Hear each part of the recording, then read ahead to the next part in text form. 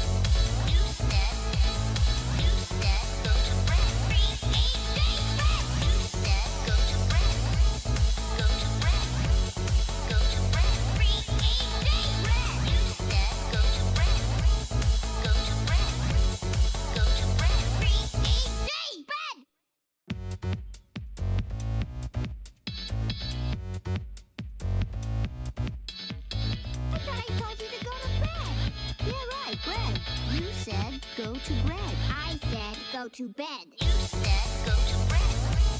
Go to bed. You said go to bed. You said go to bed. Go to bed. Go to bed. 3, 8, 8,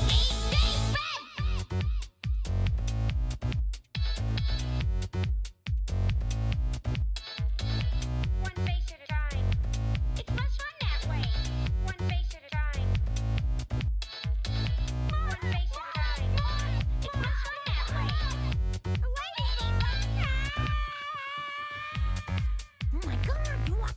Go to bed. I said go to bed. You said go to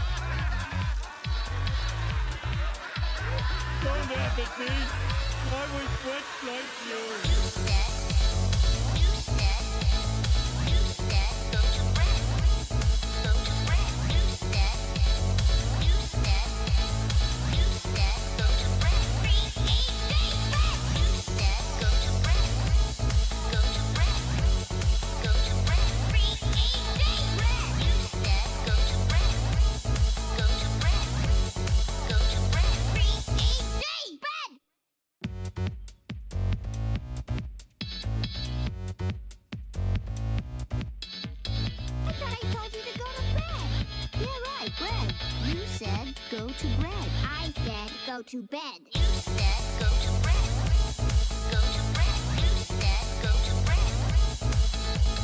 You said go to bed. Go to bed. Go to bed. 3, 8, 8, bed.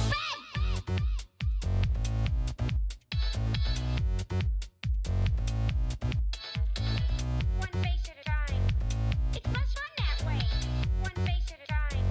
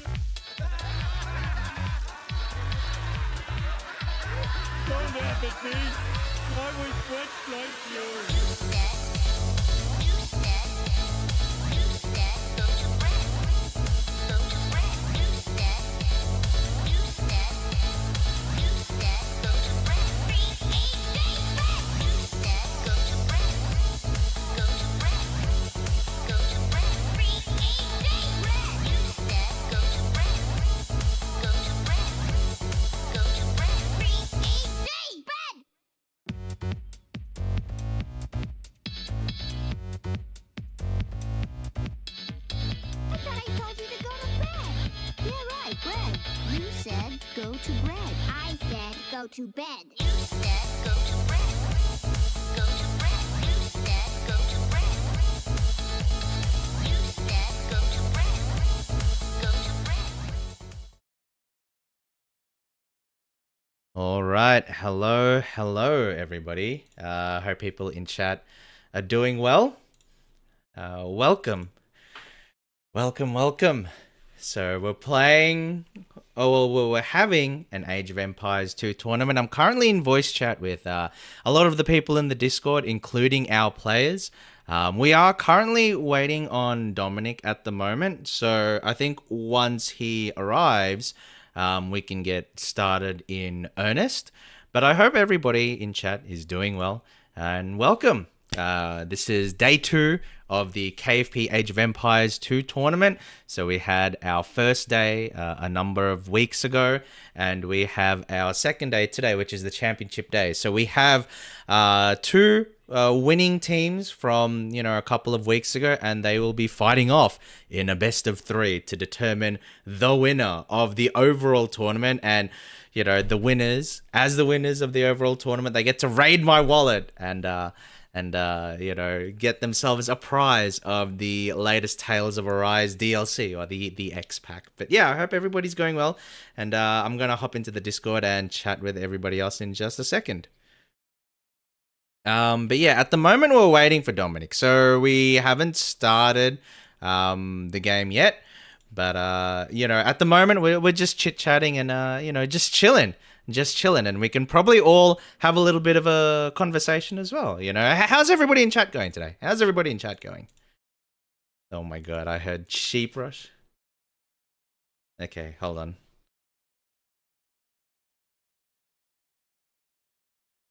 It's crazy, like I put my headphones back on and then I just hear, oh, let's do a sheep rush. I'm like, what the heck? What are you guys talking about?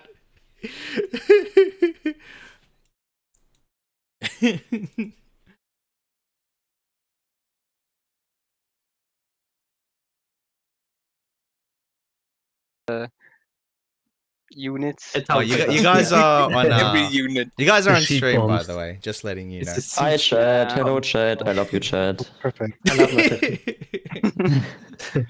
Hello. Shout out Hello to to the KFP the homies. 3 people watching. I don't know who's watching. Shout out to the real ones out there. And hi, Mom. I'm on TV if you're watching, which I haven't. Hi, son. So what's this about this sheep meta that you guys are discussing? What's going on here? We wanted to trade sheeps as a sign of good fate. So, so I was thinking of just like sending my starting villagers to their town center to attack, and they said, "Oh, also bring the sheep." I mean, I want to get something out of it. It's like Thanksgiving, you bring your food, have their food, share food together, have a nice And then meal some- together. And then the Indians die. Got it. I was actually experimenting with like sheep tactics the other day. And, Sheep I tactics? found out- What? Yeah, I found out to my great dismay that you cannot kill enemy sheep with your scout during the treaty. Ah, yeah, you can steal them though. Also, True. I found out that my strategy of sending a bunch of lions into your town center doesn't work because I have to expend more villagers than you lose. You should just like build normally, right? Okay, but what if you're in a map where you don't have lions but other wildlife? Yeah, then you suck. Wow! Wow, that was ouch.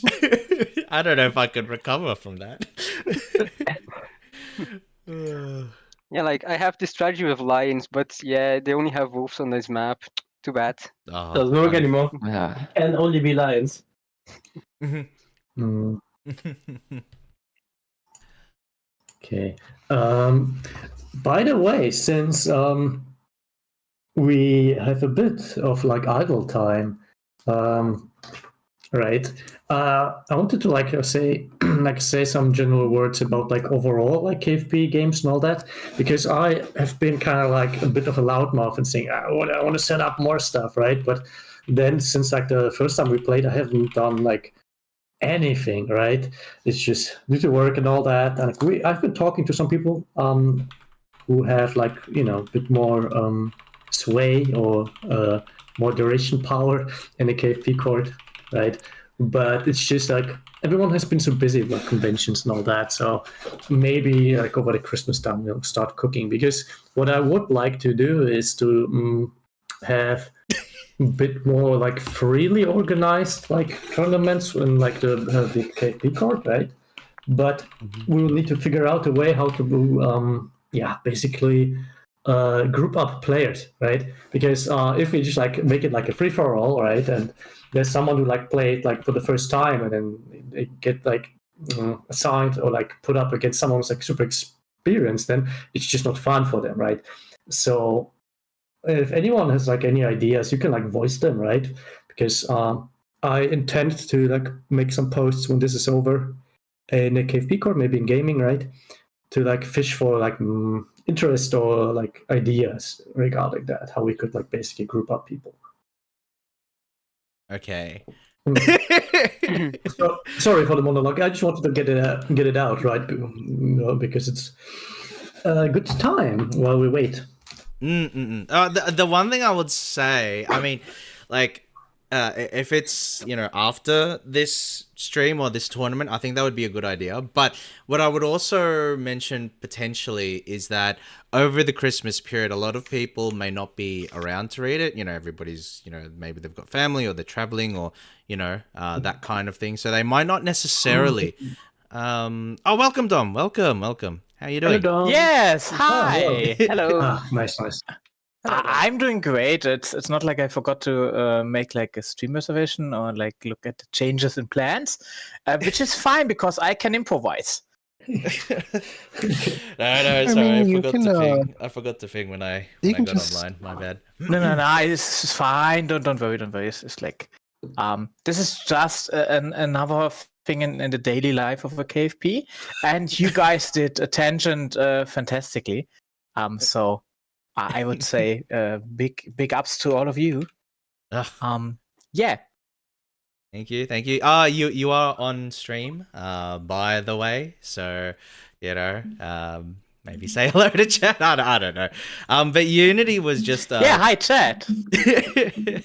But Unity was just talking about some plans that he had over the holiday period about potentially organizing more or larger games. And just the interplay of that, and then just making sure that everybody's skill level is, roughly appropriate, so that you don't get a situation where, players are mixed matched on their ability and experience, because that kind of experience just isn't fun for, the person who's not as experienced, but also not for the person who's like super experienced, because, that's not really a challenge in that case, right? So you want to get like the best experience for everybody involved. And yeah, I think Unity was just talking about how he wanted to plan, a little bit of the infrastructure and put out the call, during the holiday period, I think. Yeah, sounds lovely, actually. Yeah, because you said that it might take a while. Well, not might take a while, but a lot of people might be too busy. But if it's just like if you leave it up there throughout the whole holidays, right, then like enough people will probably stumble over it. So it should be fine. Also, I'll just like post it several times and like nag people like use the message link, right? Based. If they don't listen, if they don't listen, once, yeah, just spam it. Right. The spam will continue, until morale improves. Good Warhammer quote. Hold on. Oh my god, sorry. Mia posted something in the Discord, and then I wanted to post it onto the stream, so I put it on my OBS, and it's like going like at 1,000,000 miles an hour. Like it's just like a GIF, but then the frames is like going crazy. Oh my god, I wasn't expecting that. Now this KFP just looks even like more unhinged than than expected. Holy cow. Thank you for the gift, yeah.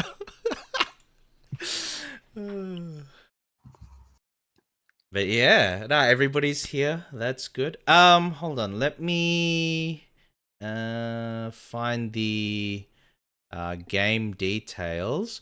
How's your day been so far, Doms? Everything, because you had to rush back a little bit. So, if you need like, a little bit of time. No, actually, I did not rush back at all because I was still in plan with my calendar. The only issue is I didn't get the update that the dates changed, basically.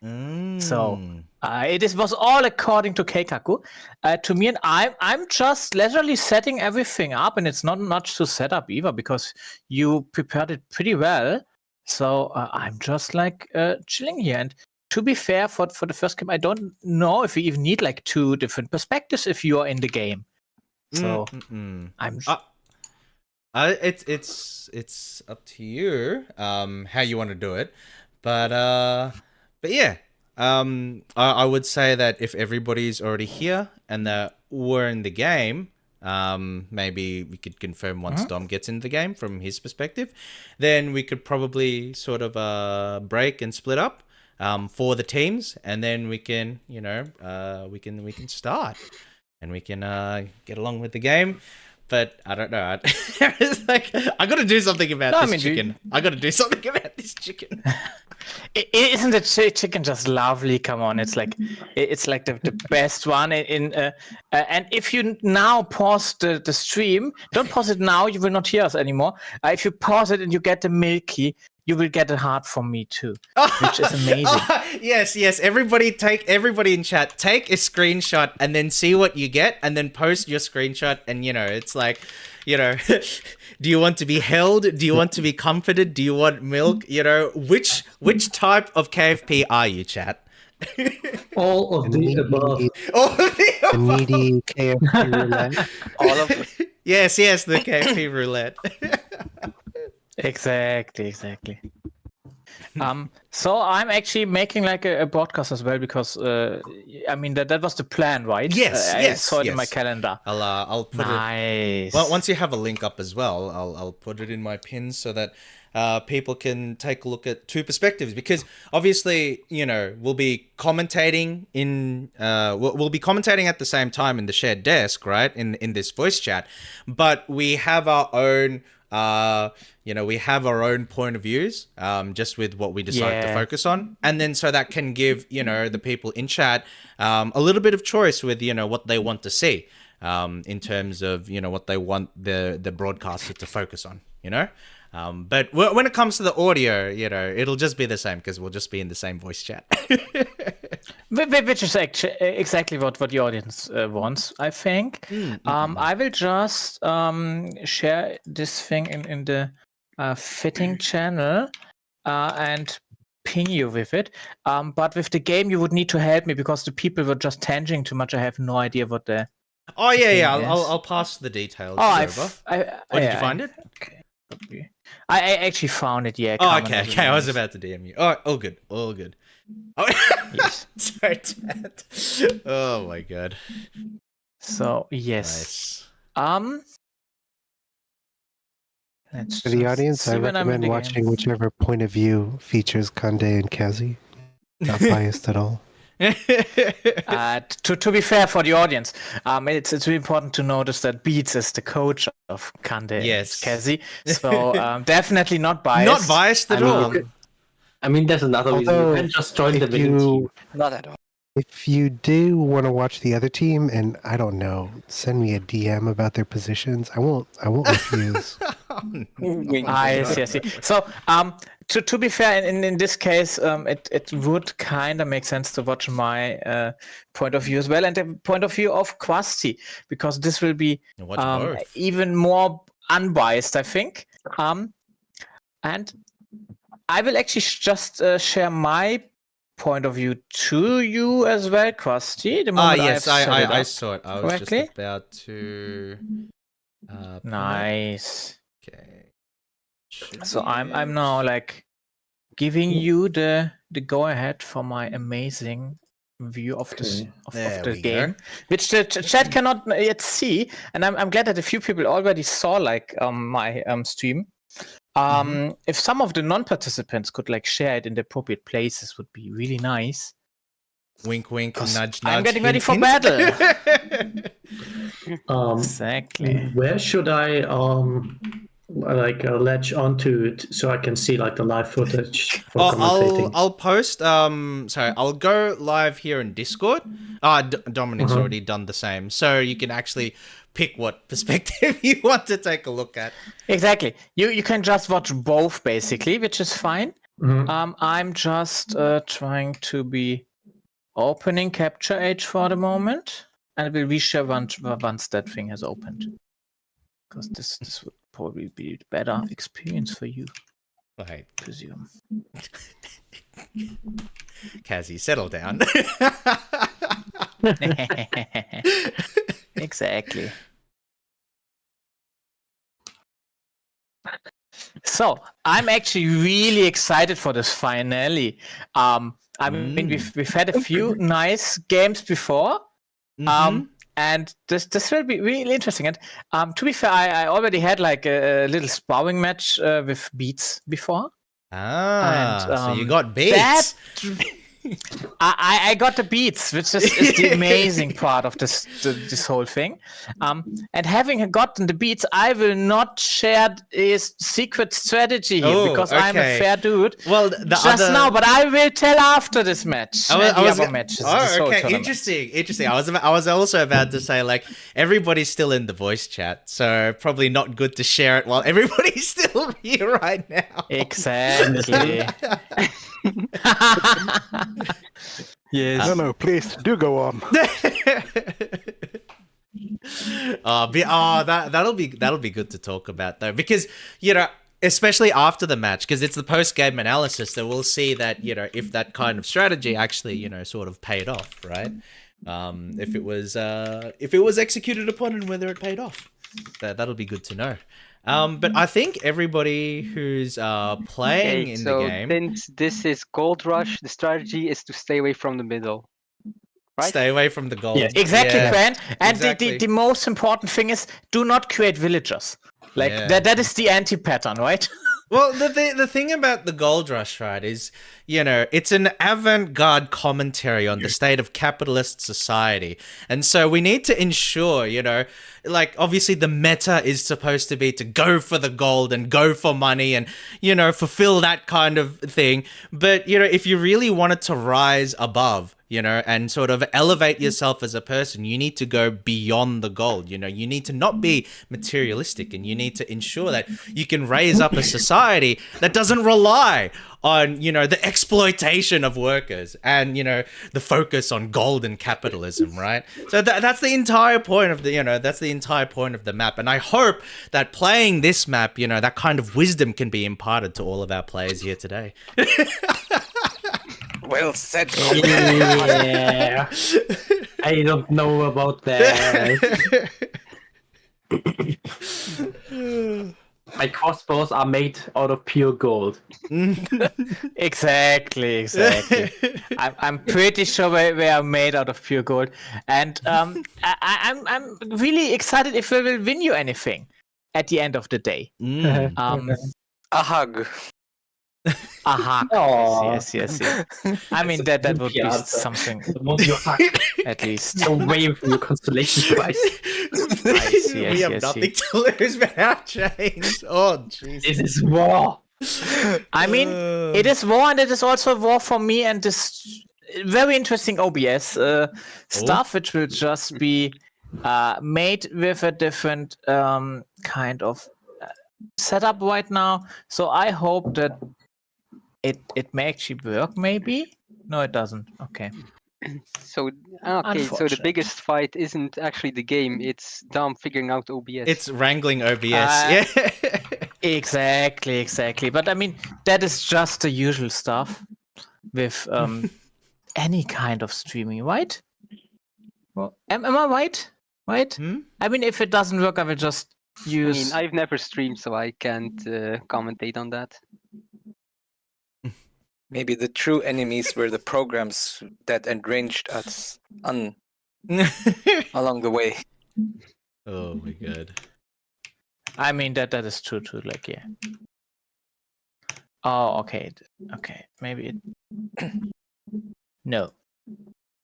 Well, that worked pretty nicely. I will just transition. Maybe it will. No, it does not work. Obviously, it doesn't work. Okay. That Why, was like why should this stuff work? that was like the So, quickest "we're so back to it's so over" cycle I've ever seen. Yes, exactly. Yeah. But yeah, in the meantime, actually, while you're getting that working, so this is like a little bit of self-shilling here, but I went ahead and made a little bit of a teaser trailer to promote not only this tournament, but a lot of the KFP AoE 2 games in general, right? So I'll just be playing it on the stream right now. I also did make it a video on my YouTube, which is nice, but yeah, I'll just be playing it on stream. So if you haven't seen it yet before, then, you can maybe take a little bit of a look. Remember, this could be you. Yes.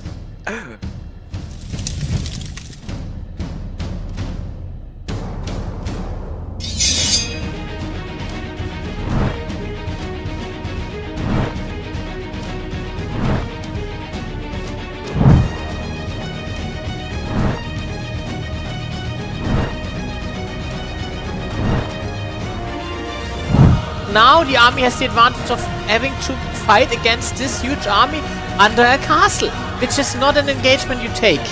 Call them Mr. Gorbachev because they tore down the walls and they took down the wonder, and now come the spoils of war.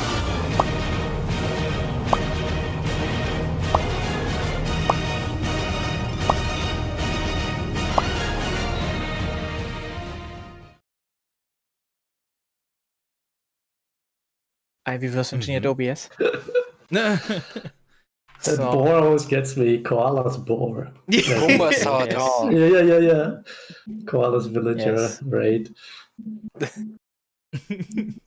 Okay. I wanted to show off a little bit more of the love story, but like it was like a 1 minute trailer, not like a 2 hour epic movie. Yeah, that's for the DVD release. exactly, Yeah. exactly. That's for the Blu-ray release. Director's cut. Yeah. Better love story than Twilight. And then Twilight. Yeah. Definitely, yes. Really, really nicely done. So yeah, Kwasti, I'm ready. I'm in the game. Basically, I hope that the stream can view it as well. And it's like, I'm pretty sure my participants in the chat will tell me, my viewers, if anything happens. On my screen, because I've got your stream up as well. On my screen, it looks good. So I think that our participants should be going ahead and going into their respective team chats. And yeah, we can probably get started pretty promptly. Looks like everybody has gone off, so we just want to wish, good luck to all our, respective players and their coaches. And yeah, pretty soon the games shall begin. And I think joining me here in the commentary box, we have a few people. We have Meow, we have Unity Chat, obviously, Dominic, my co-commentator, Kaito, Space Waterfall, and Blue as well.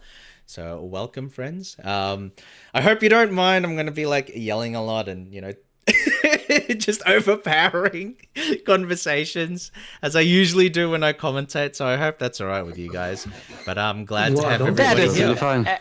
Totally fine. We And should actually, be having conversations. We're like here to commentate and not to like talk, right? We can talk like at home or whatever. Like You can talk it like home.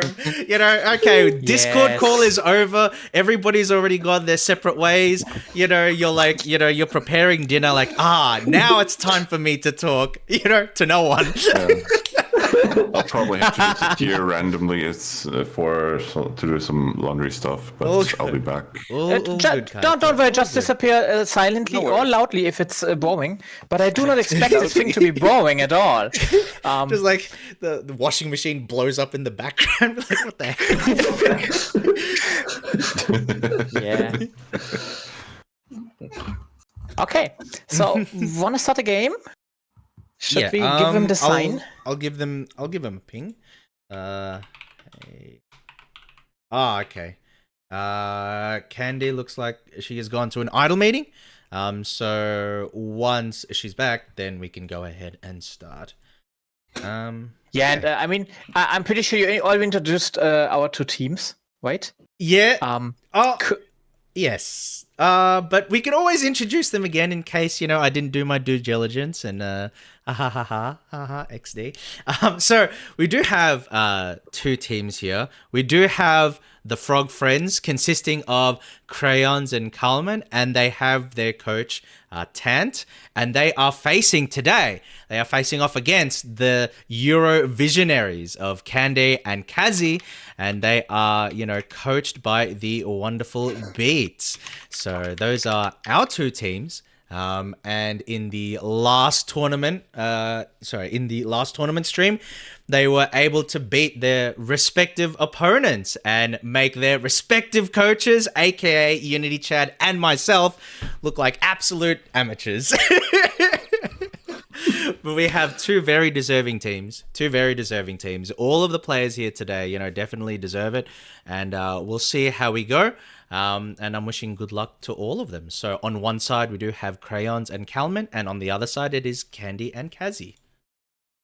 Exactly. And thanks for just reiterating that, because I had not set that thing up beforehand. So the audience can now see how CapChat is set up. And it's a best of 3, if I remember correctly. That's so correct. We will have potentially 3 maps, which we will introduce later. And the first map will be Gold Rush. And Gold Rush is a very interesting map because in the middle of the map is a lot of gold every single time. And the terrain makes it really easy to defend this space. So a very, very interesting and resource-rich location. Yes. And I look, you have your initial base, and then the base has a limited amount of gold there. But the idea of the map is to sort of push everybody in towards the middle in a sort of shared space, and obviously fight for the spoils because of the elevation. In the middle of Gold Rush, if you can get defensive buildings up there, if you can get castles up there, if you can get towers up there, not only do you get the bonus of the elevation at the very top of the hill, but if you put military buildings there, then, it leaves you in a very strong position to be able to raid opposition bases. And as Mr. Marnell said, yes, it is a very nice map. When you want the action. And also, thank you for the question. Are the coaches also in voice chat with the teams while they're playing? Yes, they are. So the way that we've set up the coaching is that they're meant to be relatively hands-off, but over the course of the game, they are in voice chat there. So if the players have any questions that they want to ask the coaches, then they're immediately there for instant feedback. Exactly. And this setup actually helped a lot with our newbie tournament, because they still are newbies in the end. So yeah, it's really important to give him a helping hand, and it'll really be interesting to see if the strategy that Beats kind of talked to me about will be coming up, and if that thing works in the beginning, have a look at Kande Scout. Okay. This will probably be like the thing I can spoil you with for now. But yeah, we will just wait and see, because the nerves for the participants were really running low. It's it's a high octane thing because they are not used to any kind of tournament situation. Yes, definitely. A lot of the players are, so some of the players have only been playing the game for a couple of weeks. They saw the Kiara tournament. They were like, oh, I want to be part of that. It's like, the relative experience levels are not that high for a lot of players, and obviously going into a competitive environment and facing off against other players is daunting in and of itself, right? So we have a lot of people who pushed past a lot of their nervousness and fears to go ahead and compete. And as I say that, we have now started the game, so all of our players are now starting the game. And so we see here, we have Kazi in green, Candy in cyan, we have Crayons in yellow, and Kalman in red. So these are going to be our players and our teams, and we can see right off the bat, I think that a lot of them have some pretty, well-developed openers that they have practiced over the last few weeks, and they have a pretty good idea of how they want to progress and go forward. So as you mentioned, Dominic, you talked about how Candid potentially had some kind of strat to do, in particular with scouting. So would you be able to elaborate a little bit on that now that the teams aren't actually in the voice chat with us? I would just leave that for a later moment when the scouting has gone along a bit. But the most interesting thing will be Kande for me, the blue, and I will just adjust it so it's the same blue as you have. Okay. Okay, that's perfect. Yeah. Okay, we now have the same colors. Nice. So, actually, I do think it's a really normal beginning for now. Yes.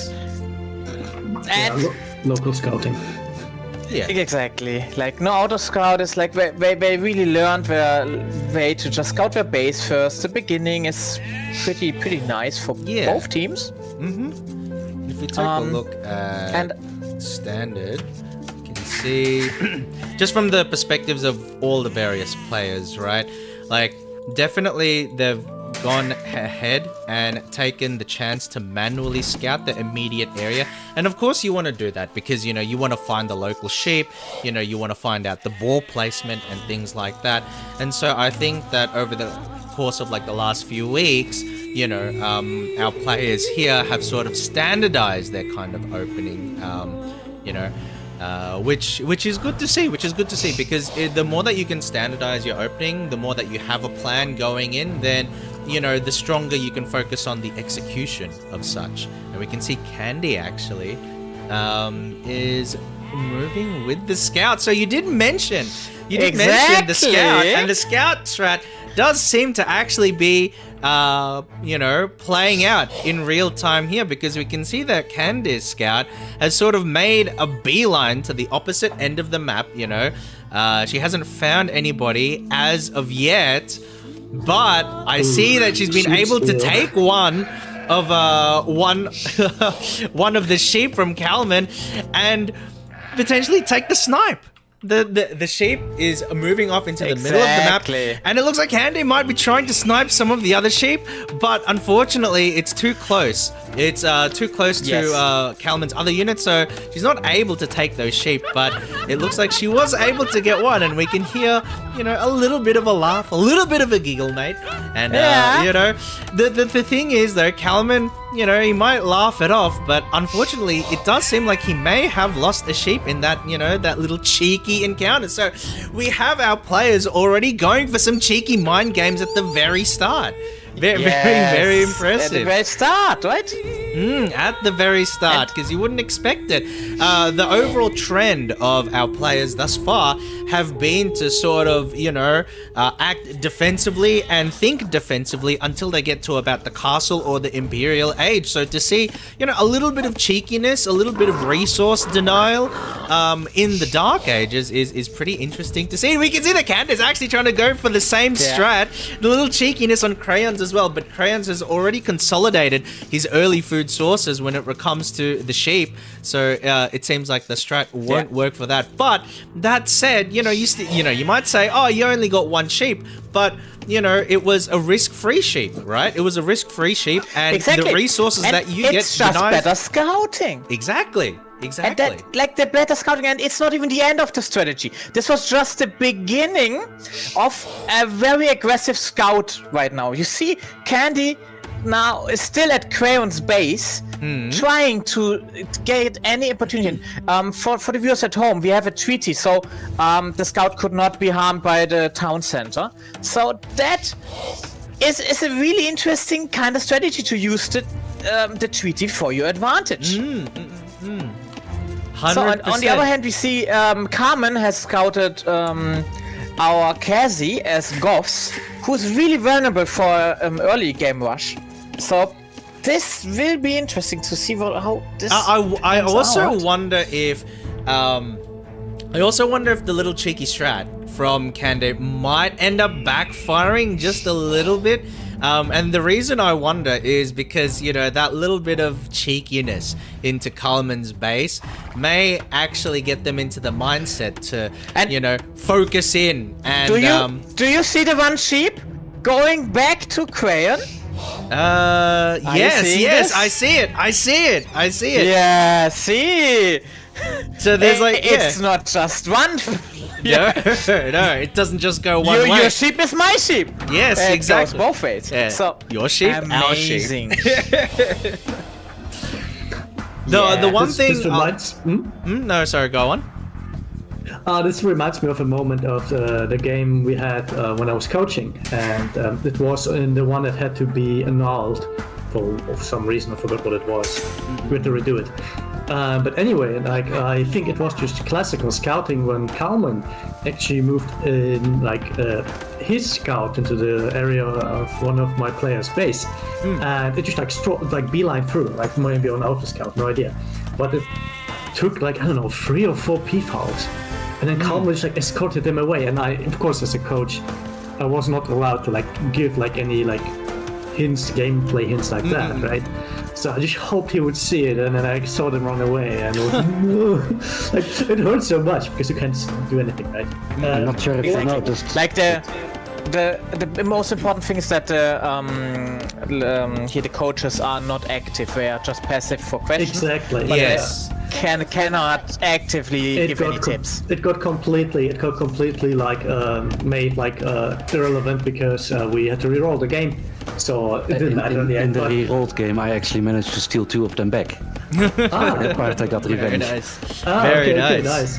Very nice. Yeah, I was busy like looking at like you know economy stuff and all that, so I was probably not having my eyes on that. But yeah, little plays like that, they are fun, right? Like they won't, exactly. like, they are not game breaking. So but, what I'll totally. say I is will that just- Kalman is actually about to tech up into feudal age, followed closely by Kende. So it'll be interesting to see if. So Carmen in my game is now feudal age. Yep, So we he can just got sync there. Yep. up. And he built an outpost, so he already gets the outpost of the game award from me. Is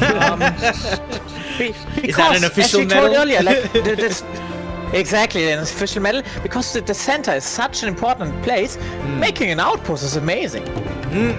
Really well played. Yeah, especially on a map like this. So, for example, if we take a look at Kalman's POV, being able to have access to like a wide range of, you know, demolishing like the fog of war and being able to scout into the center of the map through an outpost is actually pretty important, because like in this map more than others, having knowledge of the center of the map is vital, just because of all the gold. And so you can know, because eventually it gets to a point where you know, your opponents and you yourself need to invest time and units into the center of the map. So having a little bit of an early head start on knowing what your enemy's potential movements might be with regards to the center of the map is pretty good. Because, for example, if you wanted to do like a forward rush, you know, if you wanted to build like a couple of archery ranges on like the top of the hills or something like that, you know, being able to scout out for that possibility actually does put them in a pretty good position there. You know, because at least they know, and then they can react. Speaking of scouts, actually, Kazi has his scout parked inside of the base of Crayons. Base of Crayons right at the back. Yes, right outside the back, outside of range from the town center. And outside of his vision too, so this is really good. Oh, outside can of his vision really as well. easily harvest it. Yeah, I just checked that. You can't see. Yes. It's outside. Yes, from Crayon's Sneaky. perspective, you can't see it. Very sneaky. Very sneaky. It looks like Yeah. all of our players are now in feudal age, and I can actually see there's potentially more of a build-up of military from Kazi and Kanda's side, but personally, I'm not 100% sure if that is going to pay off for them at this point in time, because it seems like they may have ceded a little bit of the economic lead to spend the resources into military. We can see that Kalman is on 27 bills, Crayons is on 26 bills, you know, Kanda is on 27 bills, but Kazi is a little behind on 23 bills, but we can see that he actually has the most troops. So I think that he's investing pretty heavily into military, but investing into Spearmen, which is typically seen as like a defensive unit in this point in time, I'm not necessarily so sure if it'll work out, because we can see actually that Kalman is starting to mass some archers here and there. So he is actually potentially going for the feudal age aggression. I'm really interested what Kande is doing in the middle of the. You've got a couple of militias, but then they've got the militias and they're sending them over, but then they're getting mauled by the bears. So I'm wondering, I'm wondering. Look which direction they're going. Yes, they're going straight to Kalman. They're going straight to Kalman's base, but we can see that Kalman already has the archers garrisoned, so the militia aren't going to do well. In the matchup against those archers. I'm not too sure if it'll, necessarily pan out, but in saying that, the militia, I wonder if it's just going to be a bear drop, if the militia are just going to peace out and then the bears are going to aggro on, Kalman's villages. Yes, to be fair, this is the strategy that Beats told me, that Kande will try is just a suicidal bear drop.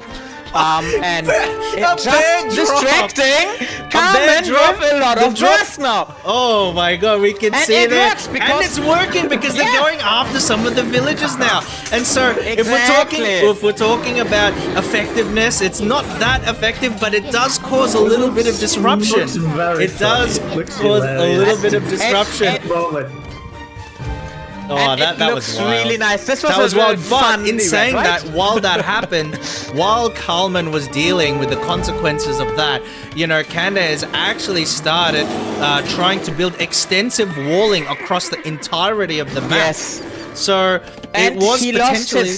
He lost a villager. He lost his scout, and he lost his scout over at scout as well. That's Kazzy's unfortunate. Place. Yeah. That's a that little is very unfortunate. Oh no, the scout is still there. The scout is still there. It's just hidden.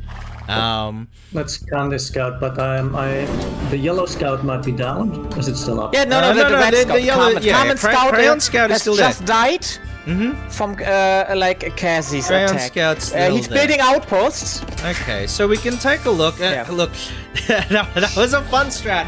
That was actually a very creative strat, but I'm not necessarily sure if it's gonna pay off. And in saying that, it was fun to watch. It's good content, but we can see that Kalman is now starting to be very aggressive on the other end. So could Kande, by luring those animals to Kalman's base, could she have potentially poked the bear a little bit? Maybe she could have poked the bear. To be fair, I already see a few archers going after Kazzy's army. And we can see that. This should be interesting. It'd be interesting. It depends on the micro because we can see Kalman knows what he's doing. He's definitely got those targeted shots because the archers, as I did mention earlier, the archers do have a positive matchup into the spearmen. The spearmen don't have any native pierce armor. They have relatively slow walking speed and they have relatively low attack against archers. So and the archers, I'm pretty sure, do have those bonus damage against the spearmen as well. So they're not really good in the matchup, and we can see that Kalman takes them out with relative ease, not losing an archer in that engagement. To be fair, I really like that Kande right now is walling up really well. It's a big wall. It's a very big wall. And essentially, what they're saying is that, okay, no kind of feudal aggression is necessarily going to do any damage because when you're still in the feudal age, you don't have the units that can really punch holes through a stone wall. And you're going to have to go into castle and then potentially get to the point where you're, handling siege weapons. So, it's guaranteeing that they'll survive at least longer into the game. But in saying that, this huge, long, wall, this network of, defensive buildings, it's going to take away a lot of time and a lot of resources from the economy that Kande has been, building up. Because Kande's economy, their Vil count has been going very well so far. But I think that in the process of getting this wall up, they're probably going to fall a little bit behind with their economy. We can see they've got a couple of skirmishes. They're just pounding away at Crayons. Scout, I don't think Crayons has noticed at all. But yeah, I mean, look, we'll see how the strategy pans out, but this extensive walling I think potentially pulls away a lot of villages. From resource gathering, which might potentially be a greater priority at this point in time. But we can see that Kalman has noticed the stone walling, and now he's starting to snipe off some of those villages from Kande. Exactly. So even if Kande has a strong wall fortification, they're not able to build the whole thing through. And we can see that there's a giant hole. Running through? Yes, there's a giant hole inside of that wall because it has yet to be built. And we can see that Kalman there is probably just content to hold his position. He doesn't want to push too far and overextend, and we can see now the backup is starting to arrive. Kande has militia. I don't think that they will fare too well against those archers, but you do have those skirmishers coming in from behind, which may potentially do more damage. But at this particular point in time, I don't think that they have the amount of units necessary to go and handle Kalman's archers, and that's potentially, the allocation of resources there, because we see that, Kalman is just building on top of the hill. Well, the important thing to mention is that while Kazi and Kande are still both in the feudal age, Kalman and Crayons have already advanced to castle, and both of them have decided to say, okay, we're gonna make a push. They tried to build defensively, they tried to get their wall up, but they failed. We were able to poke a hole through that wall, and now that they've been able to sort of pierce that defensive fortification, they're pushing their position and taking the map control. They've got town centers. A castle is going up as well. So they're going to control the middle of the map with all of this gold, and that's going to prove to be very difficult for Kande and Kazi to be able to push them off. So they may need to make, raids into their main towns directly if they want to keep up, because at this point in time, they're behind economically, they're behind, technologically, and they've lost the map position. So, even though the strategy with the bears was cute, even though, it was fun to watch, the walling strat in particular, I'm not necessarily sure if that was really, an effective use of resources and time. Yes.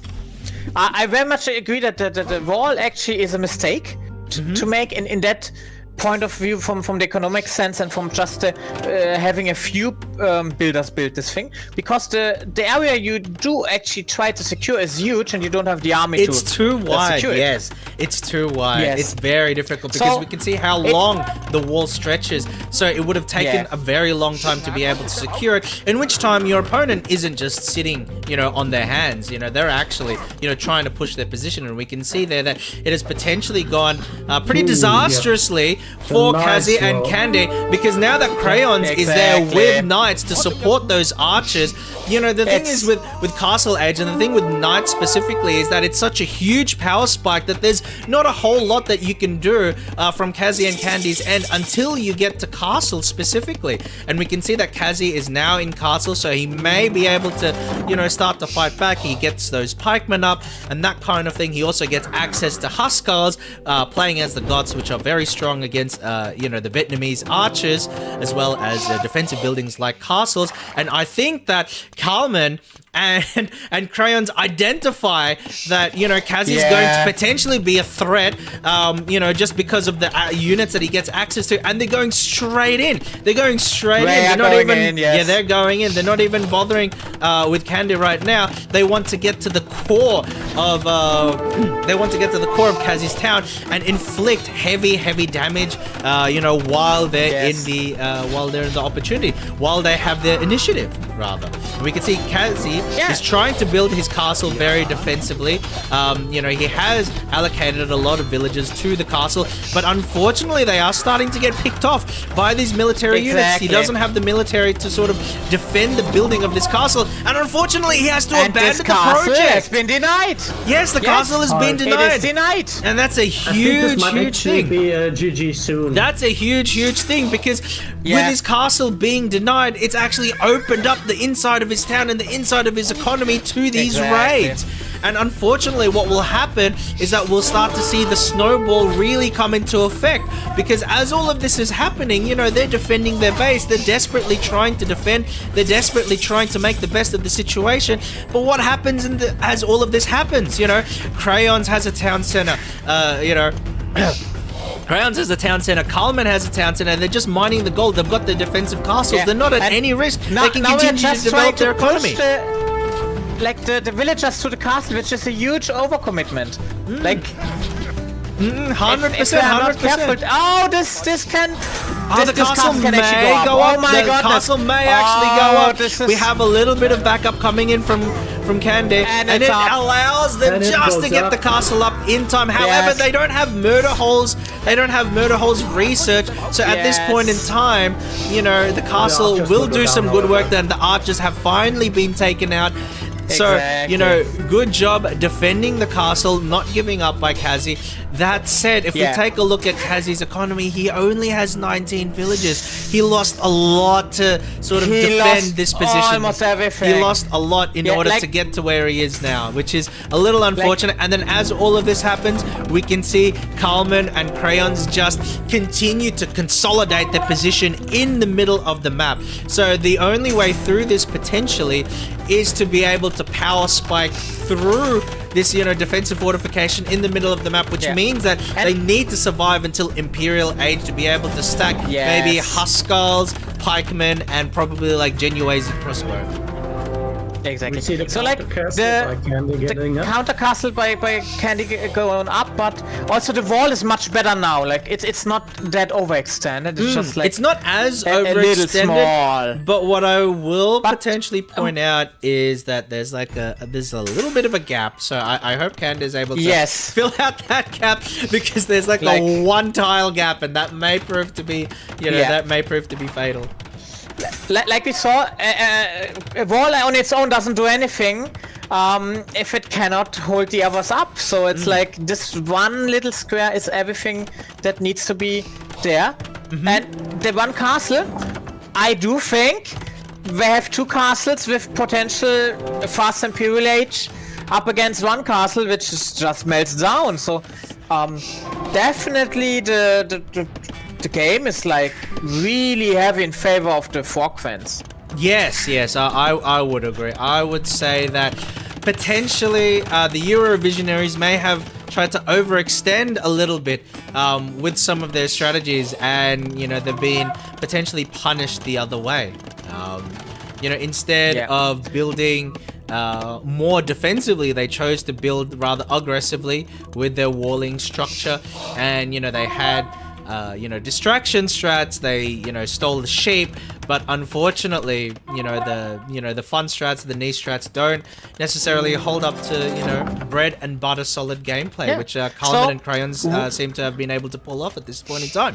And with the solid gameplay, I would actually ask you, because it's a point in time where no fights are. Oh no, there was a group of like knights trying to raid Kazi. Yes, and so we can see will be the next gameplay. slotted themselves neatly inside the sort of wall of houses that Kazi's built up for himself. And unfortunately, if you look here, the wood line and the mill and the farmers are all incredibly exposed. We can see now that Kazi is starting to send through some of his swordsmen to try and defend the area. But Crayons will be able to pick these villages off with ease. You know, you just, you know, do a little bit of damage, and then you can comfortably run off without having to worry. We can see that Kalman's actually trying to join, and fortunately for Kazi, you know, they've been clipped a little bit by the castle. They've suffered a few losses, but enough of these crossbowmen come through, and this is going to be devastating. This is going to be devastating onto Kazi's economy, but it looks like, actually looks like the Kalman's not even going to bother raiding potentially. He's just continuing to kite around Kazi's troops and trying to pick them off one by one and engage with them pretty favorably.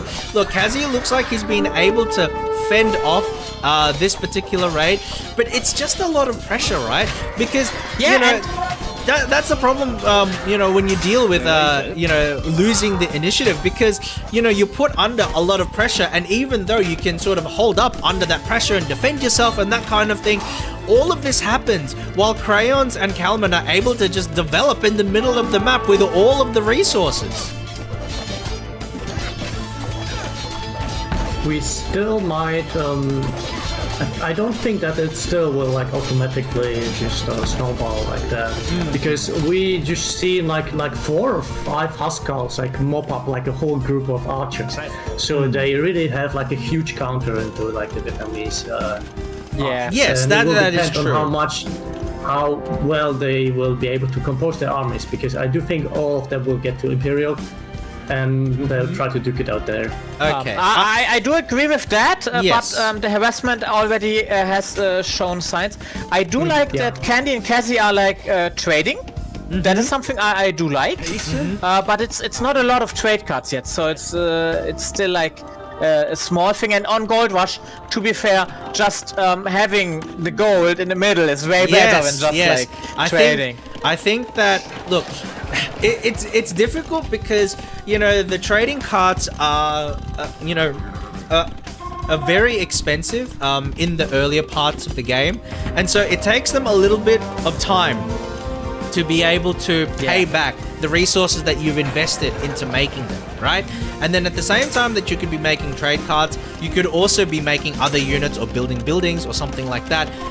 But what I will say is that because they've lost the middle of the map where the majority of the gold is at, I think building trading cards early is probably beneficial in the long run. Yes. You know, getting that trading early because they need that source of gold.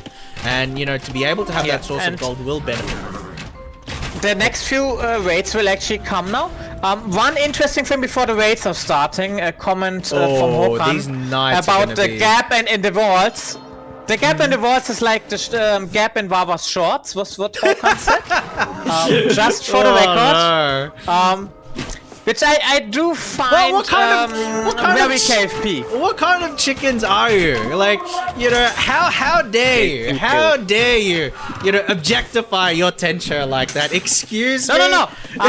Have you not seen the breaking news? Because this was actually a breaking news show she made about this thing happening. We're just trying to forward the news, and the big news is that tomorrow Kiao will have the belated 3D live. Yes. The end of the year 3D live. Yes. Which we all are looking forward to. As we are looking forward to this fight now, all and we can armies are see engaging with both each other. armies It's are a engaging with slaughter! each other. It's an absolute slaughter. The combination of Kalman and Crayons having those knights protect those crossbowmen as those crossbowmen rain down arrows of death from the elevation, from the top of the hill, proves to be too much for Kazi and Candy at this point in time. We can see, like, they're not giving up the fight. They're still pumping units in. They're still creating their units, but that was a very, very difficult, you know, engagement for Kazi in particular, losing a lot of his infantry, and you know, having Crayons there with his knights to soak up all of this damage while the crossbowmen just pick off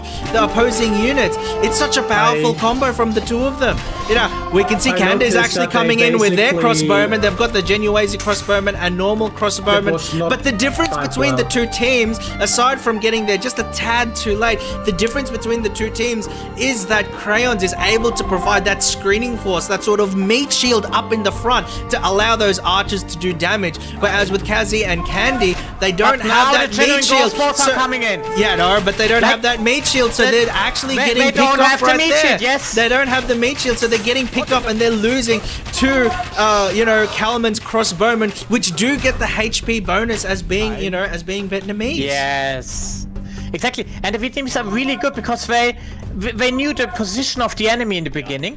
They have the better archers, and they also invested in the upgrades. Upgrade-wise, is actually a really important thing for the newcomers in here. Some of them who want to maybe buy the game. Like, you can already see, like, on the left side and the right side from Capture 8, we do have a really great disparity from the update side. Yes, we can see that because Kazi and Candy have been forced to basically fight for their lives the whole time. They haven't had the chance to invest in upgrades. They haven't had the opportunity to invest in upgrades because at this point in time they need to be making units, you know. Whereas with Kalman and with Crayons, they've had the opportunity. You know, they've got the resources in the middle of the map. They have the economic lead, so they have the luxury to be able to invest, you know, into these upgrades, which are winning them which are helping them win the engagements. Exactly. We can see And they're I mean, starting to with- come through, and we can see that Kande actually has been able to mass up a lot of archers. So we can see this crossbowman on crossbowman action. We can start to see, but Kalman is doing an incredibly good job with that micro. One volley, one kill, one shot, one kill. You can see them. They're like trained snipers. Exactly. They're doing immense damage onto Kande's crossbowman. And even if Kande had more numbers at the start of the engagement, it looks like they'll be able to get taken out with Kalman barely losing any. And we can see those knights coming through, and they are just sweeping and mopping this up for their team. Yeah, so we only have the castles to defend at the moment, and it's two Castle Age castles against two Imperial Age foes. And so we can probably expect 50 traps. Yes, I was about to say we can probably start to see the trebs coming out very, very soon, right? Because there's two already queued on Crayon's castle. Sorry. Yes, queued in the middle. So, and it looks like they're going to disengage at this point in time because they know that they can't get past the castles. But they've put themselves into a very strong position. They've got the map control. They're, they're pumping out siege. And they're the winning first the treble share. engagement. Yes, then they're winning engagement. So, look. I won't say that the game is over yet, but it's going to be very difficult for Kande and Kazi to come back from this. It seems like, though, Kande is trying to make a little bit of a play with the villagers there. They're building a gate. I mean, it's just a gate for now. No, but I presume that it will be a mass migration of villagers. Potentially. Just trying to survive for as long as possible. Potentially, I think so Like- too. Yeah. You know, to try and hide inside their opponent's Yeah, base. and they are coming. So this will be the journey of Anne. I'm just calling one of them Anne. Yeah, could and what potentially. they are about They to do. might. Oh, it looks like okay. They're Because they don't have visibility. That's yeah, the but they big don't have issue. visibility. Oh, it looks like Kande's trying to go for some of the resources. They're building a mining camp, but Crayons has already taken the entire area. So I'm not sure if that's going to go well for them because they're deep inside enemy territory. They're trying to snipe and take some of the Exactly. resources. Look, if Crayons doesn't notice, then it may pay off. But if they do notice, then those villagers are completely unprotected. I mean, they are even on the same gold pile, which is so. Hey, this is like a nice cooperative. Your gold gold, our gold. Our gold. It's. Yeah, this is. This I did not They expect. could to be share. honest. They could share. There's enough. There's more than enough gold to go around, right? But we can start to see that Crayons is trebbing away, and he's starting. He's just pushing, and just demolishing the houses. And now it looks like And potentially he's Candy going is for. trying to build. He's Oh my going goodness. for. He- He's going for Kazi's castle. So, wait. Yet, well- Candy actually had the foundation of a castle up inside of the base of Oh, everybody. okay. But So this it is looks like very Candace interesting, but- coming in to try and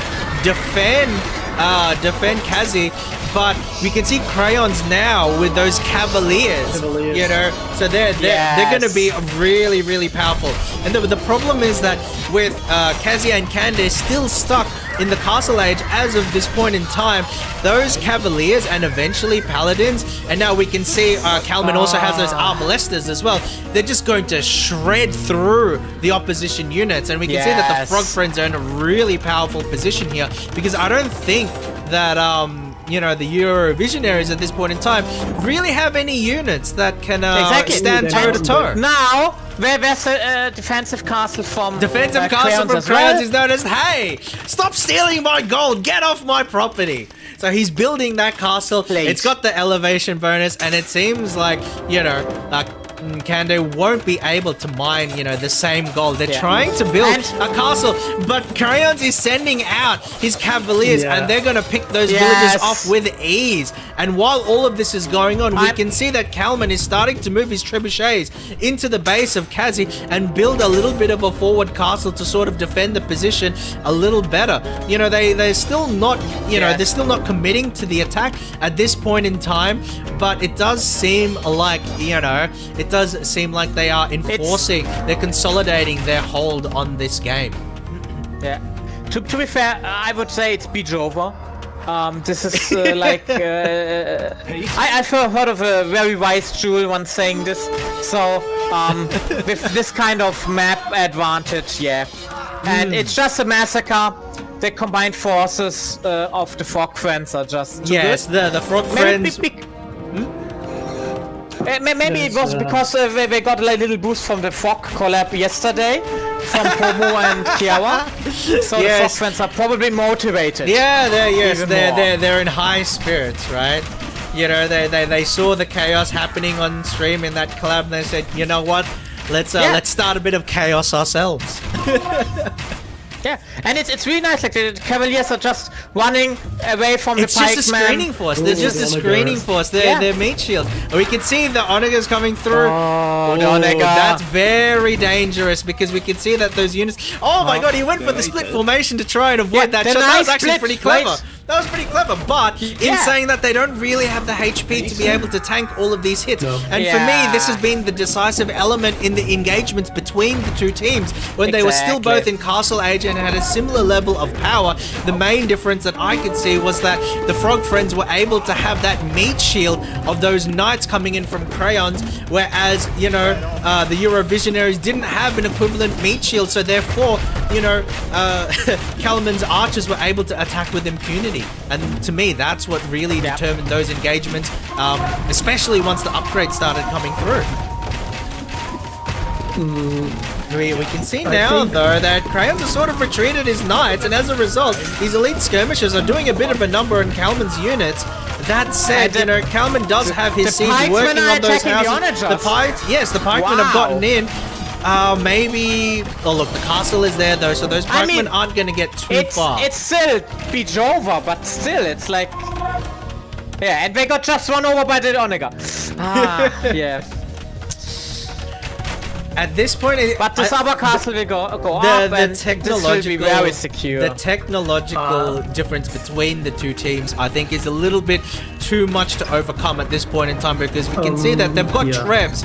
Both of them are, you know, they've got Trebs, they've got Onegas, more Trebs are coming through. They've got, you know, Cavaliers, Arbalestas, and, you know, Kazi and Candy, even if, oh, jeez, that Onega hit, that was a very strong hit into those skirmishes. But even if we assume that they have perfect micro, the power spike, the power difference between the two teams due to the different technology stages that they're at is just too powerful at this point in time. Because we can see that they have skirmishes. Yes, they have skirmishes, they have castle age units against fully upgraded Arbalestas. You know, it's like, it probably is by Jova. It is by Jova. I'm sorry, you know. One thing which I noticed kind of early in the game was that there was like a lot of like militia being built, swordsmen, men at arms, and they counted really poorly into like the archers. So I'm really liking Kazi's formation use. I'm really liking Kazi's formation use. I mean, those pikemen don't have the HP. They can't soak up all this damage. So they're just gonna get shredded. But I think that the formation usage was pretty clever, pretty good, you know. But we can see now that they're just demolishing through Kazi's town, and unfortunately, one of the things that Kazi did not do, it seems like at this point in time, was that he didn't build additional town centers. And so essentially what that meant is that there was always a cap on how fast he could build his economy. And especially after the first few raids, one of the things that he needed to do was to be able to like build his economy back quickly so that he could support a military. But unfortunately that doesn't seem to have happened, and we can see now that, you know, Crayons has a group of paladins, and they can just run, you know, they can just run roughshod all over the town. It's just like now a vacation for them. It's like this. Way too good. And we can see that Candy's starting to get to Imperial Age at this point in time. And look, they've had to dedicate a lot of resources to get there. But, you know, it just seems like after you lose the map control and you lose the map position, you know, it's just the snowball effect, right? Because Kalman and Crayons were able to develop their economies in peace, whereas Kazi and Candy were completely under the pump and continually under pressure, and then that creates this huge, you know, economic disparity, you know, with villager counts between the two teams, and then that in itself leads to a huge, you know, military disparity between the two teams. I would say that the town economic center disparity goes down. was there first. in my opinion, like simply because so many villages were allocated to like the wall building. Yes, I agree. think that hard potentially to, was it. Yes. Yeah, yeah. They were not like Candy was not being attacked, but still, Crayons and Kalman like rushed ahead economically, and I think it was in that moment when I don't know 10 or 15, or I don't know, maybe 10 villagers were just busy doing other stuff. And Busy that was building really the missing. walls. Yes. Yes. Yeah. In the crucial Exactly. moment where you have to go to castle. Yes. Yeah. I agree. I agree, and, And, I think Like, one of the things I definitely agree too with like the economy, and Carmen and Crayons were just better at reacting and just seizing the middle, which is the strategic play in this map. Yes. And one of the things that we saw was that, one of the first things that Kalman did, which, got your award, was build that outpost in order to get that intel. And, they were able to determine that, hey, the middle is free. We have the initiative now. As they pushed back, Kande back with the walls, they realized they had the initiative, and then they used that initiative to grab the map control and secure their position, which, sort of really determined how the match would sort of pan out for the next, for the next little while. I was really surprised to not see scouts or light cavalry. Me too. Yeah. Light cavalry? Because I expected them instead of the. And we can see here, the Calvin, actually, I Ninja do Man. want to point this out because this is the thing for like newer players as well to realize is that, once you have map position, once you're pushing on an enemy, if you have the resources, continue building military production buildings, right? Because it's not enough to win position on the map, you have to consolidate that position. And if you don't have the stone for a castle, then the way that you, consolidate that position is by building more military buildings. Because it means that instead of having to, send his units from the middle of the map, he can send his units from right next to the opponent's base, right? And shortening the amount of time between attacks, between raids, enables you to, push more and more and more, and that, that leads you to win the game, right? That leads you to win the game. Exactly. So even with counter units now, like the abalisters are just too powerful. Yes. To be stopped. Correct. I 100%. And I mean, one castle after the other is now just going down, so it's not even. It's now just a slaughter anymore. What's this little dot? This light blue dot in the bottom. Is it the villager or? It's the scout from the beginning it's of the the scout, game. yeah. It's the scout from the beginning of the game. Here. Oh, we can see Crayons is building a castle right on Candy's walls, and those villagers on the wood line are, they're dropping like flies. Yeah. So we can see that, the remnants of Kazi's town is just going to get, demolished. And Mr. Manuel has pointed out, that's an option because he potentially notices that, some of our players maybe have the resources to pull off a wonder, but I don't think they'll be able to defend it even if they can build one. Exactly. No chance. Like at this point, if you have two others in well established and maxed out in Imperial Age, and you are not in a position to keep up, this will not be able to be defended.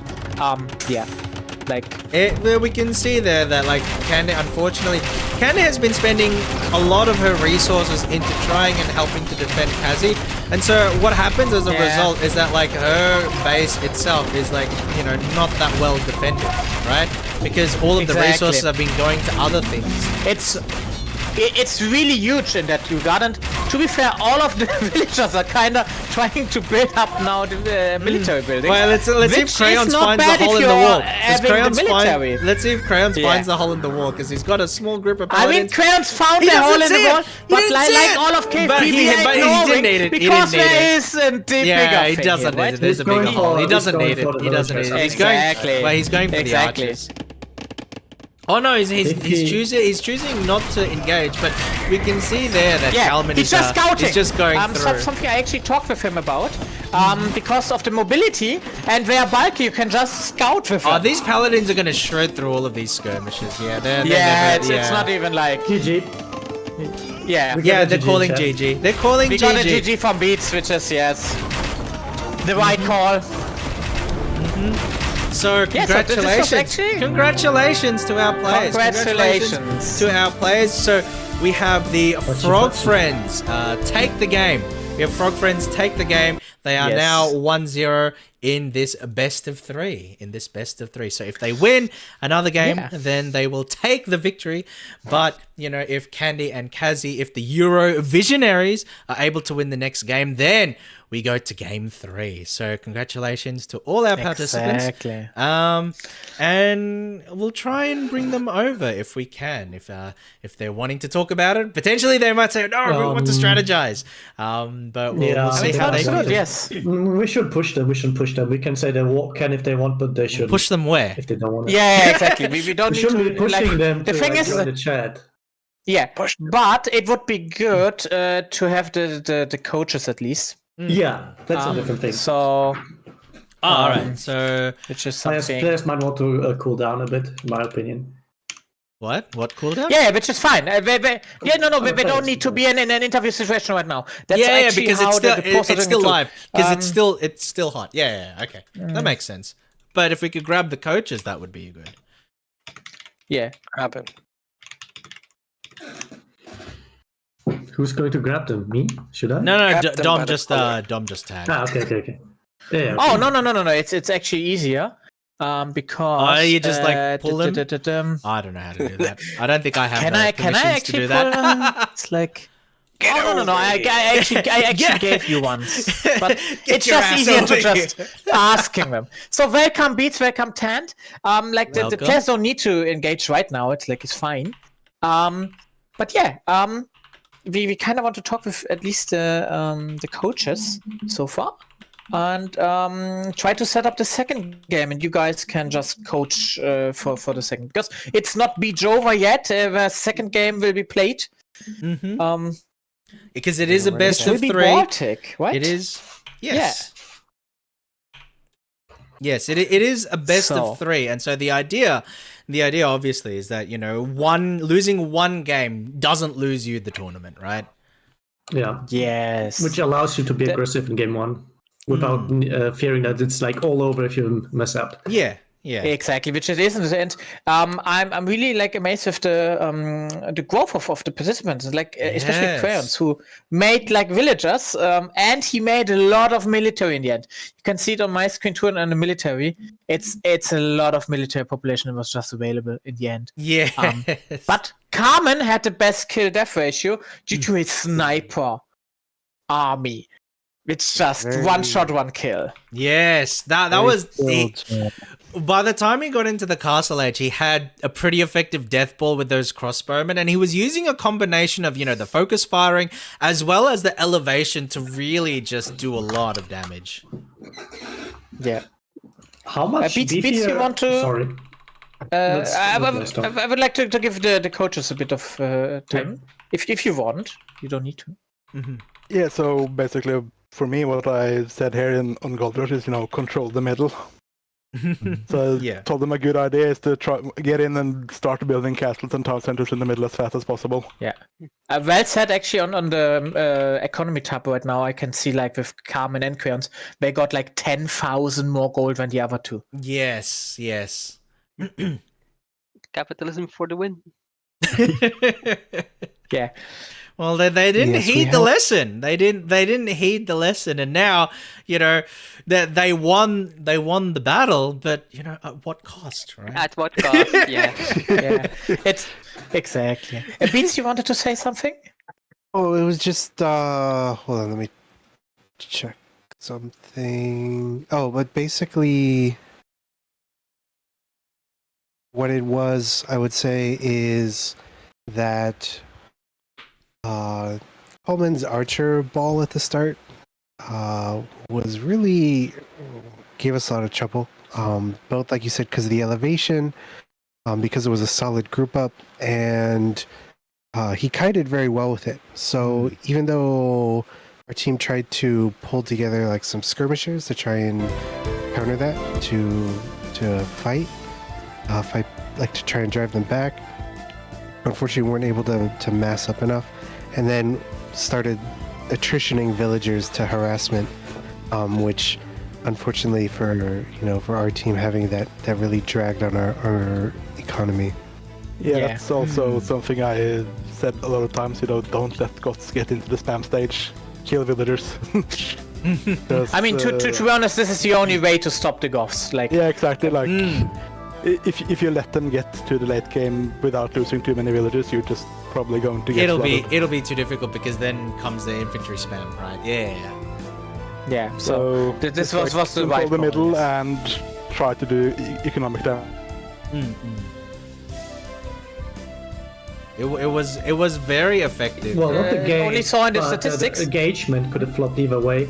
But it's in the end, I think it was just like the health pool of the archers, which basically made them prevail against like similar numbers of skirmishers. So yes, those engagements kind of like started to like tilt the momentum. In the castle age, there were a lot of engagements where there was relatively even numbers on both sides, but for me, like, and the teamwork from both teams was very good and very coordinated. But the difference that I could spot when I was looking at the battles was that Crayons was there with his knights, and so they were able to do a lot of damage and soak up a lot of damage, which enabled Kalman's crossbowmen to just really focus fire and, you know, do a lot of damage. Whereas, unfortunately, as an infantry civ, you know, Kazi didn't have like that level of tankiness to support the crossbowmen coming in from Kandy. Exactly.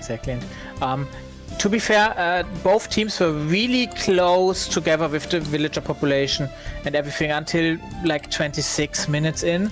Until the first raids really started coming through. Yeah. Exactly.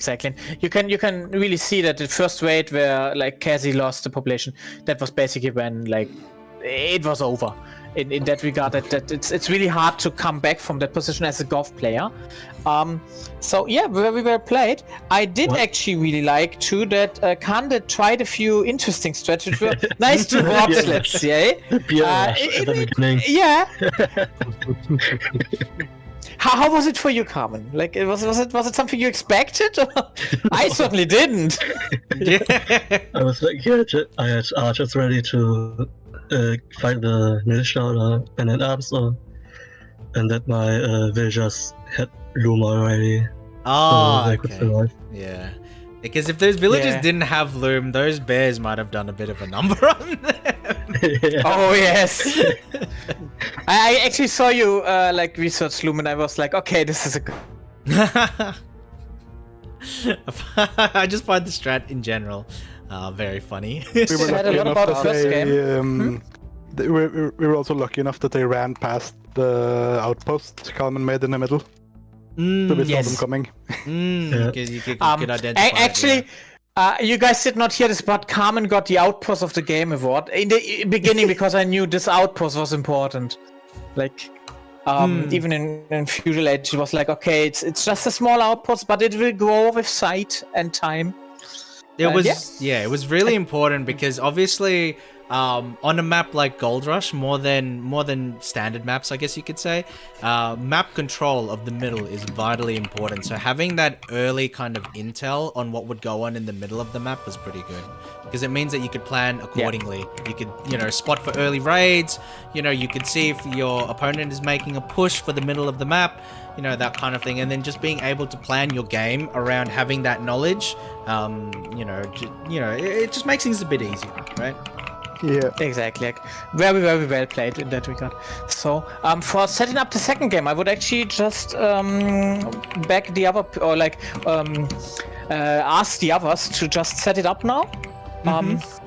And yeah, you can just ping the both of us like last time. So what essentially what we'll do is we'll try and set up the game, and then we'll get in, then we'll pause so we know that the game can start at a moment's notice, and we'll just take like a 10-minute break if everybody wanted to, if they have like an idle meeting, or if they just wanted to grab something. For me, I would probably just like drink an up and go or something like that, because I need a couple of minutes as well. That actually sounds good.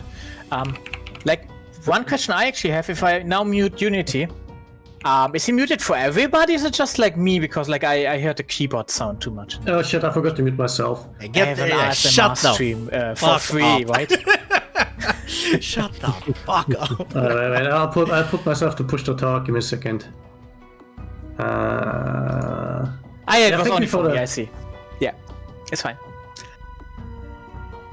So you are now unmuted for me. I see. No, I see. he's not Perfect. muted for everybody. He's not muted on my end.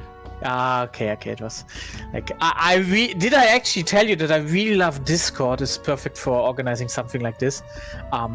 I like one day I want like a Discord where I can have everybody's volume slider on like a separate physical hardware, and that would be like the best thing ever. Well, you can get like one day. Well, you can get like a Steam Deck or something, right? Or like something like that. I right? actually have one. I do have a small one actually. So nice. Because I know that they're making like newer models that have like the knobs on them and stuff, and I imagine that you can use that to like adjust volume and stuff.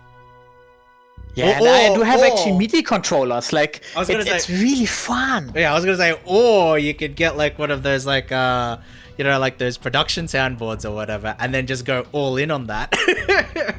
Oh yeah, I have a few of those. It's like they can be really cheap. So it's like with production, because like of different like people who gave me basically old stuff, but still it's really fun to see how this all works. Oh, that's cool. Yeah, like it's really cool. And I actually got like a new keyboard. So if there's other typing noises besides Unity, could be me. That's right. I don't. I was gonna say I don't mind Unity's typing, to be honest, and that's just a personal bias because I was the one that put that keyboard together for him.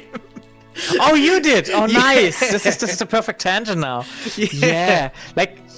Like I really liked the sound of this, but I did not want to give like my like the chat a free ASMR of the keyboard. You know, it's like it would need to be in a separate stream, not just the final match. This could be the match ball. Like I mean, I would not have expected that I would see like yesterday friendly frog collab between Kiawa and Fogiawa. Yeah, and, well, like, I mean, maybe the frog fans were energized by it, and that sort of maybe. I don't know that kind of came out of nowhere. I was like, wait, what the fuck?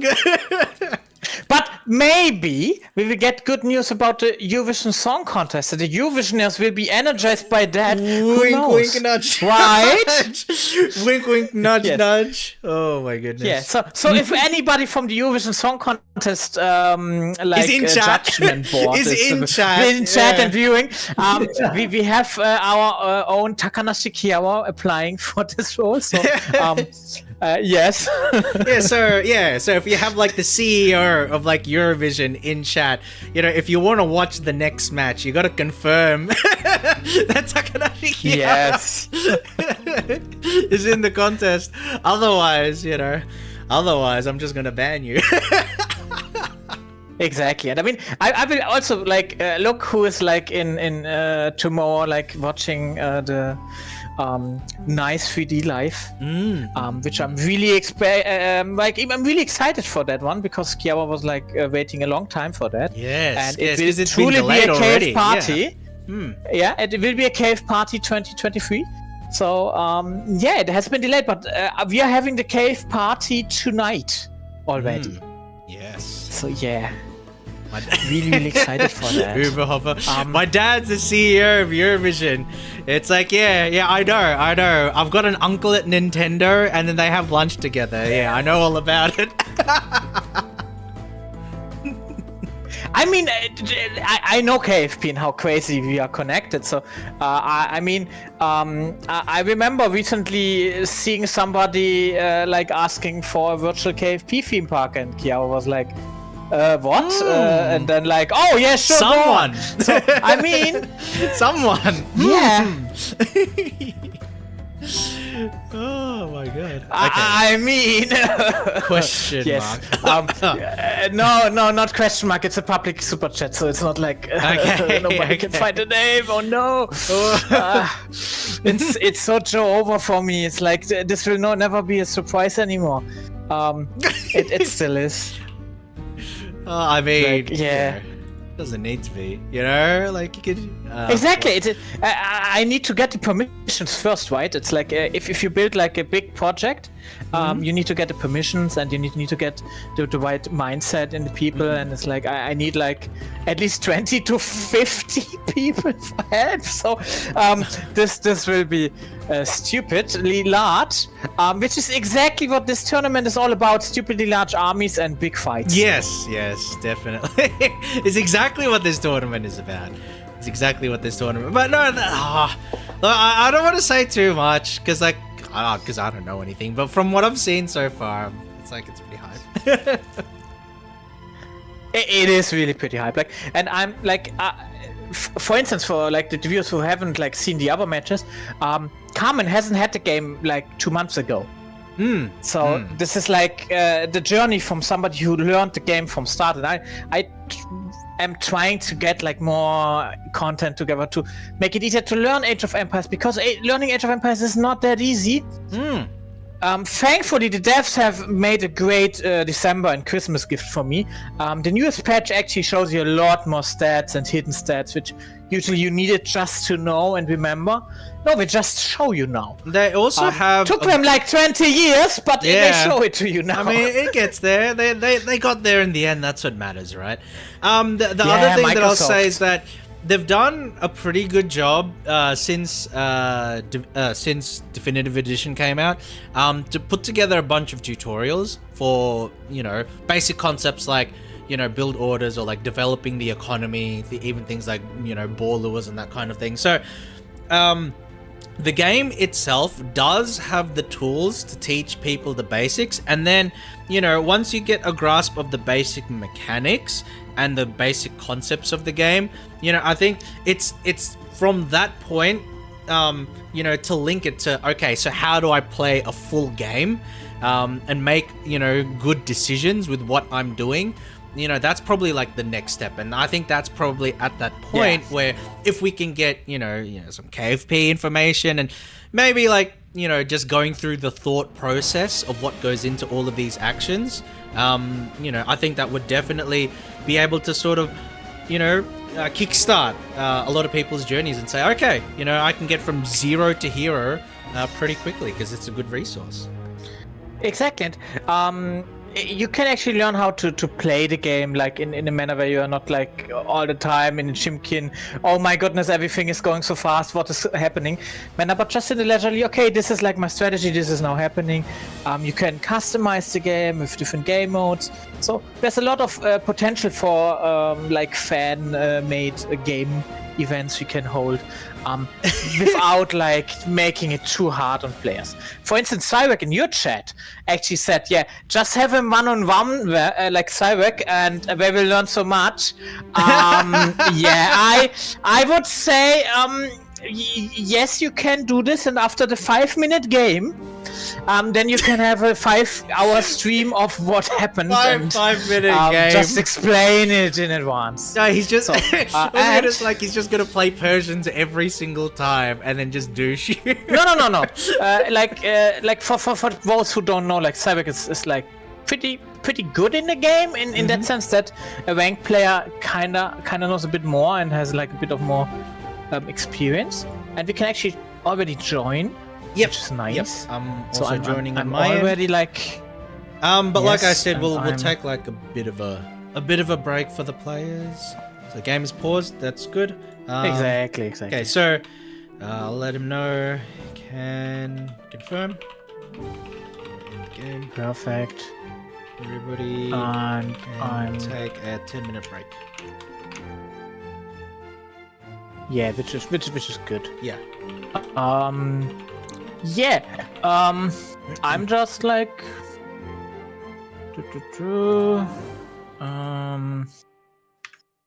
Okay, nice. So we can see here. Okay, now my settings are finally like good again. Oh. And I will show my chat now what the game looks like. Nice.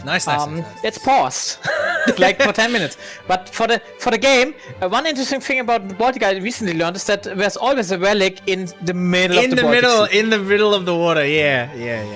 Yeah. So if the players want to go for a relic victory, which means having all the relics on the map on your team, that needs to be made with a ship. Yeah, you can get a transport ship out into the middle of the map with a monk inside, and then you just go ahead and scoop it up.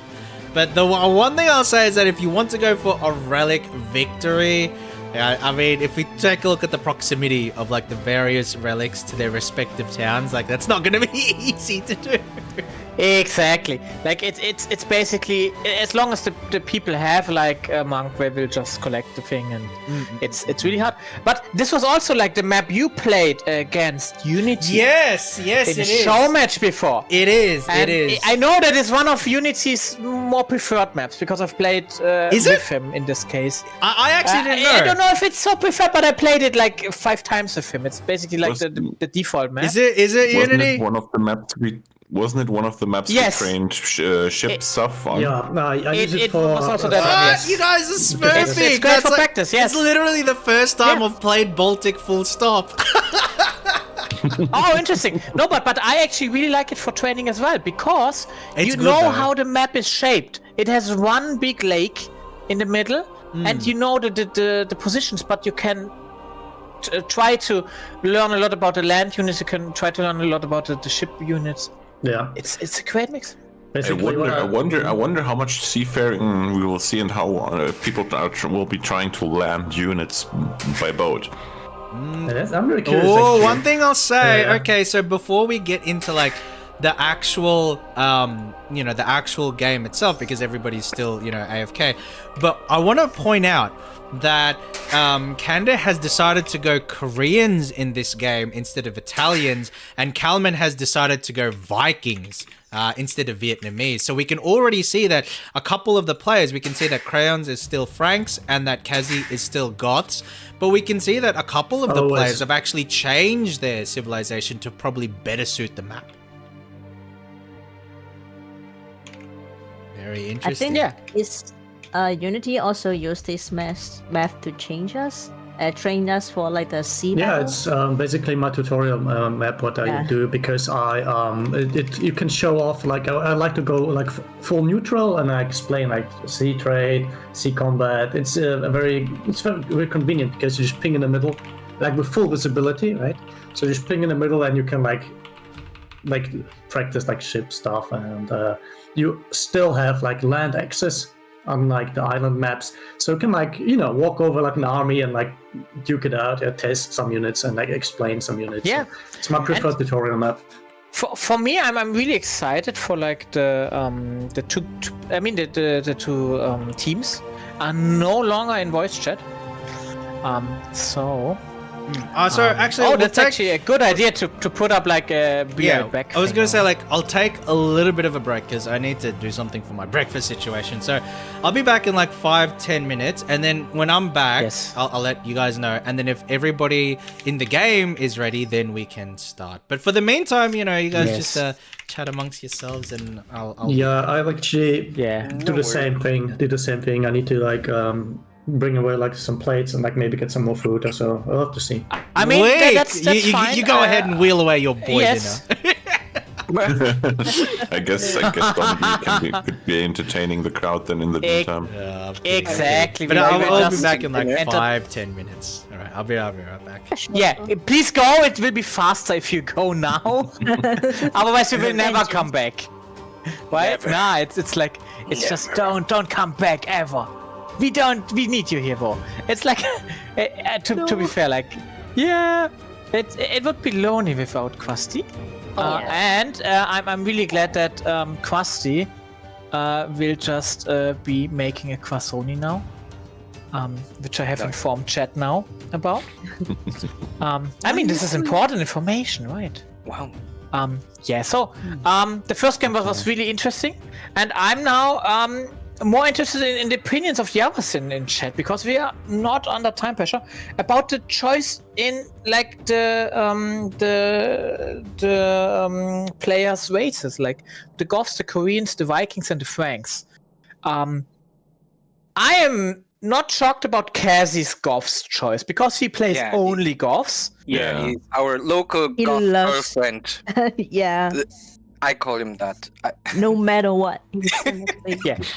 Just to tell the maybe confused audience, it is important to note that the Goths are not like Gothic people like Shiori, but like real like Goths, like like warfaring Goth. It was a civilization, a Germanic civilization. Yeah. Exactly. The one with the Gothic cathedrals is like Goths, actually. Makes kind of sense. I'm just telling the people from worldwide because KFP is very international. I'm excited to see how Goth play out in this map because I think For this real, is the Blue Spirit. this is the map that potentially had a lot of water battle, and I think in our past tournament we never had this happen before. Yes, exactly. Which is why I skirmishes maybe with fishing boats. Exactly, which is why I actually wanted like a best of 3 for each player to also get like to experience something new. And we have never had really a chance because there was no engagement to play about the water maps and water map. Turns out they just use this for fishing. Damn it! But you can really see that crayons and common adjusted their, you could say their civilization to fit the map because both are seafaring people by nature. And for chat to know, we announced the maps beforehand so we could train. And Vikings are really good. I mean, where are the Vikings? What should I say? Might have heard of them. Yes, we're kind of good with boats. But it's actually interesting to know that Vikings are also a pretty good civilization in general. Because they're pretty good with farming, and like we saw earlier, like villagers are pretty important, and most of the units do cost some kind of food. And I do think they have a wood bonus, which is good for the ships. Exactly, and then for the farms too, which is like, will be really interesting to see. And I'm kind of like interested in what the game strategy will be for Quarrens with the Franks, because Franks are more like a knight civilization, and the knight line with the paladins is what brought like success for Quarrens before in the last game. So maybe this will actually work out. They're going for both the water and the land battle, like all in. Yeah. That would be very fun to watch. It would make a lot of sense to me, and to be fair, like if somebody is like just trying out the game, is interested after watching us like commentate about this, Franks is one of the civilization I would recommend for beginners as well, because you kind of know, you make paladins, you make castles, and you can kind of win with the bony. Thing is, in this map, it's really easy to wall off both sides and create basically a stalemate and force people into water. Yes, exactly. So that's also why I'm kind of interested about the Koreans from Kande. Like, I actually don't have much experience with the Koreans.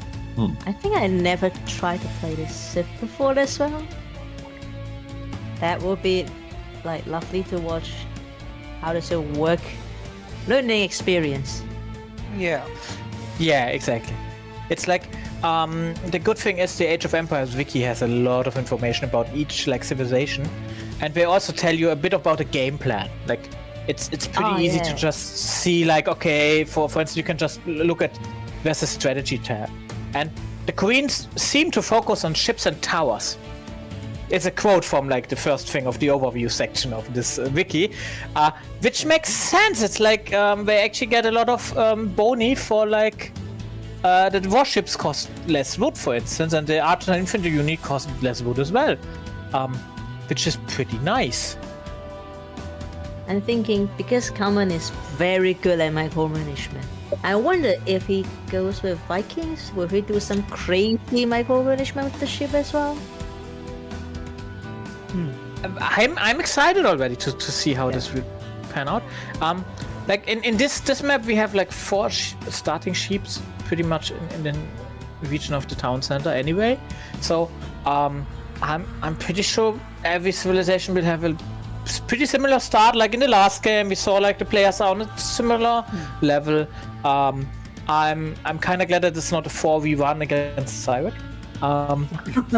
Or this would take more than 8 minutes at least, because we have still the treaty length set up to be more than 8 minutes. But yeah, it will be interesting. Imagine with Cyric with the 3D length, all the 4 newbies are trying to build up, and Cyric just stands with an army around the 3D border. And then I will move my villagers on the water. Just go. I actually had something like that happen before to me, which was really fun.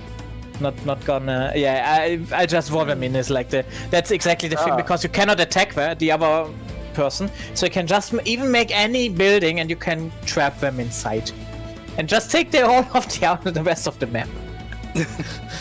Yeah. Yes, your pet civilization. Basically, in a bottle. It's turning other players into pets. Exactly. Wait, what? Excuse me? In your chat, like I'm just saying, it's your chat. No, but we asked like a bit of Cyric, and the world is mine. He would just wall them in. If it's in a treaty 4v1 against Cyric, he would just wall the others in and just win the match. It's like it would not just be an win. issue. Easy. Right? He just exactly. Just wall them in. So, Kwasi, could you make sure that the others are back too, and we can start a game? That would be lovely. Yes. And we also talked about civilization choices, which is like okay. very surprisingly, Kazi chose the Goths. Candace really? Korean, Are you kidding me? Really? Yes. It's the Goths again. It's just the Gothic girlfriend. Yeah. I'm actually speechless. Like I really never expected this outcome. So, I don't To be know. fair, I would have given him an award if he had chosen to change just now, because I know it would not have been planned beforehand, which would have been very adaptable. But Carmen is Viking, which is a very nice choice for this map in my opinion, and Quern is Franks, which is a good beginner civilization, but especially the Franks will be interesting to see how this pans out. Yes. Like the one thing, the couple things I will say is that, you know, they've done, like, you have a couple of players, so Crayons and Kazi, who have, you know, stayed with their sort of comfort civilizations, whereas Kalman and Candy are, you know, changing civilizations to try and better suit the matchup, the fact that there's all this water in the middle, because, you know, Koreans have a, you know, pretty strong late game. You know, they do have their unique unit, the turtle ships and that. They have good gunpowder, and, you know, Vikings are also very strong in the water as well. Exactly. Right, it looks like so, and the game started. Correct. Yes, it is amazing. I will just go forward with the time. Amazing timing. Well, no, because I pinged them. I pinged them to ask if they were ready.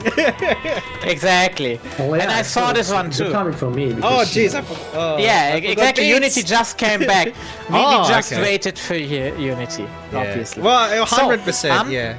Yeah. Unity, I actually have... Is tingling. Yeah. Like Space, I have one question for Unity right now. What do you think about the choice of Kazi to use Goths? Well, it was. I think it's basically just like a pride thing, because he wants to like show that they actually work. And the thing is that who knows what they were strategizing. However, here you have a good way to basically palisade or like wall yourself off relatively easily. So they might be counting on like having like a better way to like defend themselves up to Imperial to actually start the Goth like industry with like the Huskarls like just getting spammed. Yeah, jeez, look at you I being do agree serious with your answer.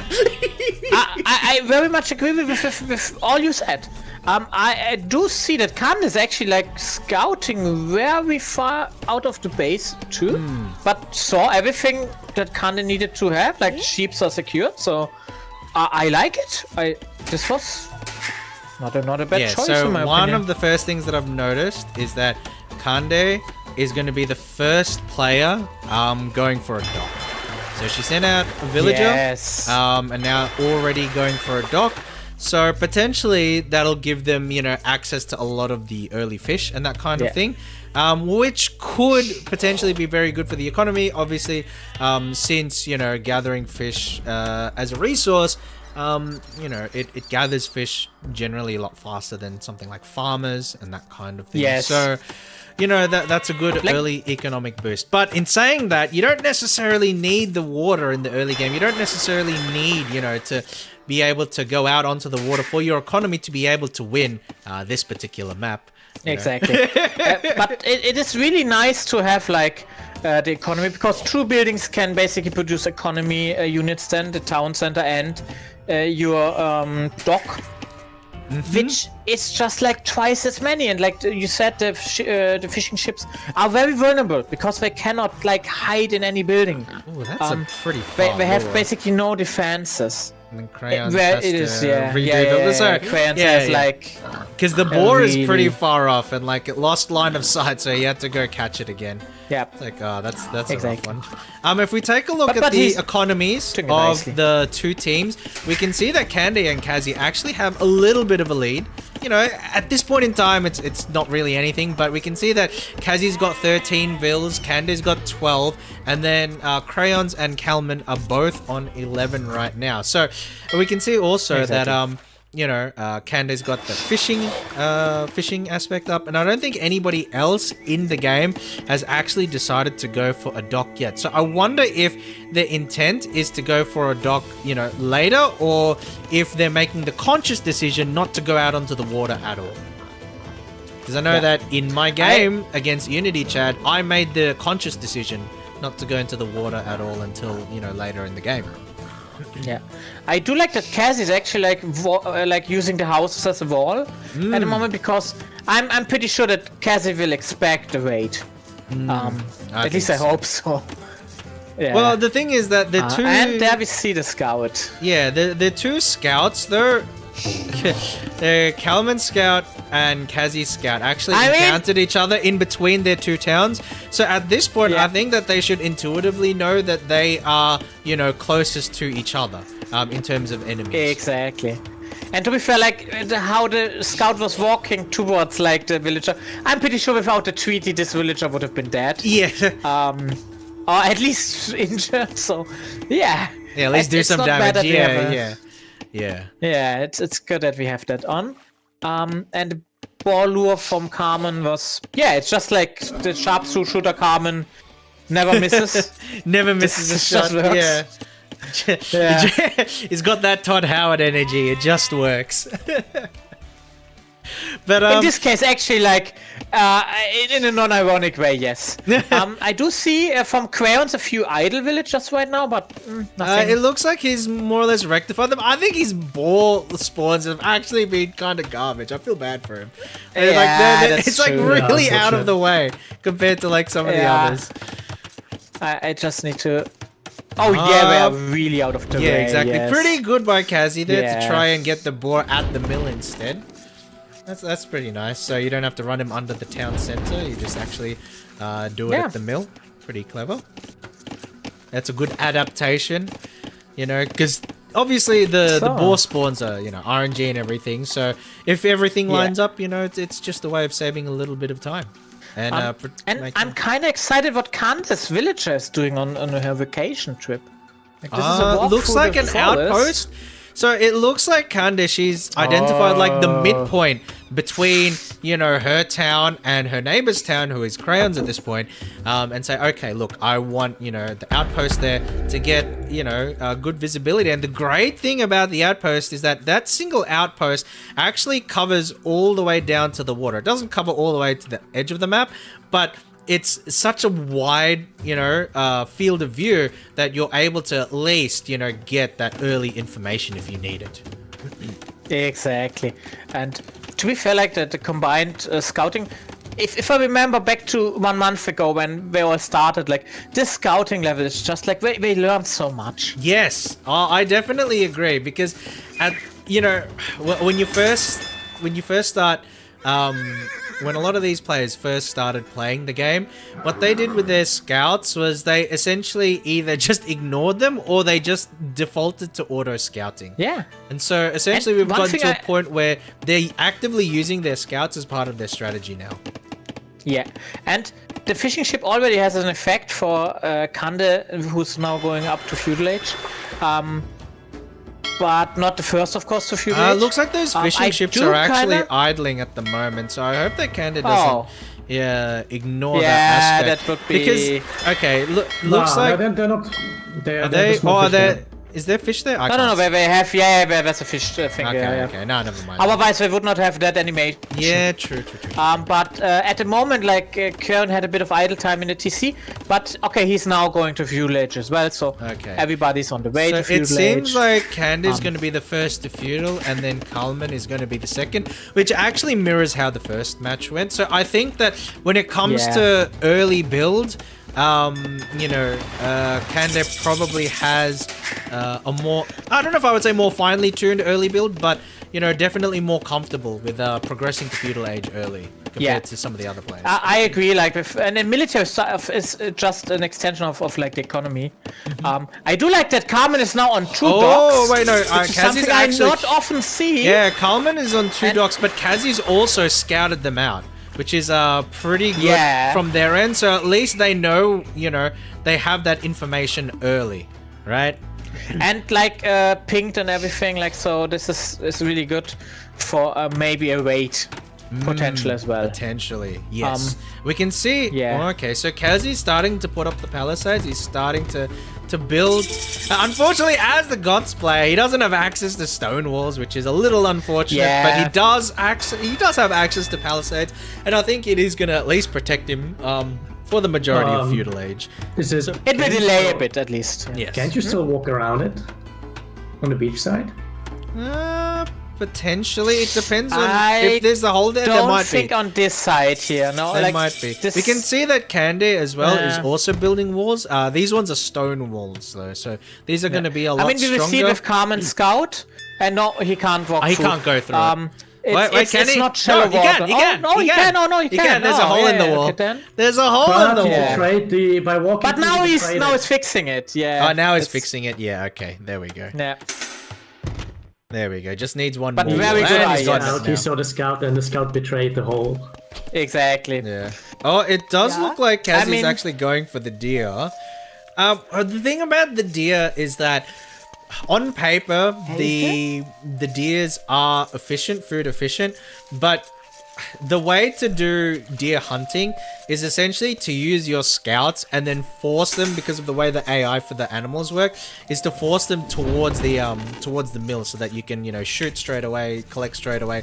If you have all of this distance between the animal and the mill, it's probably not as efficient as and the first engagement. It's we can see I saw the scout just wait for the 15 minutes. Inside. Yeah, he just waited for the 15 minutes and he's gone straight in to harass this scout, and it looks like he may be able to snipe.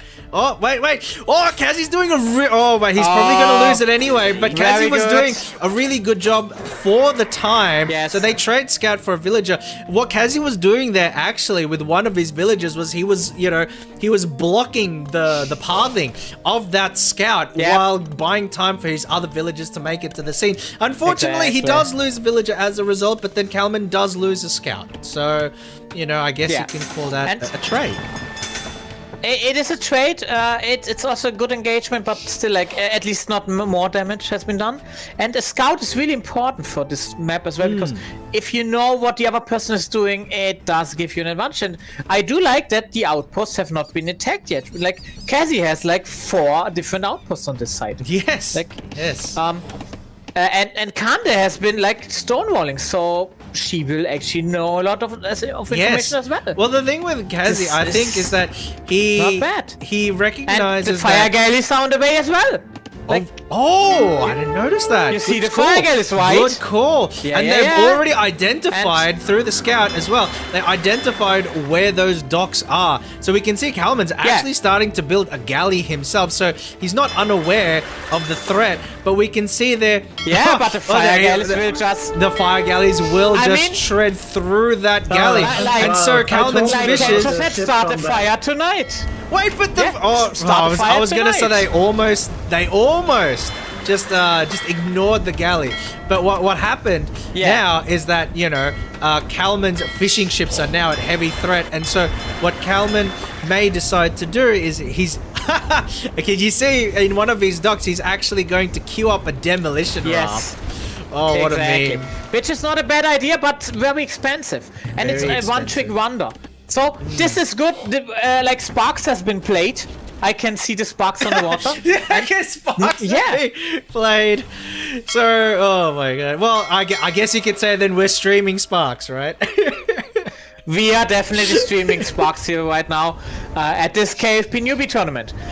So this other fishing ship will just melt. That other fishing ship's gonna go down, but then they do have the demolition raft that's queued inside. So what's he gonna do? Is it? He's chasing them, but I think that Kanda is gonna take that, take that win and just push forward. But what I will say is that I would just take it. Yeah. Despite losing those fishing ships, Kalman is still in a very strong economic position. Like they're a little low on resources, but what's happened actually, what I do want to point out is that while Kanda was doing all of that work, the demolition ship went off, it wasn't able to take out either, but while Kanda was doing all of that micro with the ships, I think her economy has stalled a little bit, and the reason that I say that is because you can see that the food has stockpiled a lot, and she has a huge amount of villagers in queue, and Kalman's also outtaken her in villager count. So essentially what's happened is that even though she got, she was able to take those fishing ships, she was able to deny those resources, it's the difficulty of multitasking. So you weren't able to, even though you had the opportunity for advantage, you weren't able to actually take advantage because your mind was so focused on the micro of those ships. Yeah. And it's just like the Vikings with the root bonus are really nice, and I do like that. Like the double Cassie walling and like Carmen double walling, are like walling, but they're also like producing a lot of military units near the border. This is good play from me. Actually, it's very well coordinated between Candy and Kazi, who over the course of this tournament have actually demonstrated, pretty strong teamwork overall. Because we can see that Kazi had his initial walling, and then now we have the stone wall coming in from Candy as well as the docks. Exactly, and it's really interesting. Crayons is just sending, and Crayons is just sending military. He hasn't built any fishing ships yet. Which is interesting. I'm not 100% sure if Crayons is 100% aware of how strong fishing ships potentially are, but we can see he's playing pretty defensive on his side. We can see some of the buildings and the way that they've been arrayed. It's definitely defensive in nature. We can see Candace coming back with those fire galleys doing heinous damage to Kalman's fishing ships. So we see Crayons on the side, but I don't think he sees what's going on at the moment. And unfortunately, Kalman is just losing his fishing ships left, right, and center. They're going down. The cooking oil has been poured, and now we can see that Kanda is really cooking right now. Those fishing ships are running to the shore. They're trying to make their way so that they can get covered by those archers, but I don't think those archers have enough range, and Kalman's just gonna lose like a dozen of his ships. And that is what I was saying, like, the fishing ships are nice, but they are really vulnerable, and defending them needs an army, and the army of Crayon is up here, but he hasn't signaled anything, and he isn't helping. So, meanwhile... wait, here comes the demolition raft. Round 2! Bam! He takes both of the ships out! It just takes them out! Both of the ships out. But in saying that was... In saying that, Kalman took a huge hit economically as a result. Yes. Like, in my opinion, what Candace is doing is offsetting a bit of the bonus of Vikings, but Vikings are pretty strong.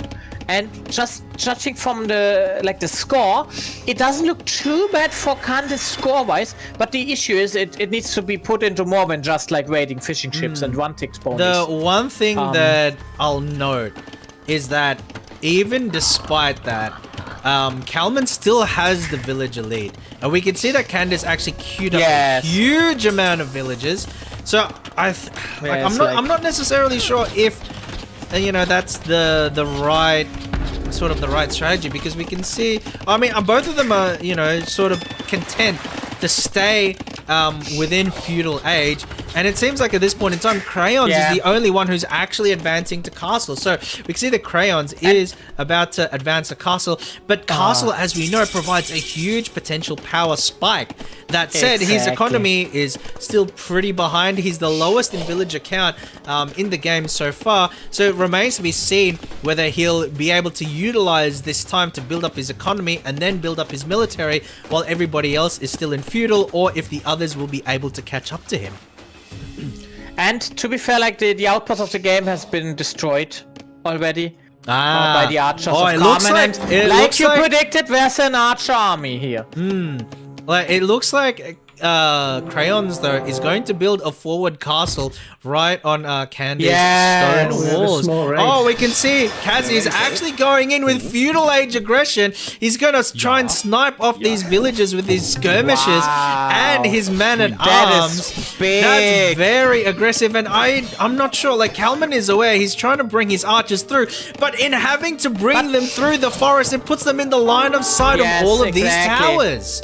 So it seems like Kazi will be able to but those archers do have pretty good range, and they are sniping at some of Candy's villagers. And the army is now going back. But he's inside the wall, so maybe the archers could get a bit of. They're going to disengage. They're all going to disengage. Yeah. So it seems like neither side will take too much of a hit.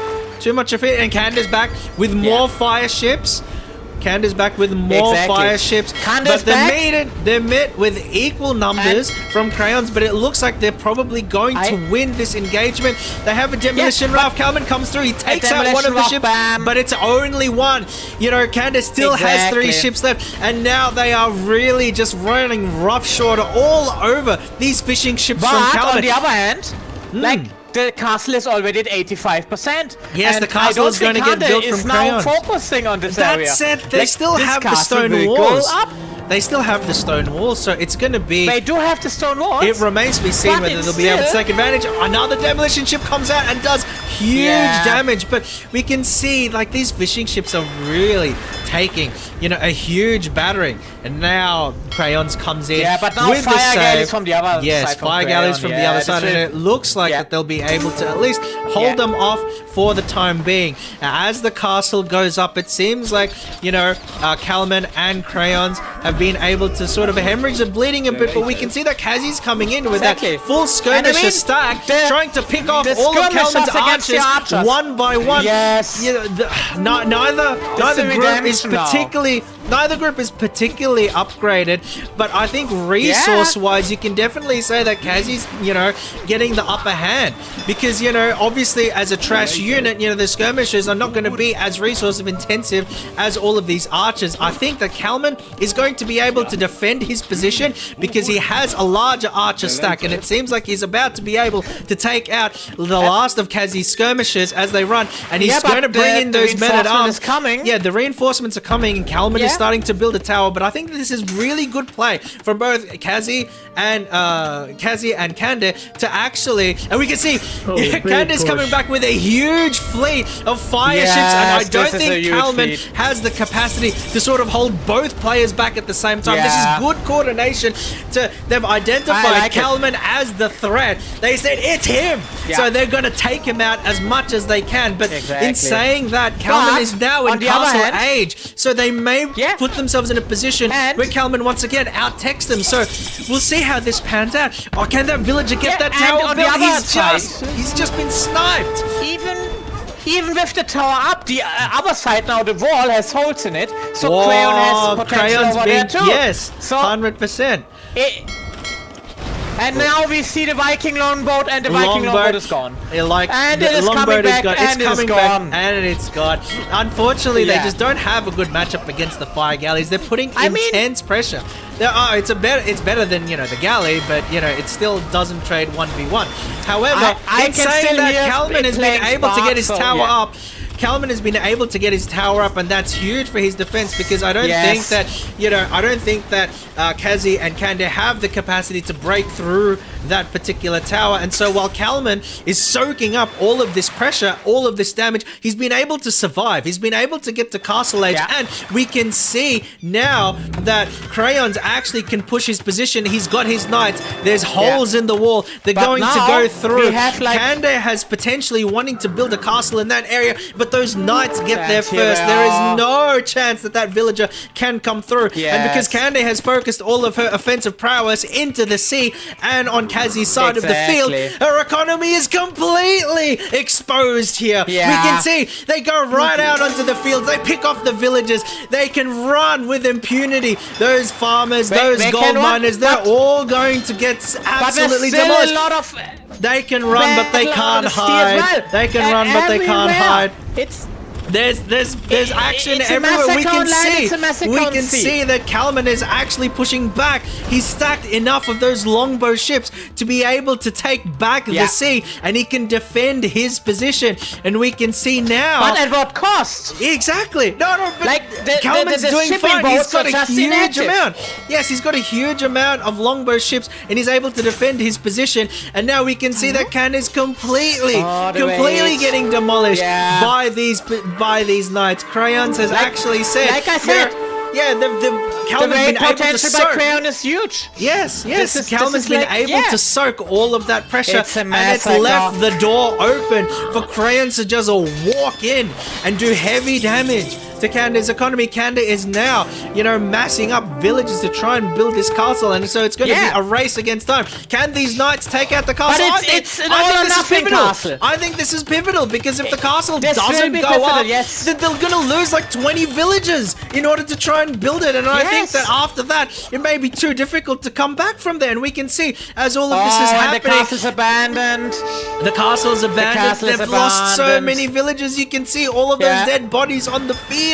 Exactly. Oh my goodness, and we can see now that Kalman, he's been able to defend his position, grow, and now start to push back. We can see that the turtle ship is doing an admirable job of holding on, but it's 1 against 7. It's going down. It's 1 against 7. There's no chance that ship will be able to hold up. Vikings. It's like the Vikings are. That's why he had made so many docks. It's just like sea domination. We can see, unfortunately, Kazi is not necessarily in a position to be able to help just yet. Now, what I will say is that Kazi actually, because Kalman likes to rely on those archers, once Kazi starts to, mass Huskarls, then Kalman will have to pivot to infantry units or cavalry units to be able to hold them off. But that said, he doesn't really need to worry too much about that right now, because we can look at all of these longboats.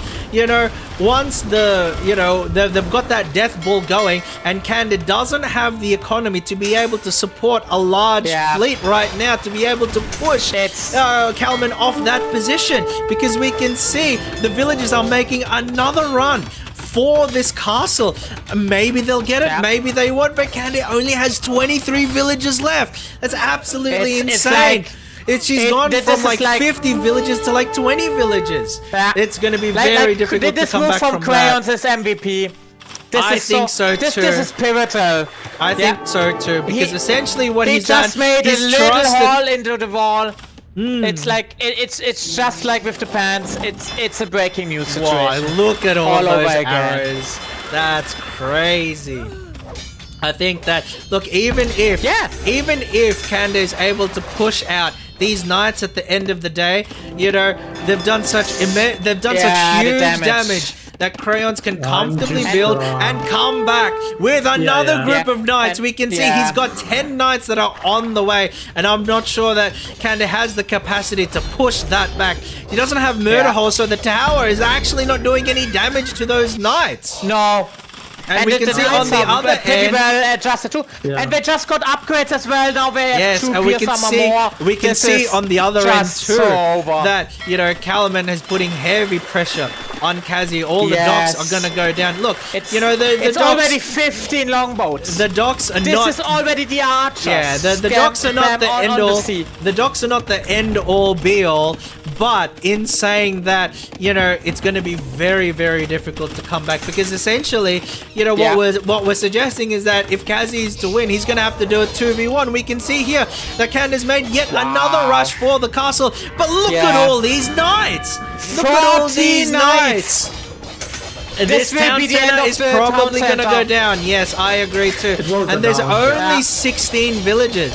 So Candace probably trying to sneak through a villager, spawning them past the knights as the knights focus down on the town center to quietly build that castle. I'm not really sure if that's going to pan out because of how much damage this town center is taking, but it's going to be necessary because it's the only way that they can get out of this mess.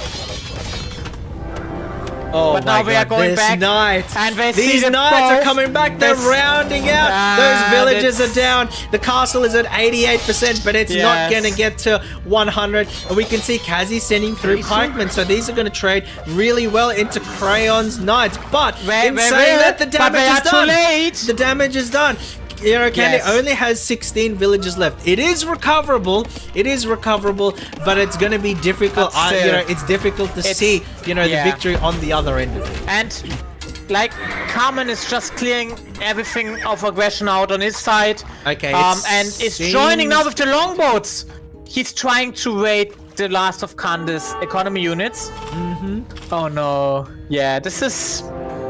Oh, we can see now And that before Crayons, he lost a lot of his 16 knights, but he's retreating them behind the safety of his castles. Exactly. And there's nothing that, that Kazi can And really do to fight that off. One other thing to note, with those 13 villagers are also like ships.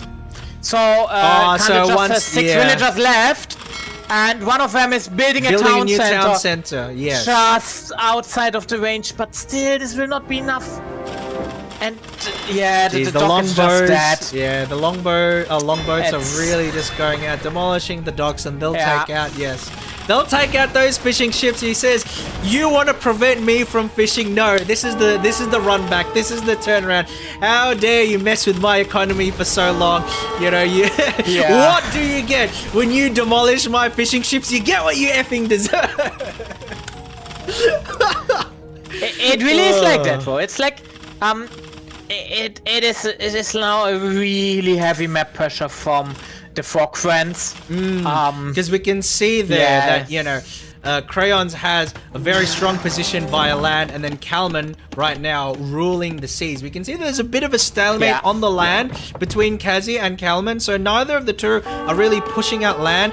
But Kalman, with his longboats, is just floating across the coast, demolishing buildings, Kalman destroying buildings at will. Carmen with 6 docks just demolishes. It's like it's an amazing lead he is getting with the food, the fishing ships and everything, and he can raid a lot of units just from the sea as well. This is what the Baltic Sea is about, just basically raiding from that position. Yes. And it's just it's a huge amount of map denial, and it's a huge amount of economic denial as well. They don't get access to the fish, they don't get access to the coasts, and essentially you can just pick them off at will. We can see now that Crayons is very comfortably just massing knights in the background. And Crayons is also already in Imperial, so once those knights tech up to he was Cavaliers... for ages, Well, once those knights, tech up to Cavaliers, and they will soon, those pikemen coming in from Kazi, those unupgraded pikemen aren't really going to offer that much resistance. We can see that the knights are starting to push through now, so it'll be interesting. One thing that is actually interesting, Yep. You see the foundation for the newbies of Candace Castle. If you delete this, you will get the resources back. But again. it looks like Candace potentially trying to commit to it, but they won't be able to because those Cavaliers are sweeping through. One villager. It's over. It's by Jove. I think at least. Well, they did get the castle up in the end, so they do have a defensible position. They do have a defensible position, but it's going to be difficult because they've completely lost map control in those particular. That said, we can see the archers. It's the longboats are just the long archers in this point. At this point, this is. Oh my God! Look at them go! Look at this. It's just a death bot. Like, you don't need longboats. You don't need accurate arrows. You just need to fire a lot of them at once. Yeah. On the other hand, Carmen gets attacked in his base. Kazi is pushing. With Kazi finally breaking through his Huskars. Yes, Kazi is pushing through in his Huskars. Kalman's archers provided no real resistance, and we can see that that Kazi is making, a little bit of headway. He's making a little bit of headway, but Kalman, with the, instant reaction, he's trying to wall off, sections of his base to try and defend his villages. And you can see all of the buildings are going down, all of these barracks. He says, okay, let's roll. Let's roll. We need the buildings. We need the buildings. We got the resources. We're ahead in the game. I need to hemorrhage. I need to stop the hemorrhaging. I need to defend my base. He's building a castle as well. Very strong defensive reaction by Kalman. He's got the walls up, so by the time that Kazi bursts through all of these military buildings, he'll find himself facing a wall, facing a castle. And Kalman has the ability to quick build a whole bunch of, champion line units which will outtrade and beat the Huskars 1v1. Meanwhile, the castle might be farming. The castle's going to go down as well because Crayons has, a trap out already. He's got the trap. He's got some skirmishes. He's probably building some knights as we speak. So they're continuing to apply pressure, and that's one of these things about these team games that there's always more than one front. There's always more than one front. Did Kande build the village center? Because she said 0 villagers. Ah, okay. No, it's true. You're confusing it. You're confusing it. Yeah. There's 17. Yeah, no. You're confusing it for military. Yeah. Exactly.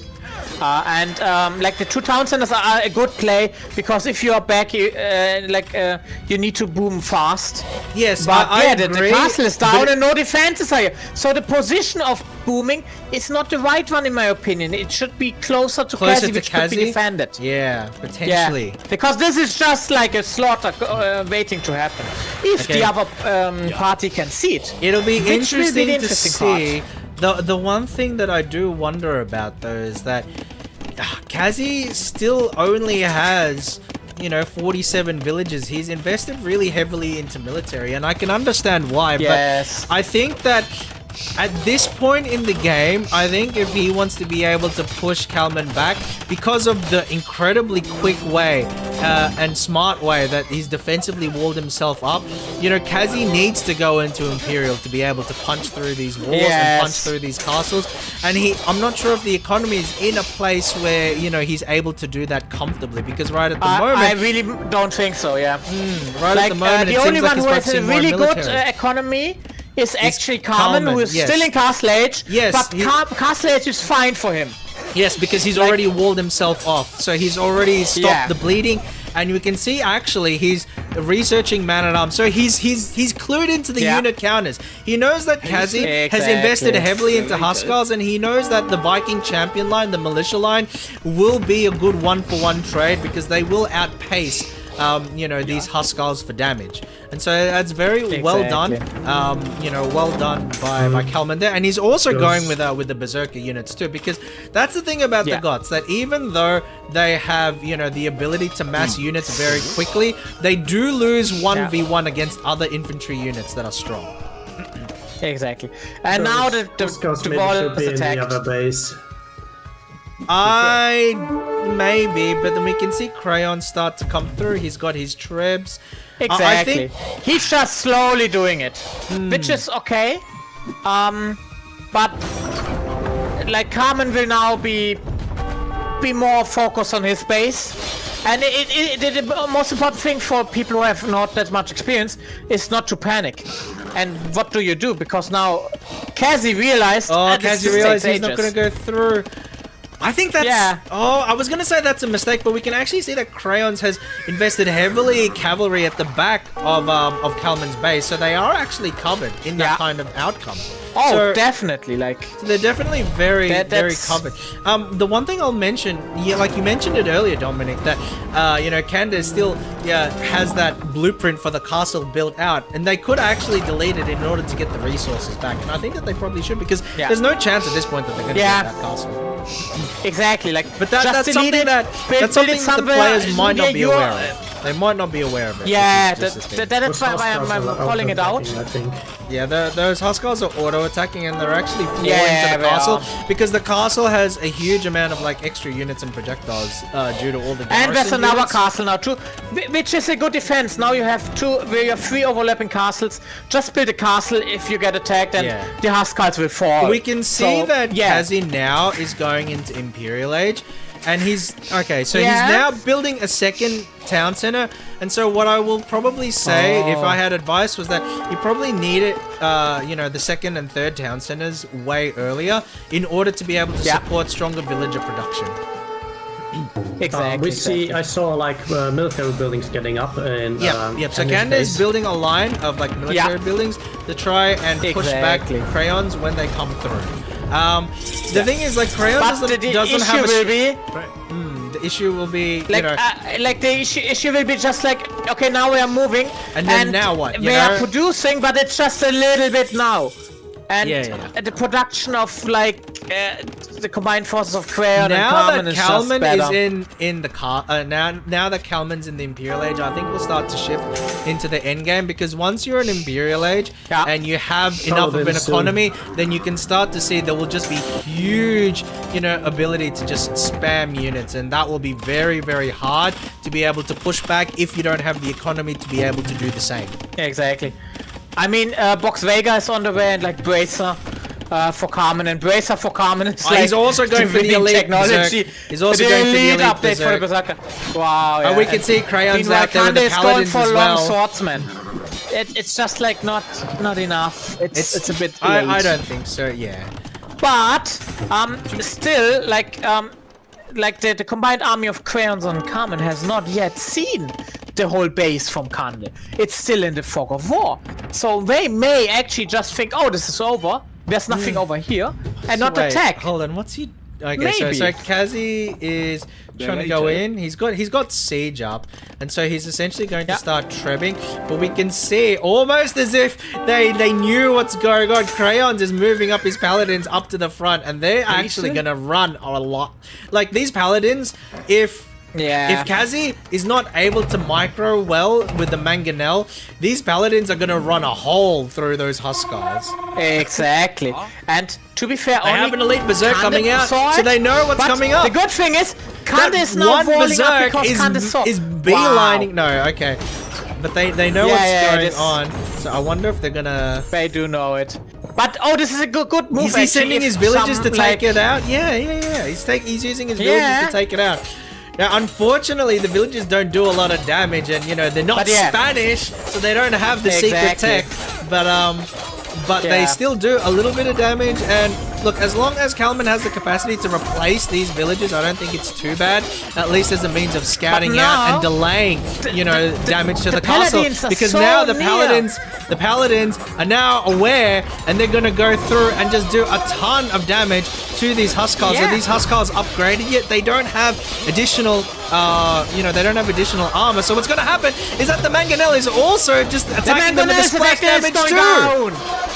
Wow. The Mangonel's This gone amazing- down, the to be Huskars honest- are gone down, and you can see those paladins, they're proving the might of their training, Just the might over. of their research, Yeah. and we can see that their heavy stats are just going to carry the day. And Crayons has actually gotten in a little bit of a force. And the other inside. army's going now too. Yes, they've got a little bit Now of the force other army's inside going in. Kazi's base.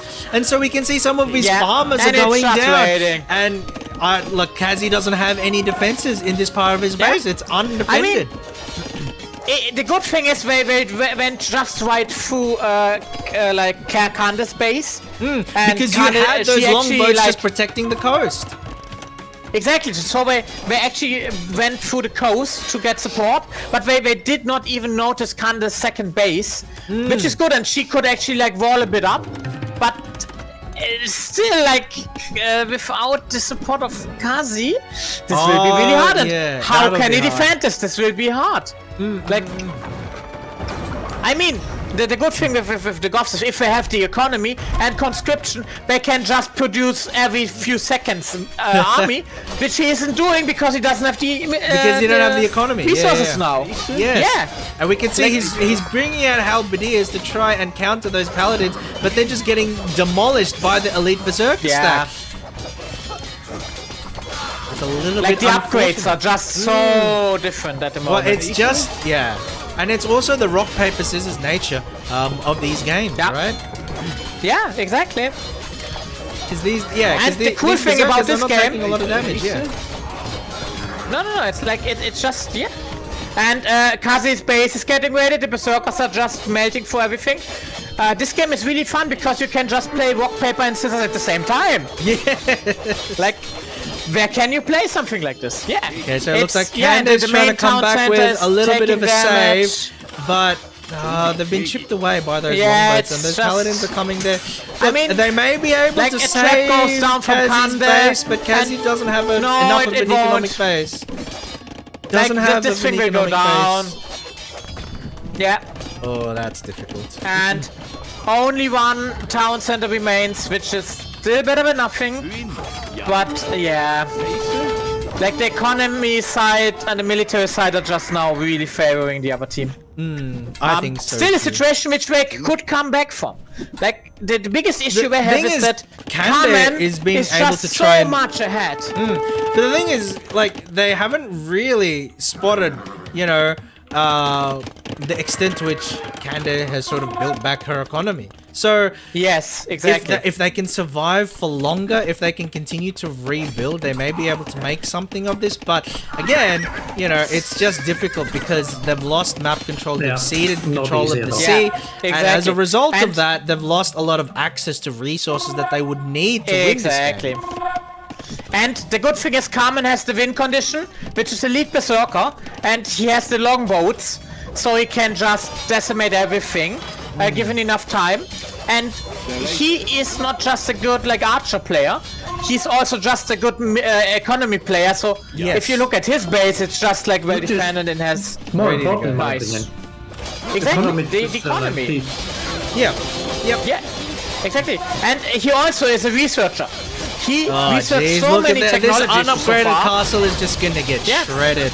Because the berserkers do have that bonus attack against buildings, like a lot of other infantry.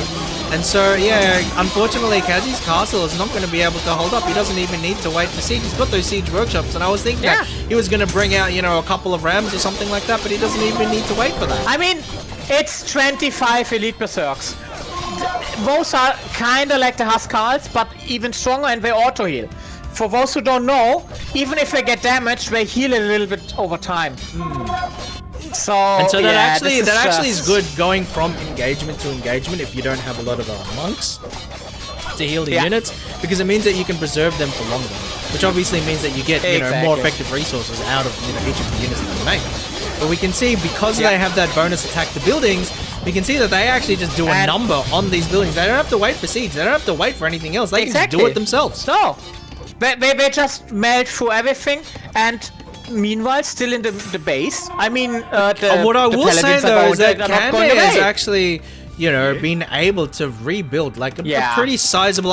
Look, the issue here at this particular point, the issue here at this point is just the power spike that comes with Imperial Age, and as Kanda, in the Castle Age with Castle Age units, they're not going to hold up in prolonged engagement. So that's the issue. But it is pretty impressive, how well, because the villager count, Kanda's already back to second. They've already overtaken, Crayons. I mean, 46 long swordsmen is nothing to sneeze at, and a lot of I think 12 pikemen. The capture had counted 12 pikemen, but like you said, they are now. It's going up against castles and fully equipped paladins. This is just not a fair fight. Wait, they're probably trying to move in. they're picking off some of the both armies skirmishes. will They're picking off some of the skirmishes, but once those paladins come through and commit, it's gonna be tough. Yeah. Okay, the paladins coming paladins through. will Here win. we go. Okay, let's see how this pans out. Because I don't think like the those long skirmishers swordsmen, went out with a those long castle. swordsmen have those long swords, but if you ask me, brother, they're not long enough for these paladins. These paladins can take them out 2v1, 3v1. It doesn't matter because they've got the horse, they've got the armor, they've got their shield, and they've got the power of God on their side, the power of God and anime. And we can see that all of those long swordsmen have just been completely wiped out, with Crayons himself not taking that much damage, and he's going to take the initiative. He's going to send those paladins through and potentially try and scout for more ground. So we can see now, as all of this is happening, he's not overcommitting. He's not overcommitting. He's waiting. But Carmen is just shredding everything right now. It's like the demolition guys. Are just like and it's all just berserkers. It's all just berserkers. He doesn't really need anything else. He has that siege. He has that siege to try and make the process a little faster. And maybe he might have some archers later. Another castle. From Crayon. Oh, this time from Crayons. This castle will go up. This one will probably go up. It depends though, because we can see it on one side. Oh, I think he's abandoning the castle. He's abandoning the castle and he's moving it back. So it looks like Kande was able to take that position at least for the time being. I do feel that Crayons could. If Crayons had a little bit.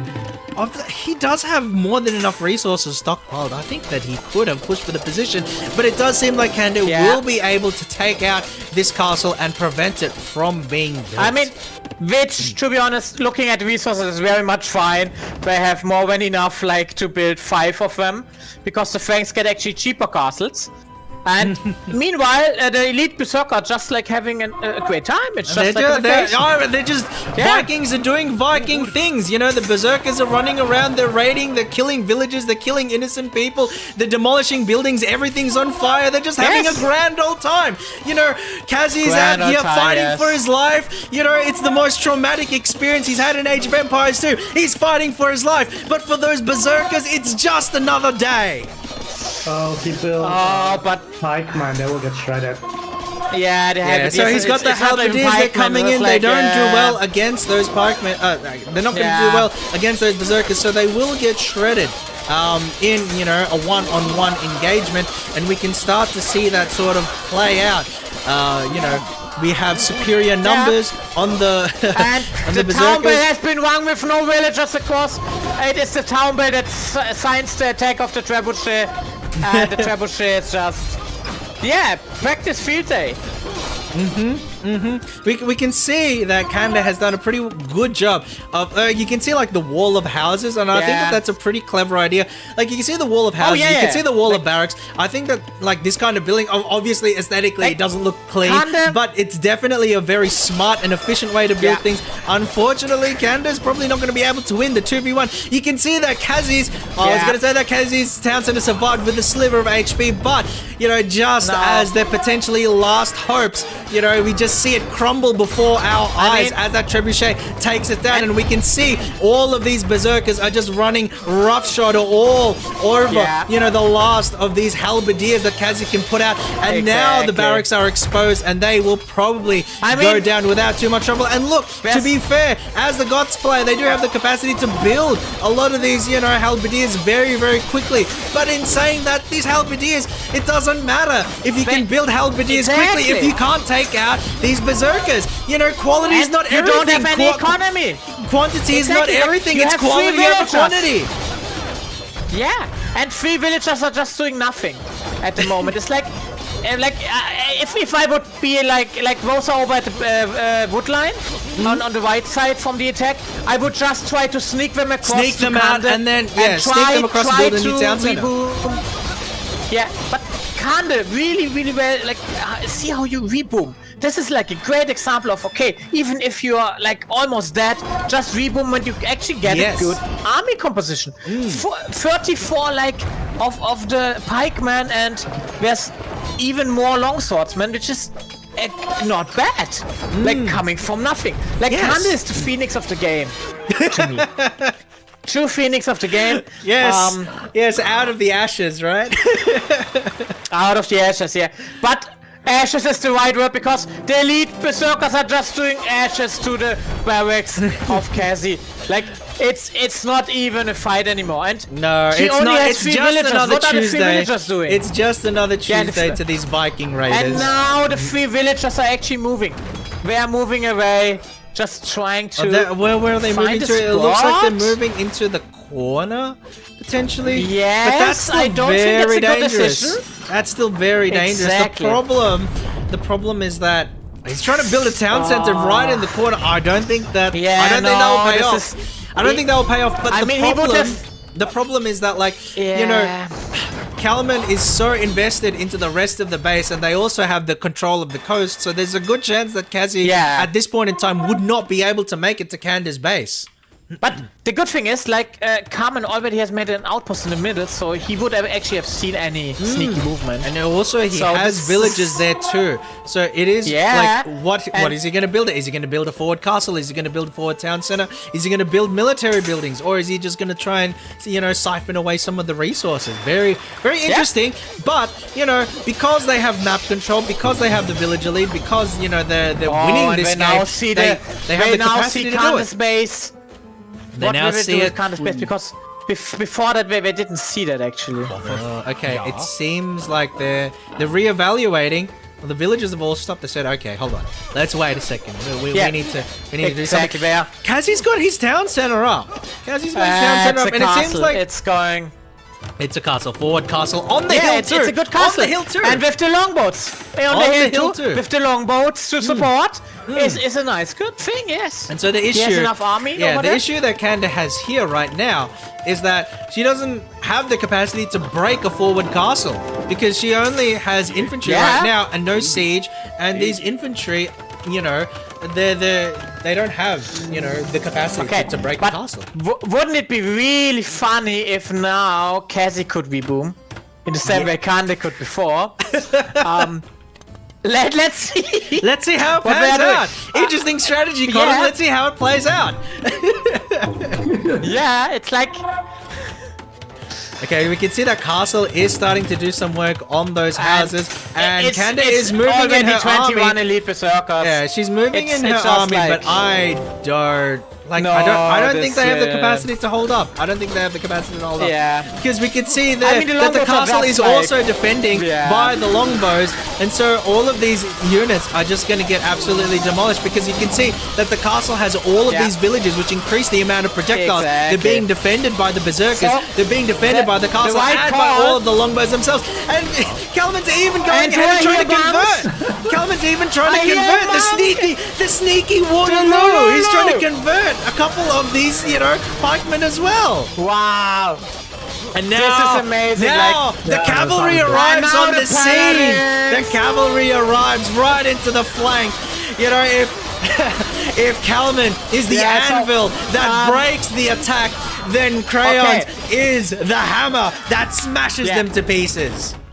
So, just a little bit of capture age. There's like 700 HP of all units from Kande and 12,000 from the other team. Yeah, okay. Like, this That's is a not even huge a fight. discrepancy. That's a huge discrepancy. Yeah. So, like, attacking the castle is a misplay. Just trying to survive and fight your own, basically, fights. But Well, yeah, the thing is, they're not going to be able to This trade is it. over. I think that at beyond this particular point, it's difficult because there's no gold, but Candish, you know, needed to get to Imperial Age a little bit quicker, but then that's also like the eternal dilemma because, you know, if you invest the resources into, you know, going up and teching up, then you don't have the resources to put into the military to defend yourself. So that is like the dilemma there. But we can see. Exactly. Actually, I do want to see how Kazi's going to try and handle this because we can see that he's got that town center right at the bottom of the map. He has it up and he has like 6 villagers, but that's it. So, yeah. It's Demolition Day again on the other side of the map. Groundhog Day, and I do Demolition like Edition. And a really good thing, just have the mining camp, your own villagers, just mine a few resources. Yeah, just mine the Why not? resources. Yeah, once you take the position, if you can scavenge some of the resources, then go for it. Exactly. Yeah. We are protected by That's the what I castle, like we to can do. always retreat. That's what I like to do because I'm a rat bastard. But now Kande is actually going to mass migrate, and I'm really excited because this one outpost. Oh, wait, hold on. Let's see. Has the visibility. No, the It has the visibility. visibility. Oh, It it has sees- enough. They can it see it. They sees know the it. migration. They know it. They I can told see. ya. I They can told ya. see. Because there's a little bit Yeah. of dark spot on the map, but they know. Yeah. They know. They can see it. Yeah. Like if he watched it, he will see like the villagers migrate, and with Kande I knowing swear, that, I have not seen a group of berserkers, a group of Vikings more well fed Yeah. than Kalman's berserkers here. It's like, you know, It's every just- day, every day we're pillaging, you know? Yes. And I mean another castle is going up too. It's like the sounds of destruction so that I need to scream to hear you even. This is Okay, yeah. so it does seem like Kanda is actually going for the town center. It's a relatively Cassie's open getting area. attacked by the paladins. The Oh, last few crayons have villagers, found the them, town crayons bell have has been found them. rang. Yes. Crayons have found them, a couple of paladins. Yes, they're just, you know, blindly attacking the farms. It's not going to really make much difference because we can see that the town center, but it the can town just center be on is doing, autopilot. the town center is doing like 2 damage to each paladin on Yes. each, you know, each volley. So, you know, So- at this point, it's just Yeah. whatever. The really interesting thing is though, you see the new town center by Kande. Actually, Carmen cannot see this. It is out of the division of Carmen. The thing he can is, see the he can't fields. see. Wait, no, he can't see the town center, but he can see the farms getting built around it. Exactly, the farms, exactly. But that's the only thing he could notice. And like, is to that be gonna be fair, enough? like this is so much pressure, and like like He will. exactly. Oh, he will. It's like there's no way they can actually win this again because like it's just too little. They interesting. took the relic. Like, They took the relic. yeah, That was funny. They took the relic. It's like to be fair, very like completionist thinking. Yeah, the Yeah. oh my That's god! a Wait, relic. hold I on. need to grab it. I mean, Candid if you have deleted the the monk here. Candid deleted the farm. Hold on, Candid deleted that farm. No Realized there was way. a top He 10 did? anime Yes. betrayal. They deleted the Wow. farm, so they're now hidden from sight. So if Wow, it's Calvin hidden. missed it, I mean, they will double Okay. through. But if they missed it, Of course they at will. the time, But still, it's so good map sense because like the mining camp was on the other side. Like this is the only space that it's possible to even do this. And unfortunately, Kaz's last town center goes down, and he has his and villages. another building exactly the market inside of this range. Like this is good map sense. Maybe it's just Oh, luck, we can see they're but- coming through. yeah, they- They know it. You can see the crayons paladins are and knights, coming, the yeah, paladins. they They know, know they what's know. going on. They know what's going on. Yeah, it's can it's just see. it's over. You can't escape. Yes. You can't escape. There's no escape. It's a little Yeah. unfortunate to see this particular outcome, but you can say, you can say that these paladins, you know, Kanda did her best to try and hide the farm, to try and hide Yeah. the town center, but these paladins yeah. blessed by the eyes of I God, mean- so they see all. Exactly, and they got the relics and everything. So, it's it's jeez. really over. Those berserkers actually go hard. Holy cow, maybe I need to become a Yes. Viking main. Oh, Vikings are great. Like 75 berserkers can demolish everything. And to be fair, they like Khan and Kazi still have 2 villagers. One gets killed over there by a paladin. Crayon's got the paladin, on the and that's left the side. last villager. Exactly. I think The that's last it. Kanda town is center is out done of by units. Kandi. Kanda Yes. is out of units. And there's the only TC. now 2 from Kazi. But to be fair, this will not help. Yeah. Oh, do the berserkers? No, we don't see it. Awfully we don't bold see of it. you to be building town centers within crusading distance. Exactly. Like, but yeah, this is now total map domination. Usually something you can definitely call a GG on. But I do know Khan and I do know Kazin. It's a tournament They for want them. to It's like the go first until the bitter Yeah. end, which is an admirable Exactly. trait. Which is a very admirable trait. to be fair, with tournaments and usually ranked games, you don't try to, out of courtesy. Well, no, There's because you know another game. okay, the thing is with ranked games, it's like, all right, you don't want to waste your time. Yeah, exactly. Like, and with But tournament, then- like real tournaments with but money then- too. but then this is still like it's a newbie tournament. Yeah. And it's really hard to judge. But the Paladins are just The oh, Paladins this have is a found nice, it? Have they found town it? Yes, center. okay, Let that's me, it. They have found it. and it's They won't be like- able to get the town set Yeah. up. Yeah, no, they don't get And it up. bam, it's it's over. done. It's over. It's Unfortunately over. for Kazi and It Candid, is. that is the end of the game. But in saying that, you know, congratulations to our winners, Yes. Calaman and Crayons, and they will be receiving the Tales of Arise DLC Beyond the Dawn as their prize for winning yeah. this tournament. GG's all around. GG. They will have to share it though. Technically, they showed up late. They share one copy. Share it. Oh my god. 2 champions, 1 Technically- game. Yeah, but I Technically, they mean, showed up late, so I say we won those. yeah, it's like to be fair, you all played really well. This was fun. I to think watch, everybody like, played well. I think everybody played Yeah, well. you guys did Yeah. a great job on water early on. Yeah, but I don't know. I don't know why it didn't tell me that my wall was breached. But then I looked. Oh, I don't have a backline anymore. GG. Yeah, it just can happen Yeah, with that the was castle. actually That's why I decisive. called it out too. It was decisive. It was basically a hole in the pant. Yeah. But I mean, Yeah. I was also beaten at the D game, so it was a valiant victory all around. Yeah, so Has anyone tried to do a naval landing? No.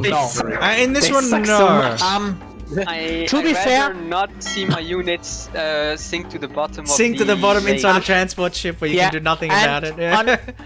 on this map, you actually don't need to because it's not an island map, which is nice in that sense. Because on an island map, you need to do that. Yeah. Oh yeah. so Oh, like what I told Calvin before the game started here is Vikings get a huge power spike on sea in Castle Age because Yeah, longboats are fucking longboats. insane. Yeah. So Yeah, I that told was them fun. to, That like, was also the turning point. yeah, exactly. Just hold on until Castle Age, build up like 8 longboats, and then just go to town. Yeah, it was I a really fun like. You stuff, can see it on the really well. stats too. Actually, like Carmen really delayed the switch to Imperial a long time for common standards, which is great because like the units and just the longboats. 20 longboats are just the biggest archer units you can have. You dominated everything. Yeah, I mean they could even shoot at the land units very well. Yeah, exactly, and that's why Baltic is really dangerous because you have a lot of the land in reach of the sea too. And Kande, but you also like I like the fire galley. Like you were playing Sparks on full repeat. It was just like flaming the ships, and this really seemed like a good harassment. Yeah, it was a me. big problem for me. I It noticed was you really used the good. It was demolition really which is yeah, Crayons yeah. really like give props where props are due. That one like raid was really important and necessary because there was like a lot of pressure being built up on Calvin's side. So yeah, it was those 5 heavy. nights were crucial. Yeah, like I would say so. because Yeah. Yes. Franks aren't really good in Navy. I was like, so I'll just use the Just don't trident swim, to the- yeah. Yeah, don't worry about the Navy. Yeah, exactly. Yeah, I mean, a it worked fun, out. a fun fact that I think a lot of people don't know is that castles do a lot more damage to walls. Yes, that is the thing. So Exactly, each that's why it went so projectile has fast. yeah, exactly. So a castle kills a stone wall in like 10 seconds. Yeah, but I'll say props to Candy for rebuilding as much as she did. Like, Yeah. I actually Kande? was like expecting Yeah, that. the Like, rebuild Kande was actually really got- We were impressive. surprised that those armies that came out. And it was really close. I actually always try to see the fog of war, and you will see in my point of view from the cast how close this actually was. Like really well played with like where you put them, Kante. You actually got from me the Phoenix of the Game award, because coming back almost 3 times is a lot. Yeah, that was like the point where the salt had passed, and I was like, yeah, I'm gonna make it work for it. And we traded stone back and forth because we didn't have any more. For the towns. Yeah, but really well did. It was. I was really impressed. It was really good because, like, you know, the inclination when like you lose your town or that kind of thing is just to sort of, oh, you know, I'm gonna play it out, and then once the town is gone, the town is gone. But you proactively said, okay, look, I need to save myself. I need to rebuild, and the way that you did it, like, you shot up really quickly, like economically. You were back, and you had a huge army at the end. I think that you know, being stuck in the castle age sort of made things difficult for you once you started getting back into military engagements with Crayons and Kalman. But like, just to even get to that point, like, a lot of people wouldn't have gotten to that point in general, because like, you put yourself in a position economically where you could still compete militarily. Like, that's impressive. Exactly. Yeah, I think like the big thing that was like a big problem for both Cassie and Candy in both games was a lack of blacksmith upgrades. Yeah. I actually pointed that one out too, In the first game, when you were fighting against the Kalman's archers, your skirmishers had no armor upgrades. So instead of taking 1 damage, they took 3 damage. We also had no range upgrades, which I noticed too late. Yeah, that's And the something same thing with the Huskarls as well, because they have 6 base pierce armor, but the Arbalests had 9 damage with full upgrade, so they still did 3 damage per shot.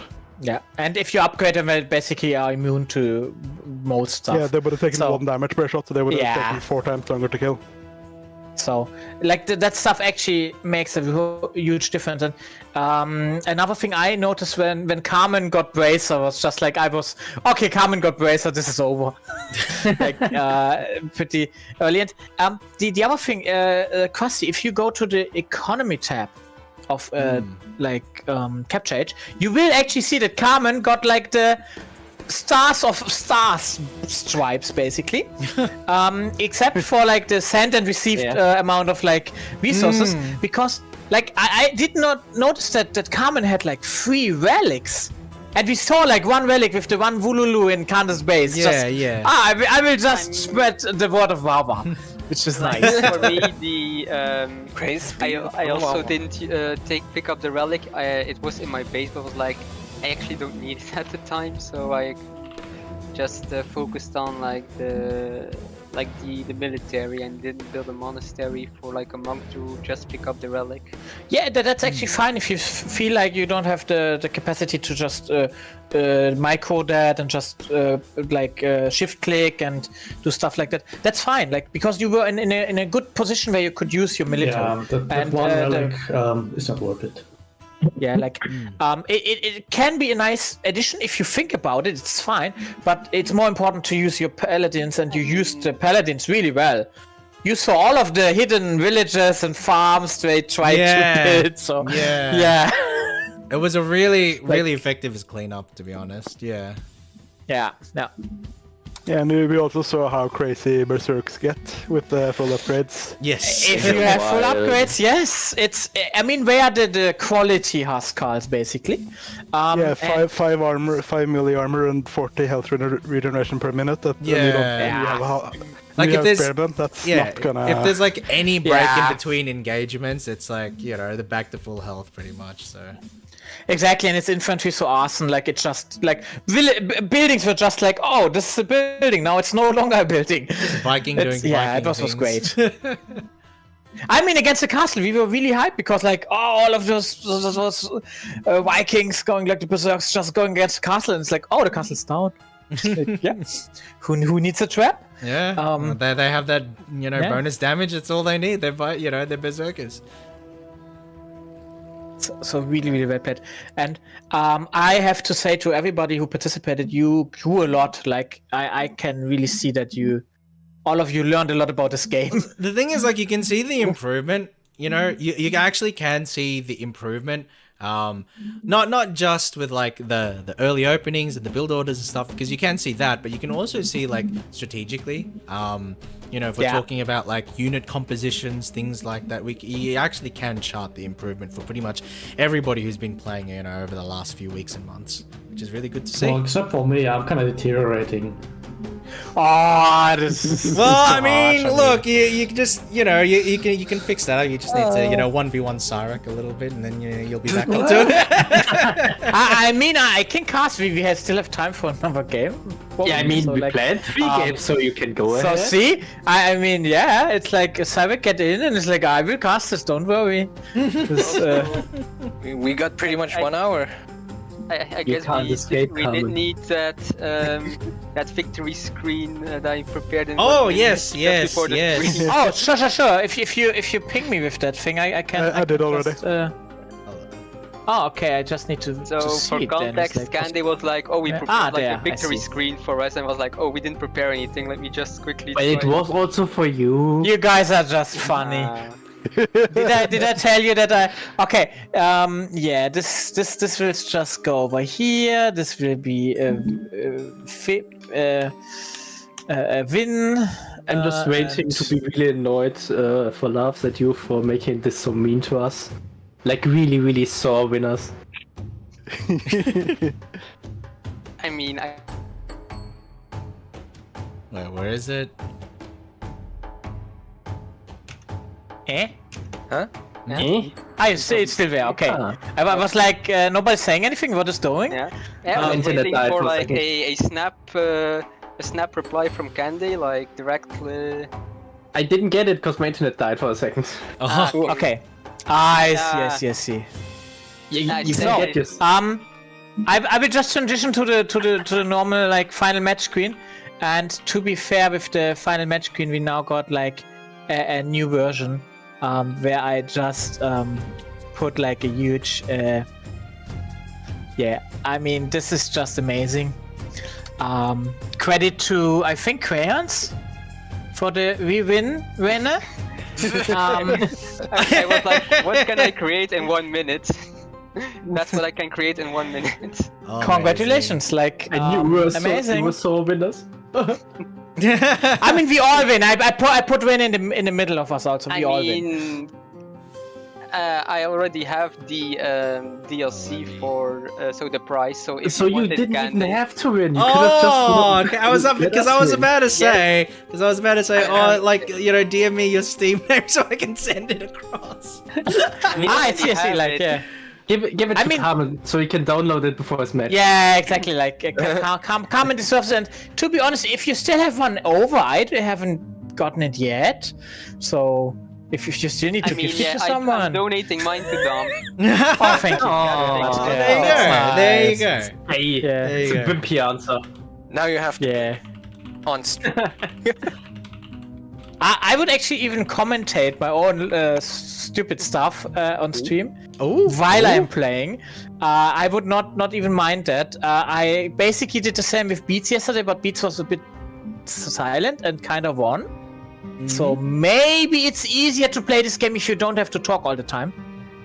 Yes. Huh. Harder to talk while playing. I mean, the thing with the Tales of games is like the fighting happens in battle screen, so you engage, and it's like auto attack. So you just need to have some input for like the combos, but like the units can just take care of themselves. Oh yeah. Like streaming Tales of Arise would not be an issue. Like that is a game I actually enjoyed a lot.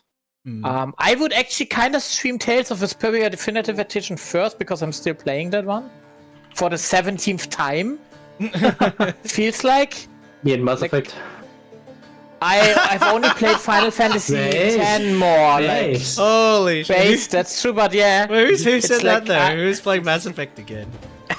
I haven't bought it on 2 separate accounts because my one got banned for stupid reasons, and then the Legendary Edition as well. Was it for being a sore loser or a sore winner? No. I mean, but whatever the reasons were, you're still like amazing for buying it multiple times. I mean, I can feel you with Tales of Vesperia and with Final Fantasy X too. I think I own 10.10.2 on every single console which Oh, released these it. names 10-2, yeah. Awesome. Yeah, it was a thing. Like, I still need to play those games. I have Berseria, Zestiria, and Vesperia, but I only played Berseria, Arise, and now I'm playing the DLC of Arise. But yeah, The DLC seems to be pretty good, so I'm excited. Yeah, the so DLC, thank you very much for that. Yeah. It's I can recommend. It's a nice play. I'm not like I'm a couple hours in. Like did the first event already. So now I'm just like going to the second town in the DLC. But it's don't know how big it is compared to the main story. But it's you can at least get more than 5 hours out of it. Like I don't know how long a speed run is, but it's, I mean, it's a DLC. the less it takes, the better it is for me because I still have to do a theme park. So yeah. I don't mind. Well, I mean, look, you're a speedrunner, right? So it'll be fine. Exactly. Speaking of speedruns, I would actually love to see a few more instances of us streaming at home. And I mean, there's also a campaign which is like really relaxing usually, and there are other ways to involve more of the community, like in a very impromptu way. Just making an open game, having like 8 players, figure who is playing with whom during the game. That can actually work too. You have game mode with kings, where if your king dies, you are out of the game. Oh yeah, Regicide. Yeah, there's a lot of variety. Yeah, Regicide there is. right. Yeah, there's a lot. Or deathmatch, or like there's a arena. There's a lot of game modes in that regard. And Empire was pretty fun too. So yeah, I hope we can see a bit more. Yeah, free for all is. I do like it with a bit of intrigues and. I see Cyrek has a suggestion for a 10-minute interlude. 10 minutes? Yes, him. Come on, 10 minutes? It's gonna be too that long. You sure? I mean, I managed to stay alive for 30 minutes, but he was so easy on me. Like, I don't mind seeing, but it depends on the other players. It's like, if Carmen is up for it or not, I don't know.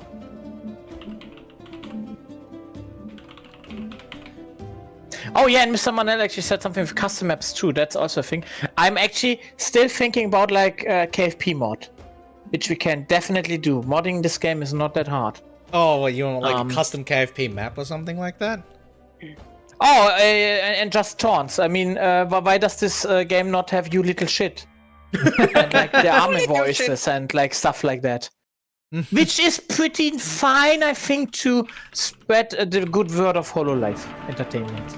Like, I mean, HoloLive Productions probably won't mind a little bit of stuff like that. Child-friendly DLC. You little shit! HoloLive DLC. There you go. Basically that. So yeah, it's possible, but I don't know if we should like reskin the wonders to KFP restaurants and like stuff like that. Which is all possible in this game. Like I'm just saying, we can think a bit outside the box. Are you gonna mod the KFP Chimkin as villager? Yeah, reskin the units. Why so not? Like each of the Sims is like a different fan base. I mean, we can use Hokan for the Winged Hussar, so. Yeah. Right. So it's. We can actually reuse a bit of stuff. But yeah, this game is actually like moddable, and I mean for cosmetic stuff, it's fine. Like you can play with that. It's basically accepted. You should just be careful with some kinds of mods which can be a bit like more intensive. Like I've seen a Star Wars mod where you have a Star Destroyer in the campaign. And let's say it's not balanced. Isn't there like a Star Wars like game of this? Yeah, like Star a Wars Galactic Battlegrounds. Battlegrounds, yeah. Galactic Battle Yeah. Royale. It's basically a It's Star Wars basically game in the Age of Empires it's 2 basically engine. Age of Empires Yeah, because exactly. it's the same engine and everything. It's just reskinned. Yeah. To be, Yeah, Star exactly. Wars. Yeah. Galactic Battlegrounds, I think is what it's called. Yeah. Mm-hmm. Yeah. Yeah, It's like $5 or something, I think, on Steam. It's really fun. Yeah. Oh yeah. Rating Wawa's stream then? Let's go. I mean, it started, so let's do this. Jesus. I mean, of course we can. Nah, it doesn't work. Doesn't work. No, it won't work because you won't have it enabled for like randos. You know, it's like, Oh, yeah. It has to be monetized. It doesn't work. We Oh, only have okay. an I can't hour, rate it I until you think. get No. monetized. It's Okay, over. moment. No. One moment. Unity is no. You don't understand the spirit of the Chimkin. So The so spirit of the question is- Chimkin just spams the link of the thing in the chat, and everybody just clicks it. The only issue is like She's not live yet. one is it? monetized? Just gaslight the KFP chat. But thought it- it's still an hour, right? Like It's in until an the hour. Yeah, we It's have in an an hour. It's hour. exactly an hour. Yeah. I mean, we can without an issue like do that. And We should another start thing that. that would actually maybe happen. I don't know if Beats has talked about that before, but after the encore tomorrow of the 3D Live, there could actually maybe be a Twitter space. Maybe, Ooh. maybe Oh, not. well. I leave it up to him, basically.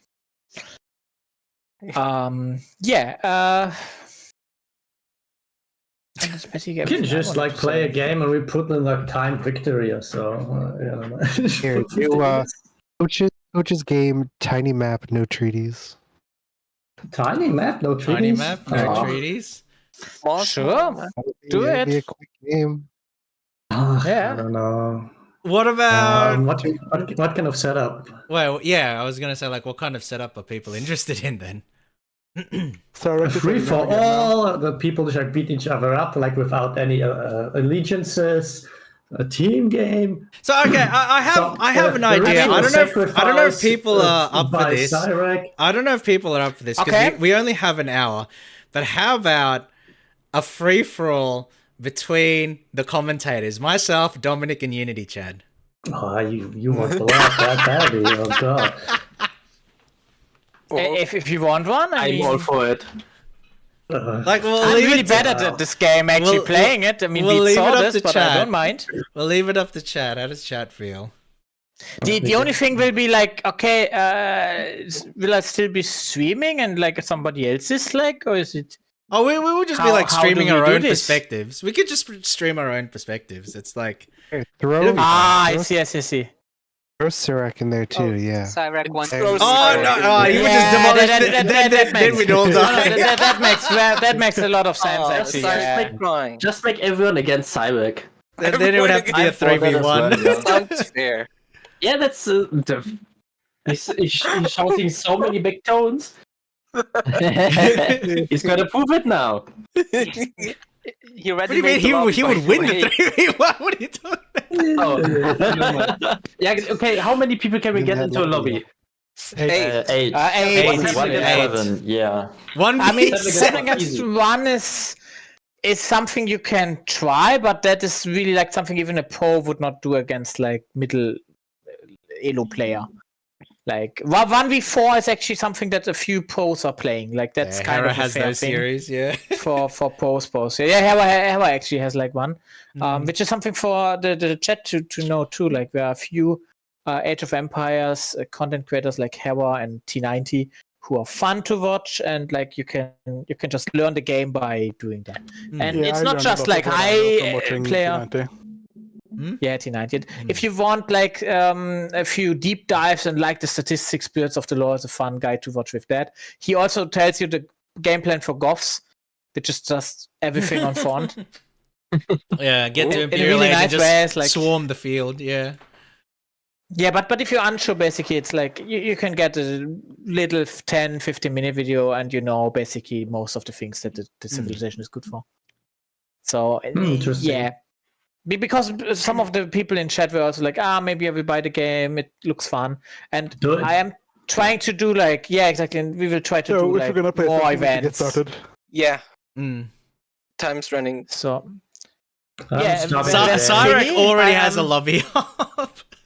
Yes. Beat it is. that thing here. I see. Wait a He's moment. got a lobby up. That one. Okay, I will just Cyrek need is really to... thirsting for the fight. Oh, that's fun. That's I don't mind the fight. I'm just good at losing. Yeah, I was about to say, like, I'm in a There's similar a spot. So, If okay, there's a fine. spot, I would like to play some farming simulator. That's fine. That's fine. Don't worry about it. Yeah. It's like Actually, I'll you can do this. spectate Dom's point of view. So I'll Yeah. just mute my I will just be inside of this chat. I don't mind if anybody else is too. Yeah, No, this is I'll not go only in this, and we are I'll the stay here in organizers, this right? chat as well. Yeah. Okay, that's good. We can just trash talk each other, which is perfect. Of course, Cyrek is picking one civilization. This is a good civilization pick, Cyrek. Yes. It's a muscle car. I think it is. Yeah, it's one of the cheat thankfully, codes. It's a cheat. we don't have exactly it's a cheat code. Thankfully, we don't have cheats enabled. I think. Yeah, we don't have it enabled, which is good because this would be the first thing I would spam. Right. Oh, the talking llama thing. Oh, the game's crashing. It's over. Oh no, it shouldn't be over. It's fine. It's fine. I'm just relaunching it. Yeah, so this will be pretty fun. I've never done I've never streamed this thing without being a commentator. So this will be really, really cool to just close capture age because I don't think this will actually work with a live game. All right, hold on. Yeah. So I am currently trying to figure out how to do this capture the actual application because my game is set up totally different. It's set up to capture age, not the actual exactly. Game. I'm in the same spot. I'm in the same spot. Yeah, same.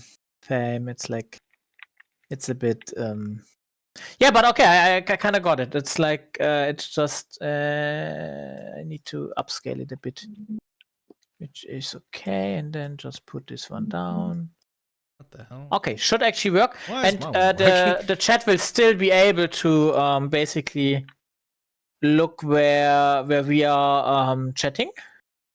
I will just have to adjust that one during the stream. Do we stay in chat so we can keep on trash talking each other? Yeah, I'm basically doing that. I will also show chat because we have not showed the password.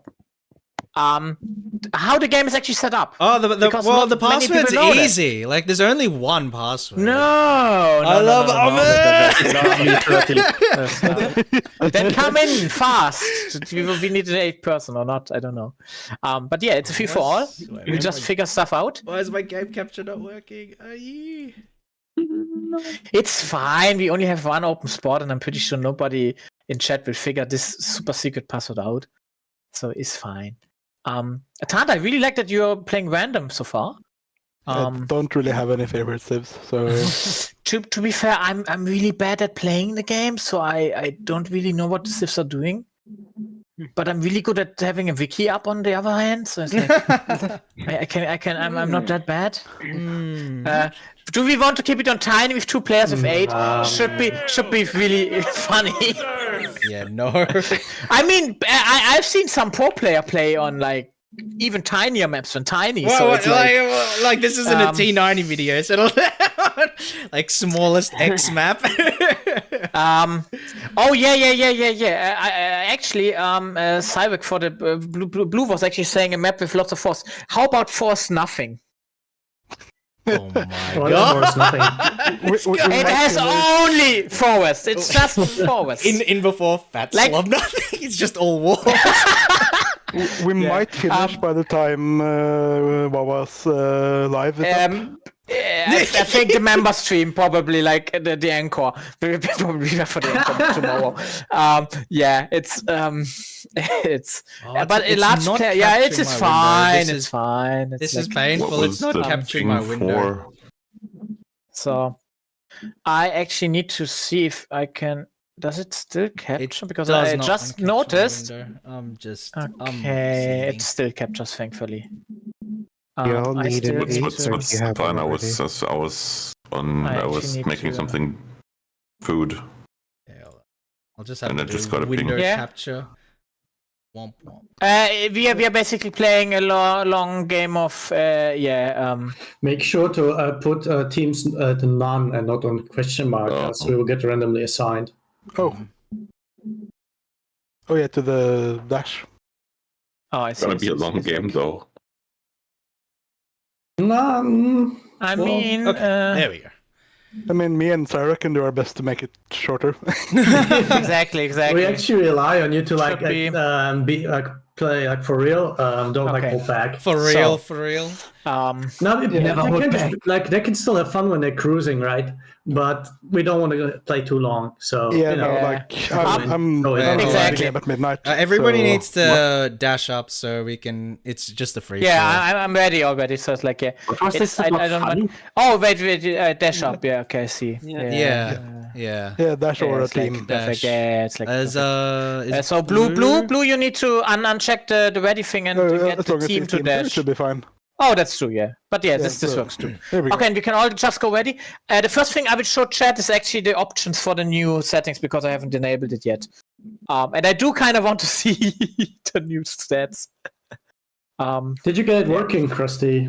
AOE, yeah. It's working on the stream now. So Yeah, nice. Yeah, I have it working too, and I kind of still see chat.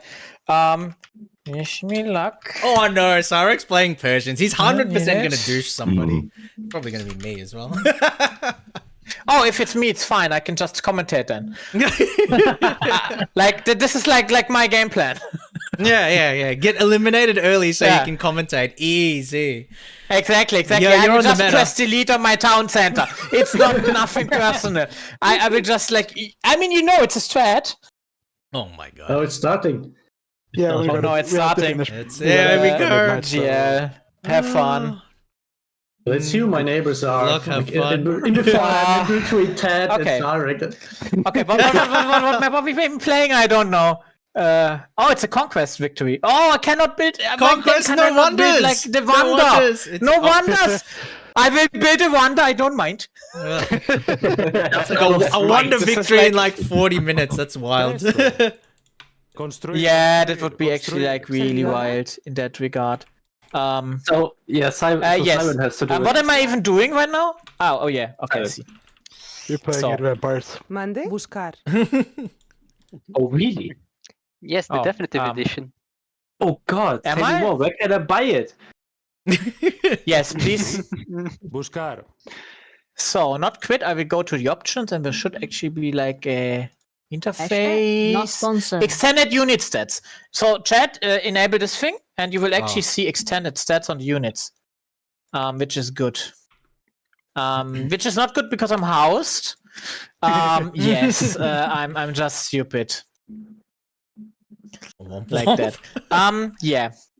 But what was actually like the attack reload time, the movement speed on new things you can actually see. And if you are housed, I will just like do this, and so yeah. I'm watching Krusty's POV, so if anyone needs details on him, my to be fair, no. Beats, what I would actually like from you, could you hack into like a Cyberx PC and just tell me a bit about the basic? I mean, okay, I know the game plan. It's basically like washing and like, yeah. I mean, if you're I hacking do it, know you can that. just turn it off. Yeah, you can just turn it off. Exactly. I mean, you need a fighting chance. Okay, he's gonna need a bit to log back in. Degrado. Agora. Sí, agora. Construir. Presta. Cazar. Sí. Talar. Okay, this was yeah. Okay, let's auto scout. Mande. Construir. What if we just? I'm actually not Yes, auto scouting at all. Sí, I buscar. trust the AI. It loves me. It will make a great job. Every time I do Yeah. the auto scouting, They just send me to the end of the world, like adios, and then just gone. Yeah. I'm actually listening more to you guys, which is good because I'm not playing the game. I think this is kind of the goal of the game to not play it, right? Oh my god. That is the only winning move. Definitely the winning move. Yeah. No. Usually I'm trying to kinda see what stuff is going on about, and yeah. A question: is the spectator mode close or? Okay. Will I see if I can actually get the second Buscar. the second elephant also killed by the town center by accident? Oops. Oh, no. That's not good. I mean, it happens. I do not like the new strats. Let's say it like that. It does happen. Presta. Cazar. ¿Sí? Degrado. I mean, I didn't want my villager to go down, so I Agora. garrisoned, and it was a bit. Talar. Yeah. Okay, the second one actually worked, which is good. So for the people in chat who don't know, if you get the last kill on like a boarding animal with your town center, it will not be able to be collected because a military unit killed it. So you basically lose like a lot of food, which is Elephants are more food than boars, I think. Mande. Yes, that's why I was a bit. Yes.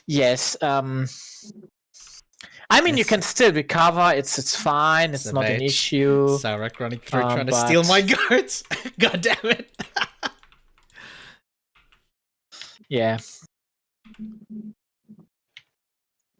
This is fine. At least I found like most of my goats. ¿Sí? Plazme. Construir. By the way, this is actually like the favorite map of Cyberk, just so you know. Cazar. This is like the standard default for like. This is like the standard like ranked map, so I'm not surprised. Yeah, like ranked is just like really where we like it because you can have early aggression and just like wait everything pretty easily. It's basically just a standard map. Exactly. Talar. With almost no defense.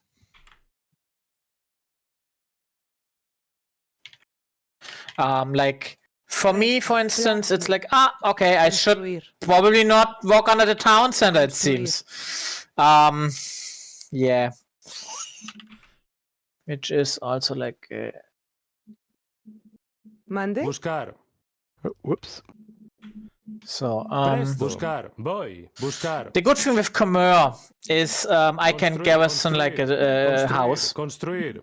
So this actually makes it a bit easier for me.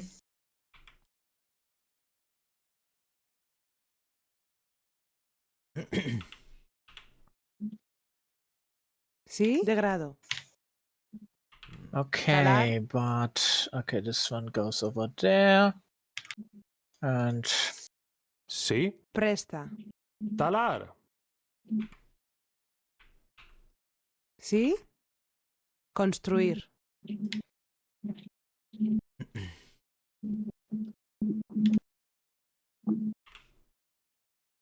Mande. Construir.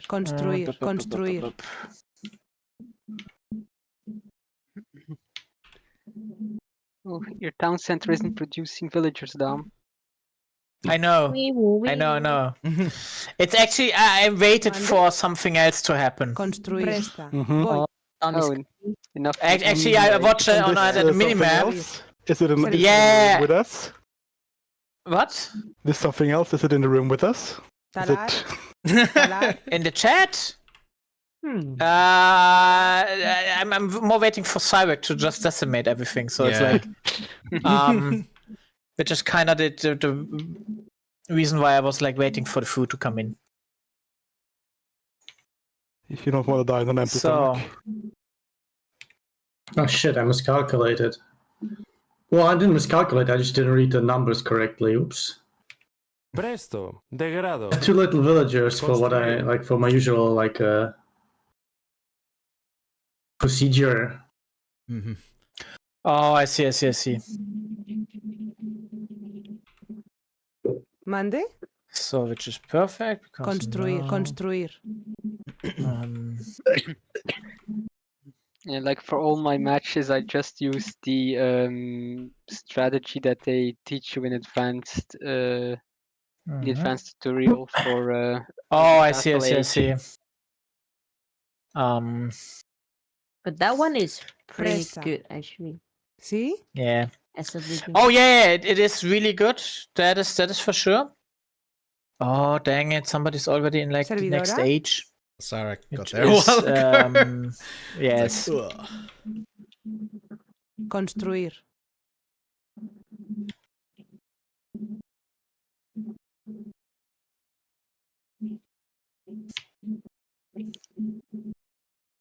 So yeah.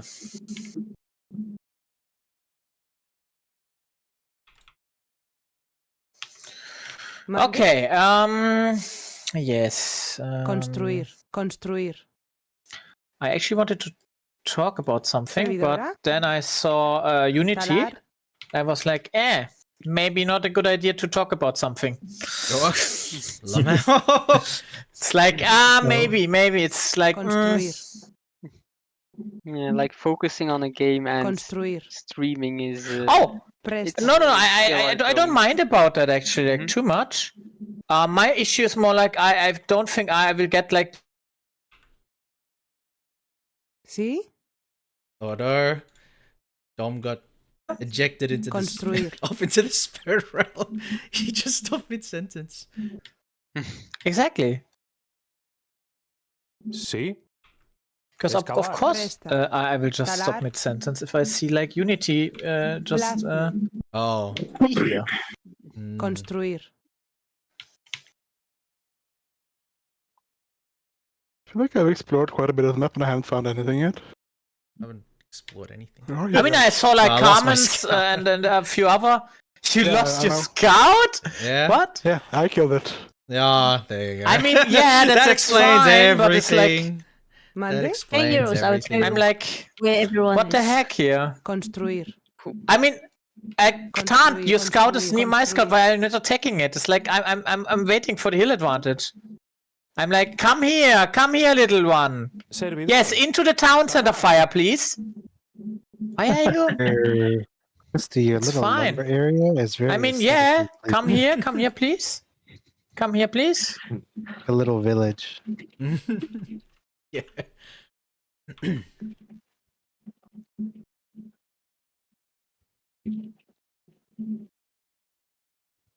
Okay. Yeah, so now I see what you did there. Nice.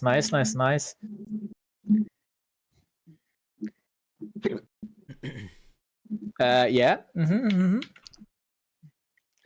Oh yeah, I cannot even walk to that thing. It's fine.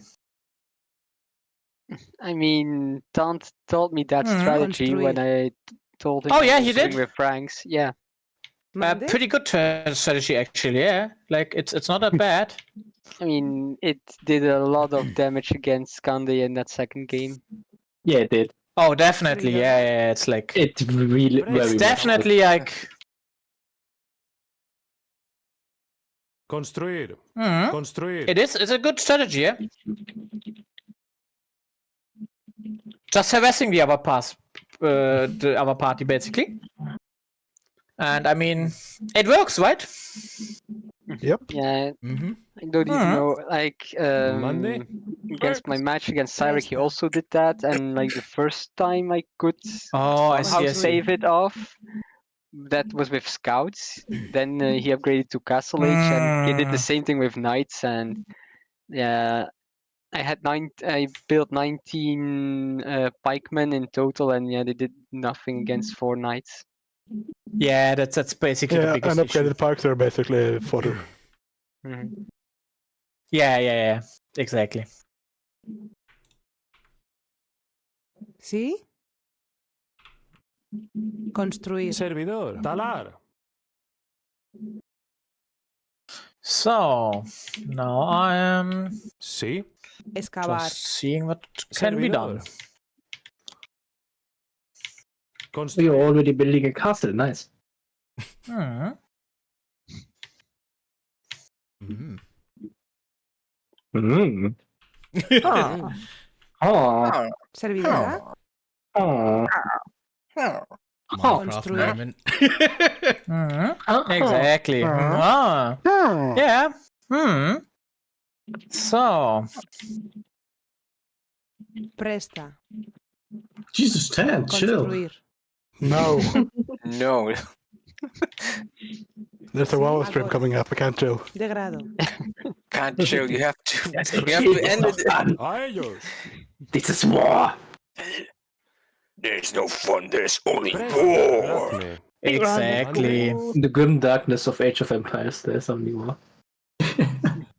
Construir. Construir. Hang on, let me check if I There's can. some rather rude cavalry that in your base, Krusty. Yeah, I know. I can't Monday? really stop it at the moment. I'm the first one If out, anybody which is is not good playing because wants it to means I watch can my point of view, commentate they the can do it. rest. I'm the first one out, which is good, so I can commentate the rest. Commentate. I found Carmen. Nice. You're Let already me out? loose. See? Yeah, I did not find Carmen before. I was like, it's nice. No, it's because Sarek's gone after me, so I'm dead. Oh yeah, Cyrek is like, yeah, don't just like. Yeah, you all I got. mean, Castle Age, come on, it's like I'm so far away from Castle Age after the raid from, here Tant is like, no way. Am I anywhere near anything? Presta. Boy. Cyrek is the guy to go to a paintball range with a fucking minigun. Yes, exactly. That is exactly the thing. Encounters Sark, dies. Yeah, literally me. Yep. Yeah. It's over. So- I actually can't. Yeah. I actually Don't can't do a worry, whole it's lot. like it's just me too. Like I'm just Jova. Construir. Like Construir. it's me Jova. Agora. Yeah. I mean, you guys can bundle your forces to take down Cyrek. No, that would be No. like teaming up. I don't like everybody's, teaming yeah. up in that. I mean, Yeah, it it's would like- probably make it fair. Mande? Do you really think the problem I have is I don't even know where Cyrek is yet. Right? That's my issue. In real life. Well, I'm looking at two. Oh, I see. That actually is like interesting. ¿Sí? Talar. Servidora. Talar. ¿Sí? Mande? Agora. Talar.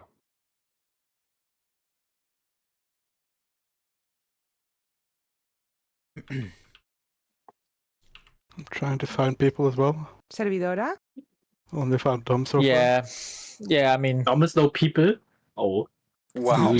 I mean, I am at least a people, which is nice. I'm maybe even a cave people, which is also like nice, right?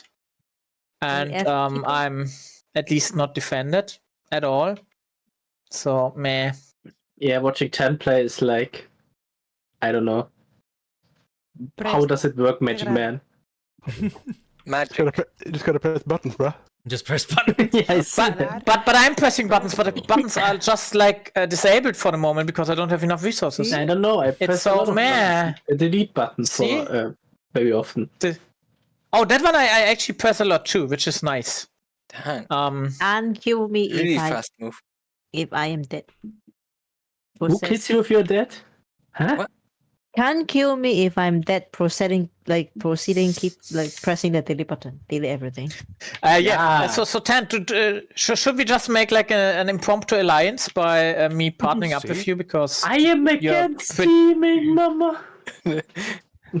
No, because I'm like I mean we both could like try to kill each other because we are very near each other, but it would not make any sense. I'm not targeting you at all right now. Yeah, you aren't. That's why I'm like trying to. Yeah, sure. Yeah. Oh, sure. Okay. Yeah. No, then it's nice. I will just diplomacy. Go over here. Tant is an ally now. Why can I not? Oh, Yeah. he locked the teams. Nice thing. Yeah. Conquest. He knew me. He just knew me. It's like, of course he knew I would. That's the first thing I'm trying. Cyrek is in my head. Rent free. Like he's in my head. Servidor. PMC. Yeah.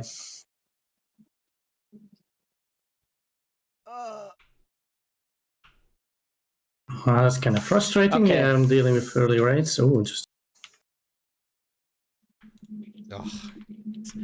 See? I'm getting bullied here by Siren. It's freaking over for me.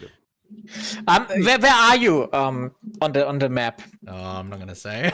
Like, if you tell me, I will try to put like a castle as a kind of a support, not near you because I cannot tell you, but it'll just- somewhere. Yeah, yeah. I mean, okay. You just ping me where I should like do the castle drop. I will just do it wherever you ping it. If it's we can ping you. each other if we. I do think we should actually be like, I can, like, oh yeah, it's signal the allies. It's like, yeah, okay, we aren't allies. Watching you Krusty and you find some sort of That cat is and then like- more show up out of nowhere. What? I don't like to say. I would like to help, but it's like I cannot help. Like, Hey. I'm glad that I have Loom. Fuck this meat. This is like yeah.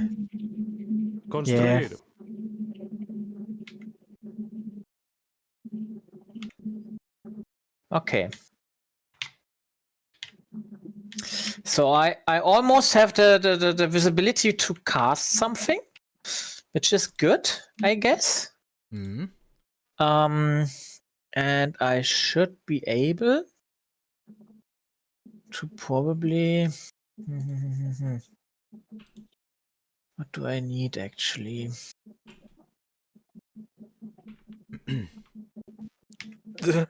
So another thing with like the Khmer, they can just put the fields wherever they want.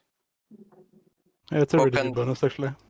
Håkan Yeah. says, funny how by looking at the score you can see who Cyric has visited. Yeah, pretty much. Pretty much. I mean, but the thing is like not me yet, so it's like see, I'm not that good at this game. Oh, so it's just me that's gotten fucked over.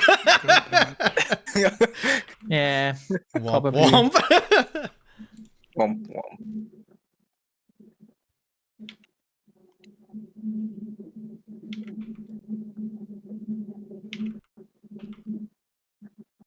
Sí. Excavar. Construir. ¿Mande? Excavar. Construir. Okay, Excavar.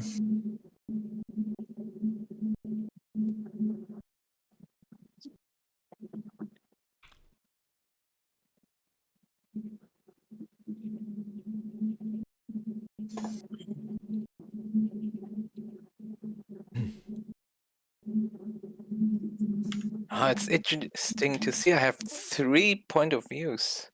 Wait, is See? it? Is that no? It's okay. I only saw Krusty, so I have no idea where the heck Cyric is. Like, On the left what side. the heck? Left side. Ah, I see. Okay. Okay. I will just leave that one here for a moment. Heal up a bit. Okay.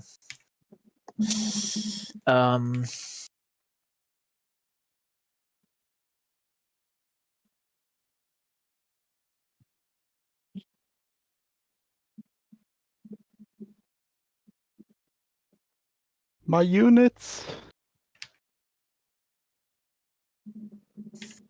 God. Yeah. I'm So so hungry. I need food. Me too. I'm like why no food? Construir. And why no wood? It's like me need way more wood. Need wood. Need wood. Wood, yes. Wood, please. Yes. Wood, please. Wood, yeah. please. You got it perfectly right. Yes. The only reason why I don't like to play with an AI ally is because it keeps nagging for wood and other Oh, resources. God. Yes. Game is not Definitely. even in 5 minutes, and the AI said, "Wood, please." How? I mean, if you have wood, it asks for it. It doesn't expect it. Okay. It's like. Yeah, and I here got a little like outskirt. It's just like a little thing. Oh my god. There's a lot of yellow Oh, it's killer. over. Oh, Alright, God. You've Oh got- god! Oh god! You've got quite a parade there, Krusty. Yeah, no, I'm dead. Ah, yes. Goodbye, parade. It's over. Yeah. There's nothing, uh, not a lot I can do to stop all that, I gotta be honest. Talar, That's interesting there. Oh, Presto. construir, construir, construir, construir. Oh no. try to be sneaky. Servidor. Sarek I was mean, yeah. Sarek was probably like, haha, cute. Construir. Yeah. It's fucking over. Construir. I can't do shit. Oh no! Yeah. no. Oh no! Oh, they're Yeah, back. it's over. Oh, they're back. Oh. Oh, here they come. Sí, Oh, there's algo. more Oh of them. Lord, he coming. Oh boy. Okay. Oh yeah. I'm Cavaliers. listening a lot It's to over you for guys, me. so It's over for me. I'm just like, I'm not even going to be very surprised when it's over for me too. Which is just what will happen. I mean, I told you, all against Cyrek. Yeah. Only good. It's All right, only I'm not gonna be able to fight that off. Unfortunate. I will. All right, I'm gonna GG. Because I can't win this one. Unfought. Oh no, we lost our best man. Maybe I don't know. The first victim of Cyrek's. Oh, he was planted right next to Yeah. me. Ah, well, I can't do anything about that. That's unfortunate. Yeah, It is a good. it just happens. It just happens. So So after the game, okay. you get a fist fight, all against Cyrek. All against Cyrek. Only then it's fair. Trying to explore a bit here. Oh, Oh wow. Okay.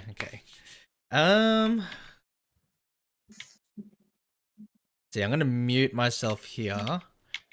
And Oh, that's fine if you mind. Don't mind. Just like you can do that. yeah, because I will yes. commentate. I'll commentate, so I'll just mute myself. Yeah, here so you guys can don't hear me. mute, or you can also go into another Yeah, voice another chat so the channel. others can join you. Yeah. Exactly. That's probably better. Yeah. Because I will join you the moment I'm eliminated, which will not be. And feel free to like commentate on what I'm doing as mistakes too, because I already did like 15. Oh jeez.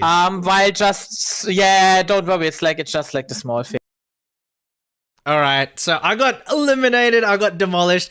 Look, I spawned next to Sarek. It's unfortunate, but like, there's not a whole lot you can do about that. He's just a much better player. I tried my best, but yeah, I can't, I can't match up. I'm not that good at the game, so it is what it is. But anyway, I guess, wait, let me put on the audio because I don't have audio on for this. So let's put on some music. I forgot that I wasn't really putting on audio the whole time. So let's do this. We can see, okay, at the moment we have Sarek, we have Kalman, and we have Blue and Dominic that are all in the Imperial Age. Looks like Dominic is trying to use houses and an outpost to scout across the entirety of the map. He has a pretty strong line of sight as a result, but I will say he's invested heavily into defending, the back end of his town. I'm not 100% sure if that's going to necessarily pay off, because his economy does seem to be a bit behind some of the other players. We can see that Sarek is going ahead and now he's going after Unity Chad. And unfortunately, he's got the Savars. So Unity Chad only has Knights. So that's going to be really, really difficult to beat off. Like, that's going to be difficult to beat off because he does have, the fully upgraded Savars. Whereas Unity Chad really, he's still in Castle Age at the moment. So his first town center has gone down, and now, we're at the point where, yes, his villages are, completely undefended, and he's gone ahead and resigned. So we have Kalman, who I think will probably, like Kalman and Tant potentially, will provide maybe some of the strongest resistance to Sarek. But Sarek looks like he's just going through and demolishing. So we have Kalman now. He's Vietnamese. He's doing well. He's very strong economically, but he doesn't have much of a military. Oh, he does have a military, but unfortunately it's on the wrong side. So you can see that Cyrex actually just poked a hole right inside of that wall, and he's gotten to the squishy part of Kalman's economy. You can see that his villages are under threat. Kalman does have an army. He can repel. He's got light scouts, he's got crossbowmen, but unfortunately he's just gotten like blindsided and hit in the wrong side where he's unable to respond. He's unable to respond. We can see now that the Savars are doing a number on that town center, and now, you know, Kalman is coming in with his light cavalry, but he's not able to really push them back, and so the crossbowmen are definitely coming, but it seems like Kalman's gonna lose his first town center before that even happens. Oh no. So he's lost his first town center. His villagers are starting to fight back a little bit, but unfortunately it's not going to be enough. It's not going to be enough. He does have crossbowmen there. They are upgraded, you know, so they will do significant damage if they can focus fire on these knights. But you can see these Savars, they have an incredible amount of pierce armor. They have 4 + 4, so 8. You know, so each of these volleys is only going to do one damage, and these Savars are just going to shred through the crossbowman. Tant has advanced to Imperial Age now, and he's, you know, in a border struggle against Dominic. We can see that Blue has effectively walled himself off quite well, actually. Quite well. Some of the Savars have gone down, and Kalman is doing a good job of holding them back, of, you know, inflicting damage on that stack. But while all of this happens, you know, Sarek can still push his position. Sarek can still push his position, which is, you know, really unfortunate. Really unfortunate for Kalman there, because it does seem like Sarek has won the engagement, and now we have a situation where, you know, Sarek can freely scout. He doesn't have anything to fear. He can just go through and mop up. So Kalman, you know, desperately trying to make a lot of barracks to try and ensure that, you know, he has the pikemen to defend himself. He has a fully upgraded castle, and it will do good damage. You know, Sarek understands that his Savars are not in a capacity, are not capable to take down that castle, so they're just trying to get their way out. I went to the toilet, come back, crusty commentary. Oh, Sarek actually just demolished me. I'm not surprised, but he demolished me.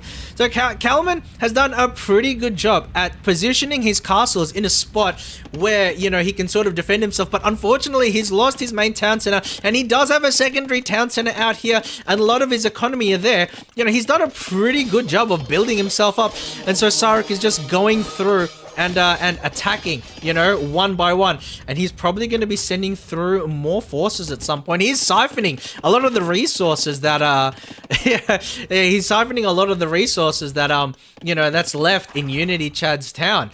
Oh my god, he's beaten them back in that engagement because it was just light cavalry against those Savars. So he has multiple groups of Savars just running around. They're scouting, they're doing a scouting job, they're trying to see, you know, what is going on there. And we'll see how we go.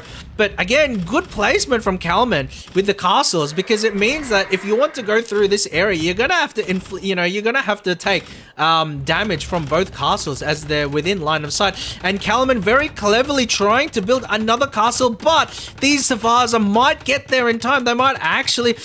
Oh, very luckily for Kalman, these Savars did not spot the villagers. They may have spotted them now, but it might be too late, and Kalman may have been able just to get the castle up just in time. If he garrisons his villagers, he may be able to save them very, very quickly.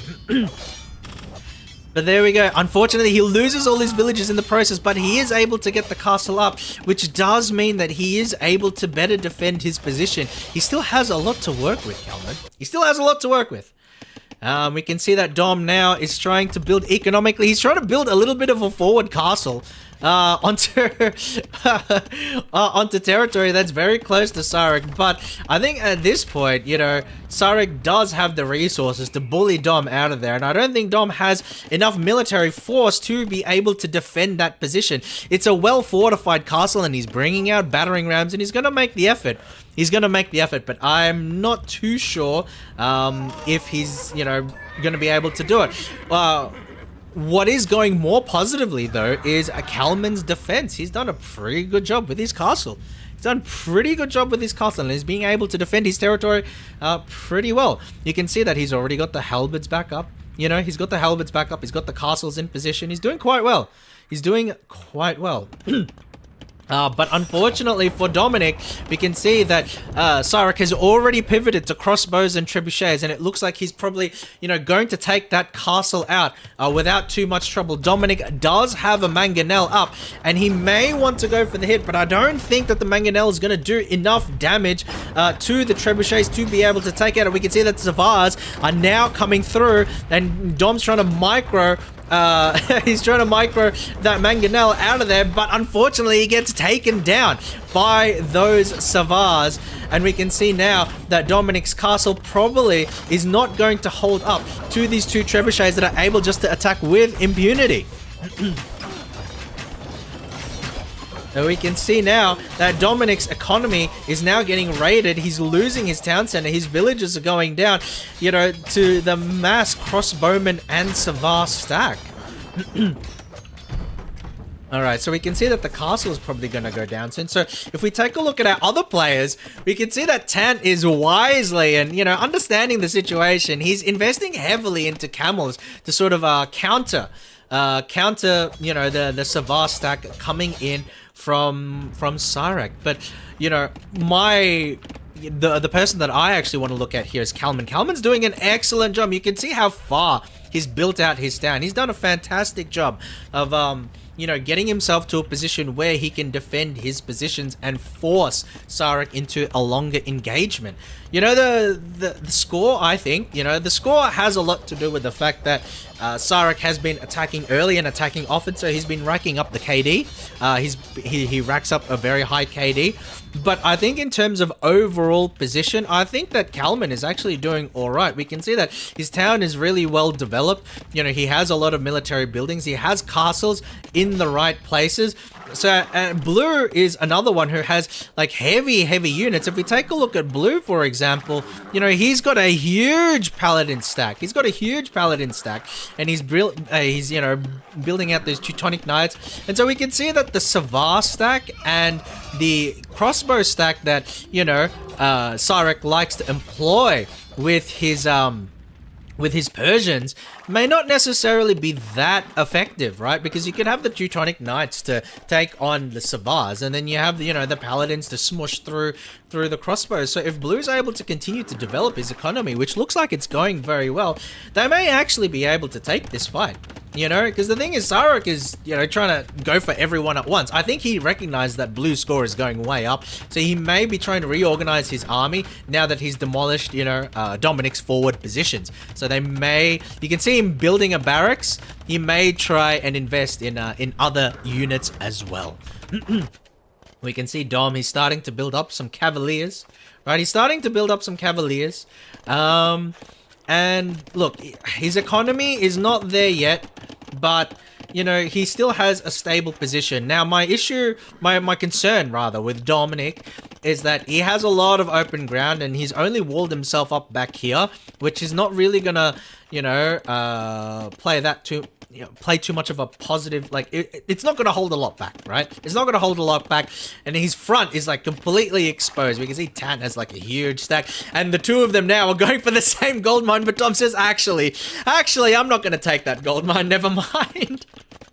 Never mind. So we can see now Blue's got a huge army there. I think he's pretty much set. Kalman is also set. So I think with these three, we have Tant, we have Blue, we have Kalman. I think that these three are the competitors that have made themselves, or they've gotten themselves to post-Imperial. They've survived the early game, and now they can probably, if they decide to gang up on Cyric, they can probably beat him by going a 3-on-1. You little shit! Oh, hello? Hello? Sorry. Hello? Welcome. Hello.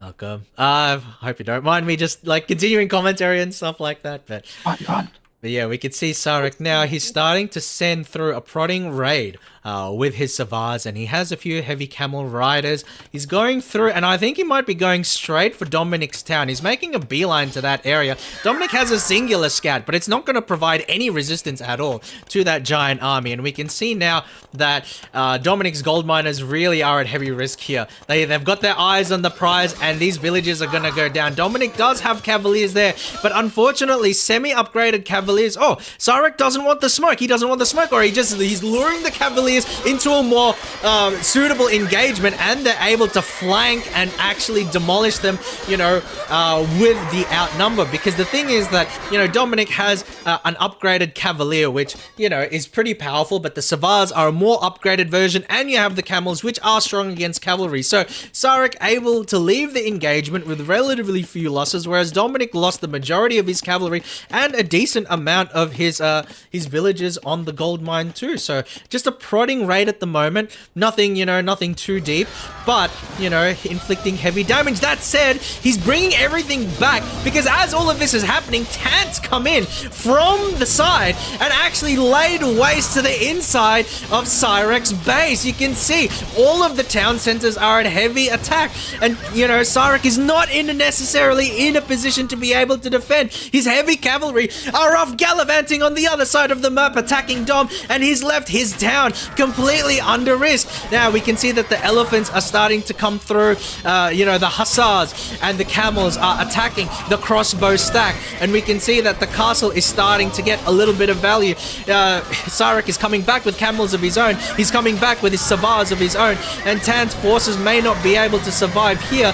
You know, Cyrek did a wonderful job garrisoning all of his villages into the town centers to prevent a maximum amount of damage, but this raid may have, you know, sent a little bit of a shock to Cyrek's system, because they did a very effective job in, you know, that surprise attack. Now, Cyrek has successfully been able to push back Tant's offense, but if we take a look at Tant's town, he's already regenerated the overwhelming majority of his units. We can see he's still investing heavy into camels. He's got a few pikemen, and so what I'll say is that he's probably going to need to invest into some siege to be able to take out those castles, because at the moment, I don't think those camels have the capacity, but it seems like there's a little bit of coordination between some of the players. You know, garbage goes in, garbage goes out, because as Tan leaves the battlefield, enter Kalman. Kalman's coming in. He's got halberdiers, he's got his arbalest, and they're just taking the external parts of Cyrek's town.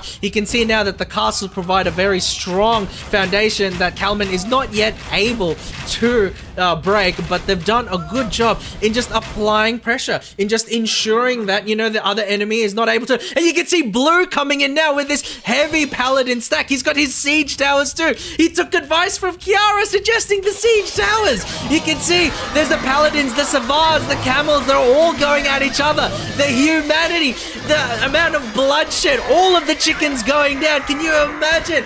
But we can see that Blue easily disposes of the Savars, easily disposes of the camels, and now he goes after the castle. He goes after the castle right as Kalman continues his attack, and we can actually see that Tan has a very, very sneaky stable on the side right behind Cyrek's base, so he might come in for an attack too. We can see that Cyrek has now pivoted to elephants, but it's actually a 3v1. He's being attacked on all fronts, but we can see that there's starting to be an engagement between Kalman and Blue. They're actually going after each other as well. There is no honor among thieves. There is no alliances. There are no friends amongst KFP. It's all or nothing. It is free for all. There are no there's no honor among thieves, because just as soon as we see all of these would-be allies protect each other and, you know, simultaneously attack Cyrek, they go ahead and attack each other too, inflicting heavy casualties, which allows Cyrek the space that he needs to try and build another defensive castle, move his siege out of the way, and potentially save the town. But in saying that, Blue's Paladins have inflicted heavy damage to the extremities of Syrex, we can see as well that Kalman is continuing his attack. It's just a very light attack, light prodding attack. Blue's focusing in on Syrex Siege and will easily, handily be able to take out those trebuchets. I just hope that Blue is continuing to produce units. I just hope that Blue is continuing to get resources, because once his units start to run out, then he may run into an issue where he's not able to continue the fight. And we can see there may be a bit of a miscommunication with Tan and Blue, but they get out of each other's way at the last second. They swerved. It was like they were on a collision course on the road and they swerved at the last second because they wanted to make sure to attack their common enemy, Sarek. The enemy of my enemy is my friend, and you can see Sarek, he's pumping out militiamen. What's going on here? Is this BM? But he's got the halberdiers as well. And they will trade favorably into those camels. But unfortunately, the pathing, the AI is not going that well for Sarek because he's got low numbers and the halberdiers are not getting the kind of damage out that he would like. So we can see he's on pressure from all fronts. Tant is there with camels. Kalman is still there with the arbalists. But unfortunately, it seems like as all of this is happening, Tant is going in for a Hussar raid. And they're actually just going after the economy, stalling the economy, not giving Sarek the opportunity to continue to build, to continue to defend himself.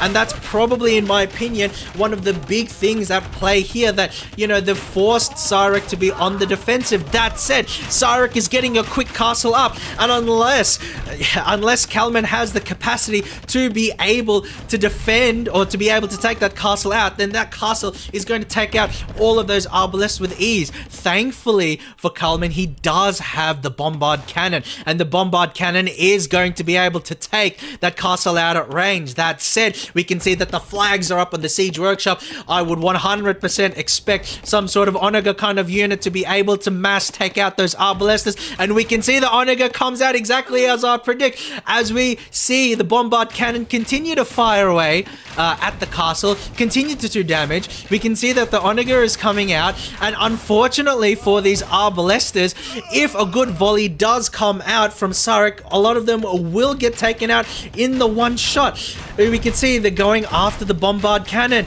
but they've lost one of the siege Onagas, but they've lost the bombard cannon as well. So Kalman no longer has the ability to pressure that castle. Oh my god. And we can see that Sarek, with the micro, doing a combination with the castle and the Onaga, being able to force Kalman back. So he's actually been able to defend his territory despite all of these attacks.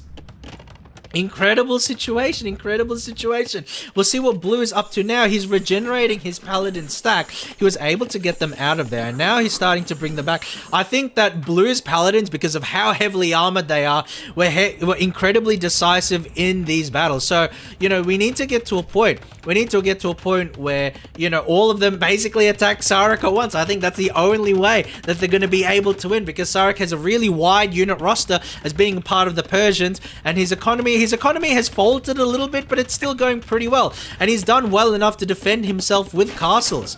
So it's going to be actually pretty difficult for the other players to be able to break through unless they invest heavily in siege. We can see as well, Sarek building a market, probably looking to float and trade resources. You have a lot of food, you probably have a lot of wood, you get a decent amount of gold. If you need stone or if you need gold, then that's what the market is for. And right now it seems that everybody is on a little bit of a stalemate. So Sarek has been able to defend his position against 3 players at once. Very impressive. But we can see a lot of these players, they're building around each other. We can see Dominic on one end with siege, and I think they're going to go in and do a little bit of the sneaky in the back end. We can see Tan, he has all of his camels there. We can see Kalman trying to bring in siege, and I think Blue is still back at his base, but they might get to a point where they'll start to build there too. So we can see now that Kalman and Cyrek's forces are now engaging with one another, and that Onaga thankfully for Kalman, has enough HP on those Arbalesses to eat one hit from the Onager. Otherwise, he would have lost, like, you know, half a dozen guys. So, you know, the bonus, the civilization bonus coming in clutch for Kalman there. We can see that Sarek is starting to engage now with some crossbowmen, but he doesn't have the capacity to break all of these guys. But now we can see that the Savars are coming in and they're making a beeline for the bombard cannons. Can Kalman protect them with his halberdiers? He has a whole bunch of halberdiers to fight off those Savars, but they go right into a bunch of halberdier stack coming in from Sarek as well. So thankfully Kalman is able to protect, you know, the bombard cannons, but only momentarily, as he loses the last of his bombard cannons and he's forced to move back to his defensive position at the castle. So Sarek does not have the capacity to push on that castle at this point in time, but he's done a very good job at pushing back all of his foes that are, you know, almost attacking simultaneously. We can see there's a little bit of infighting going on between Tant and Dominic. Yeah, they've got the Hussars and they've got the Rams, but they're gonna need the Rams if they want to combine together to beat Sarek. But I'm impressed with Sarek. I mean, that's just the difference between someone who plays, you know, a whole bunch of ranked, right? A whole bunch of ranked, because pretty much everybody in this particular game outside of Tant has not played ranked, does not play ranked, is not a ranked player. You know, you don't play ladder. So, you know, Sarek is the sole ladder player in this game, and his skills and his ability to adapt on the fly and defend quickly and react quickly and push the aggression and push the tempo is really coming to play here, because essentially we can see that several players have come out, you know, and these guys are not allies, but they've gone ahead and, you know, for the sake of taking Sarek out of the game, they've banded together, you know, all of their bases right next to each other, but not attacking each other, and they're all attacking Sarek, and Sarek is somehow managing to hold his position. Very impressive, but we can see now, no, we can see there's a bit of friendly fire with Kalman's cannon auto-attacking some of Tant's guys. This is so hectic. There's so much action. We can see now that, you know, they've finally been able to coordinate a little bit better. And Tant moves his camels out of the way, you know. Kalman moves his bombard cannons out of the way, and it looks like everybody, you know, they've got their game face on, they've got their plan going on. Kalman, unfortunately, loses his trebuchet, and if you hear that in my background, that's because I've got the frame open up for the Kiara stream, so hopefully we can wrap this game up soon, ladies and gentlemen, so that we can go ahead and watch the Guardian phone collab. But we can see now that Tant has retreated back to his castle and his defensive position, and Sarek looks like he's committing to Kalman's castle with these halberdiers, and they're not going to do too much damage. But, you know, at this particular point, you have Blue coming in with those paladins. It's crusading time. So everyone looks like they've gone in, and Dominic, as all of this is happening, has snuck in and started taking down the castle with the Rams. The garrison Rams that have units inside. He's going in and taking down the castles one by one. Dirty Dominic strikes again. You can't stop him, but he's got those elephants. Sarek has got those elephants, and he's going to take out those Rams one by one. But what comes out of those Rams? Halberdiers. Uno reverso. Now it's your turn. Call an ambulance, but not for me, because the Rams are still going strong and the elephants are all down. Oh my goodness, the town center goes down, and now we can see that Sarek doesn't have a lot left in the tank because he's being pressed by all fronts. once. We can see that Kalman's going after him. Tant is going after him. Blue's got his paladins roaming the area as well. Cyrek is in a position where he can't fight all of these players off. He's not Hera. He can't win a 4v1. We can see now, unfortunately for Cyrek, he's done so well in the course of the game. I should know. I was his first victim. He's done so well, but he cannot maintain the rage and continue to beat the entirety of the rest of the game. Oh my goodness, we can see here Dominic taking out this town center, and now coming in Blue on the side with the castle. They're coming in with those paladins. We can see Tan focusing in with those trebuchets going after the castle, and unfortunately a little bit of miscommunication again as Kalman, auto attacking potentially some of Tan's units. But in saying that, I think that, it's just about over. We can see that Cyrek is desperately trying to rebuild his town. He's got villages, he's got a castle, he's got archery ranges, so he hasn't given up. We can see that even though his town is ripped to shreds, he too may rise up like the phoenix out of the ashes. But it remains to be seen as all of these players are, systematically, methodically, absolutely just taking their time and demolishing, Cyrek's town. Building by building, farm by farm, brick by brick.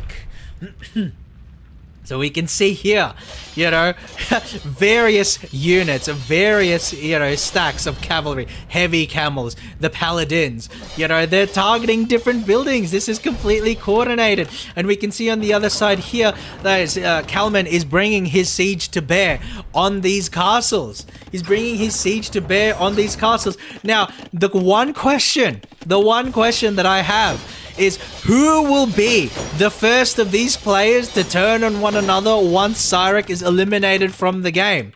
Once Cyrek is eliminated from the game, who will be the first of these players to turn on one another? Who will be the turncoat?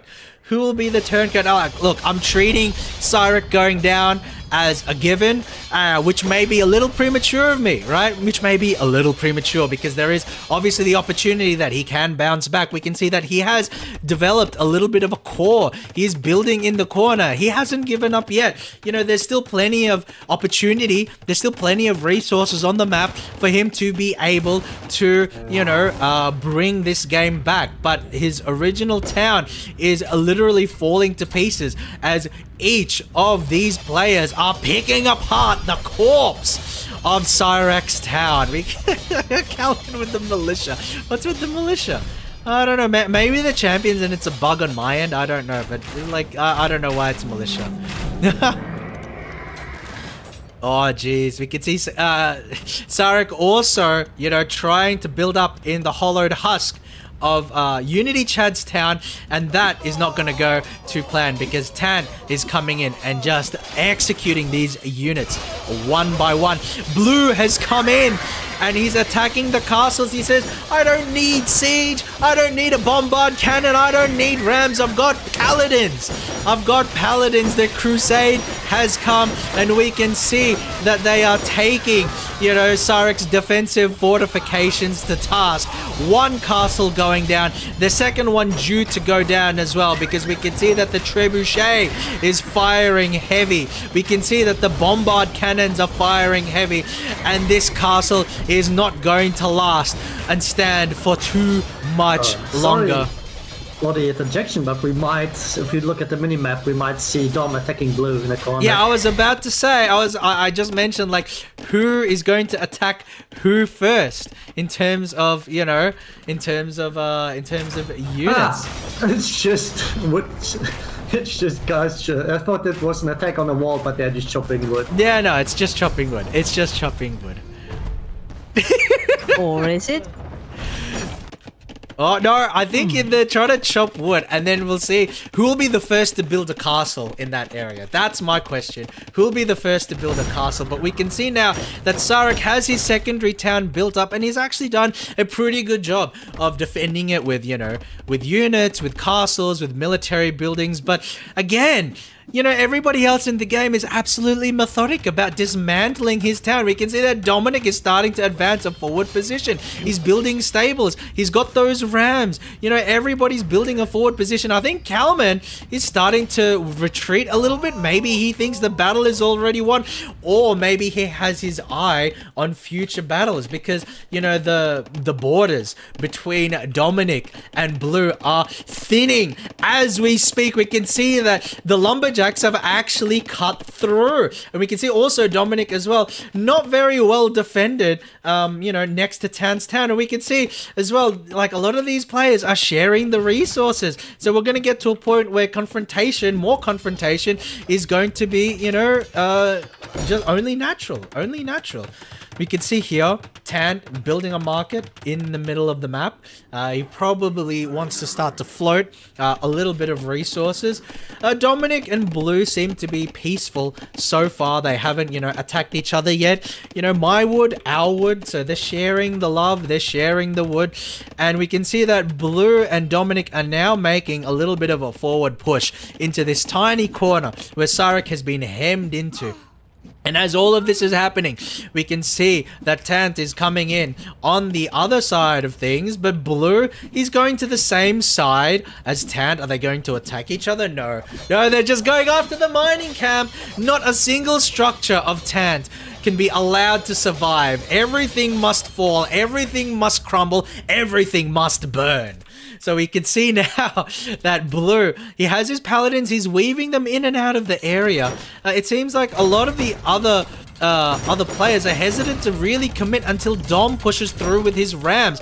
And unfortunately for Dom, he's actually losing a few of his rams here, as Sarek is able to bring through his troops to the wall. But they've been able to punch a hole inside of Sarek's base, and we can see as that happens, everybody commits. We can see Blue coming in with the cavalry, Tant coming in with the cavalry.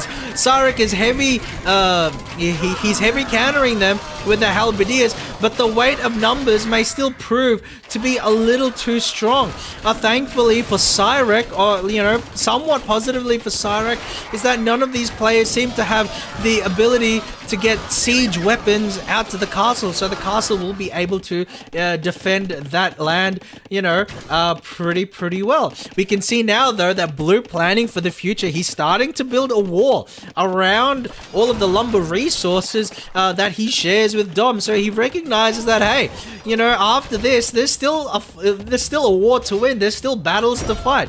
Sarek is just one guy, but there's still 5 players left in the game, right? So we can see now that the last of Sarek's town is being systematically destroyed. We have the rams that it's attacking the castle. We have a whole bunch of units, that are going after the villages. But, Sarek is garrisoning a whole bunch of units in his barracks, so they may pop out at any particular moment and do some damage back on the other end. So these guys need to be careful. And we can see, actually, Sarek, inside of your old town, Unity Chad, inside the husk of your old town, he's starting to build another town center again. He hasn't given up. He has not given up at all. So if I were some of these other players, until Sarek calls a GG, I would still be hunting across the map, because Sarek has actually been able to defend this particular portion of the map thanks to his castle. He has no economy. He probably will lose his town center, but he still has a castle, and more importantly, he has a new town center in the old base of Unity Chad to try and develop, and try and build again.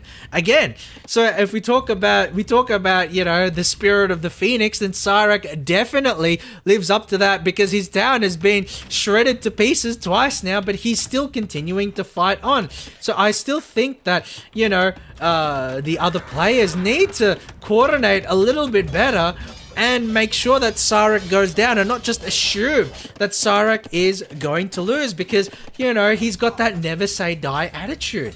Because he could come back. He could catapult his way back. We can see now that he's got enough halberdiers to threaten Tant's camels. And the Genitors are sort of stuck in the corner. So there's not a whole lot they can do. And we can see that Tant, even though he had an overwhelming advantage, he's actually going to lose a whole lot of his units to this. And because of that, you know, Sarek has the capacity to go again.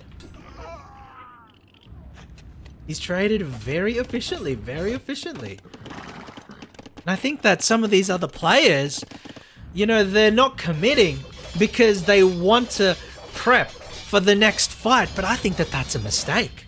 I think that that's a mistake. Okay, we can start to see now. Dominic is continuing his assault on the barracks. I think Dominic, he's got his eyes on the prize. He wants to take out Sarek. He wants to take out, Sarek, and he'll do a good job, He's taking down one barracks, and he'll probably take down the other, but Sarek's already building. Right? So it's not over yet for the Persian player. And meanwhile, we have Blue, we have, you know, Tant, we have Kalman. They're all very, very strong, and they could always, you know, they could easily crush Sarek if they committed. But at this point in time, they're not committing. And I think that a lot of these players are already thinking about future engagements with each other when they should, you know, when they should secure, you know, the knockout on Sarek first. But we'll see how we go. The castle, look, it's being defended by those halberdiers, but there is a chance that the castle will go down. I think Sarek is going to have to work very hard if he wants to defend that castle, but he has been able to take down. The Rams. And so that actually puts Dominic in a little bit of a tricky position, because it means that, okay, so he's got more Rams coming through, but it means that the castle can continue to do damage. Oh, just as I said, that Tant has come in, and he's found that last town center of Sarek, and it looks like he is going to go for the kill, right? He's got his units there, and you know, this town center does not have the capacity to be able to fight them off. But look, you know, Sarek, the plucky guy, he's not giving up at all. He is building out in the hollowed remnants of my old base, and he wants to go.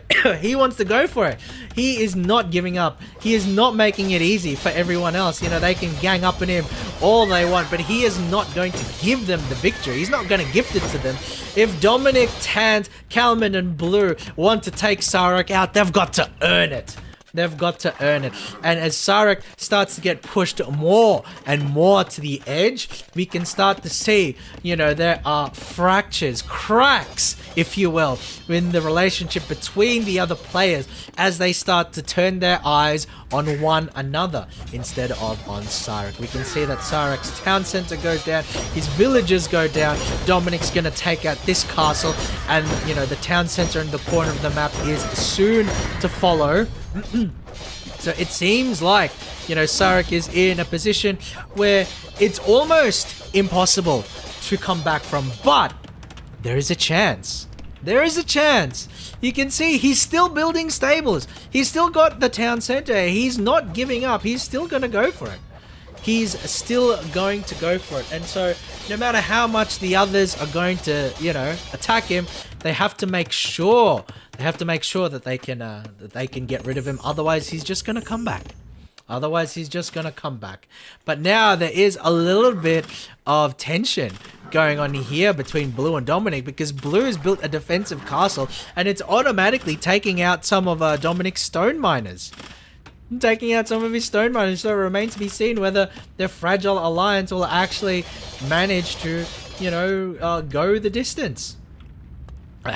Seems like Sarek has noticed that Dominic has a couple of two-handed swordsmen right outside of on the back of my base.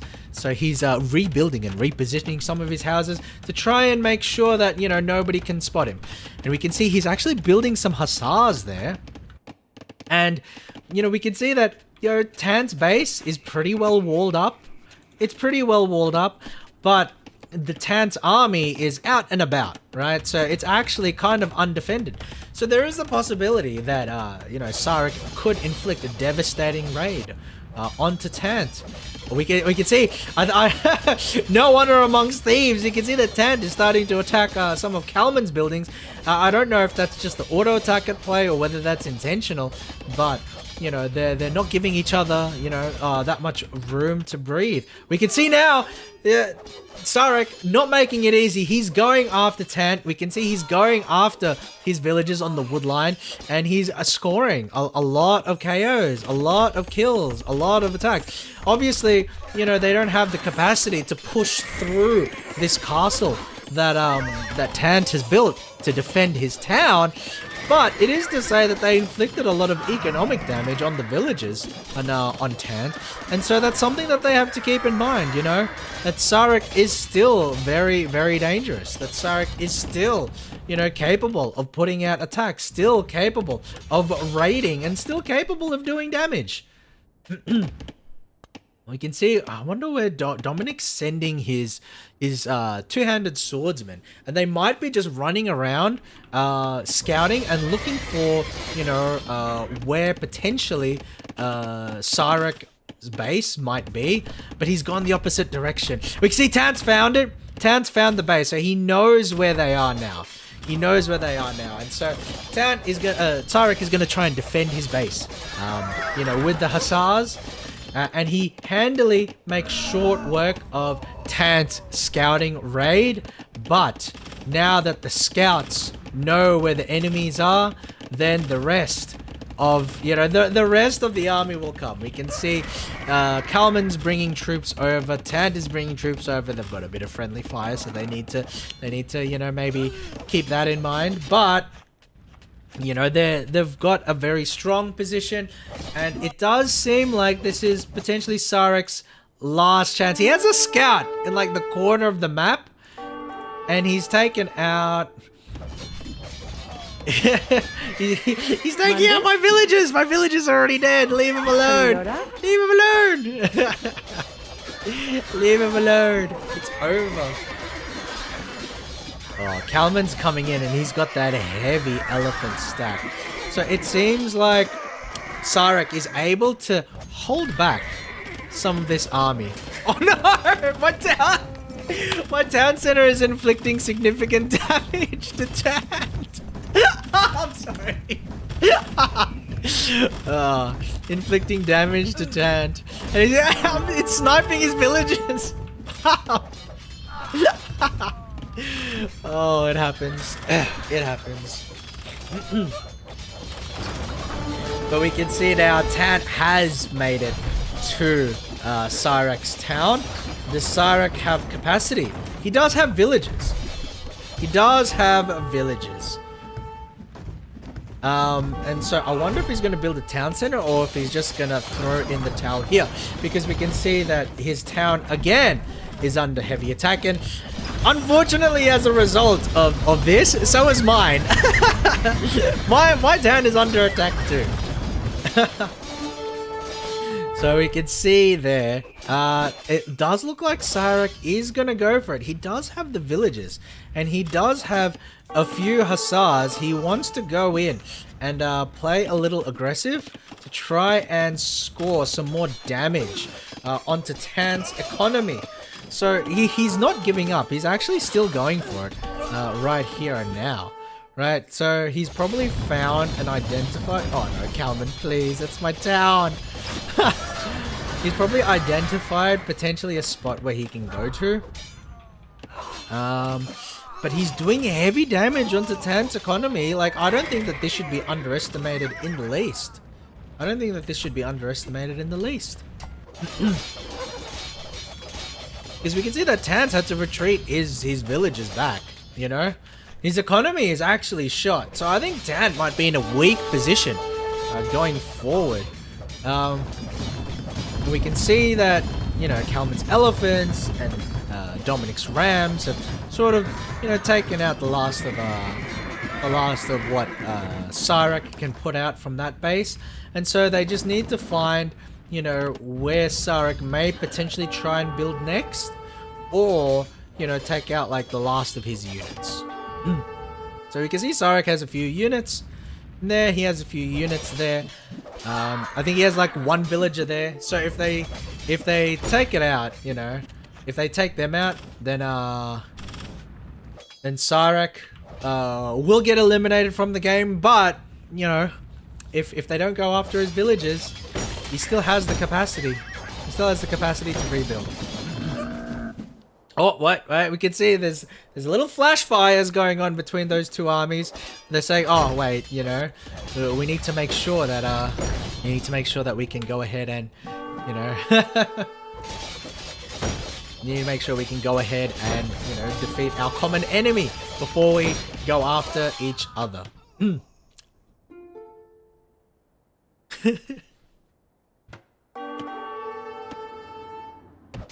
But Sarek, he doesn't have a town center up anymore, actually. He doesn't have a town center up anymore. So I think that, at this point, he's only got his units left. He's only got his units left. So once his units go down, then I think that Tant has resigned. Okay, he's resigned. Tant's resigned.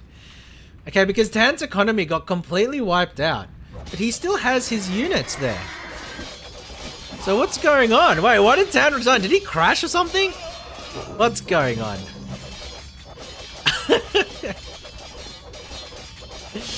What's going on? Kalman resigned as well? But no! It's Sarek is still alive in the game. It's just Dominic. Have they been, have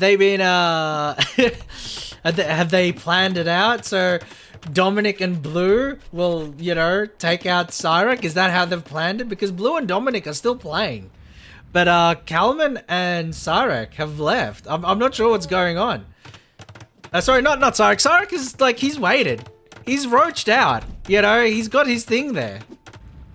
He's got his thing there and he's building the town center now. He's building the town center. So I think that, some of the players may have, been a little bit, a little bit premature in terms of, resigning. Hello. I know I could have won, or at least played for a lot longer, but stream has started, Yeah. Oh, okay, that's fair. That's fair if that's the case. I've got it going on in the background as well. That's fair. Why do I have 2K ping on Discord? Jesus. Oof, I don't know. Yeah. That's wild. That's wild. But I basically just wanted to kill Sarek and then live. He roached out. He hid some units, in corners of the map, and he waited until you left to build a town center. He waited until you left to rebuild a town center. I'm gonna center. head off the voice chat as well and go watch the stream now. No worries. Thank you, Tan. Thank you for coaching and thank you for playing. Thank you for coming along. Really appreciate it. Fun. Thank you. Take care. Take care. Bye. Bye.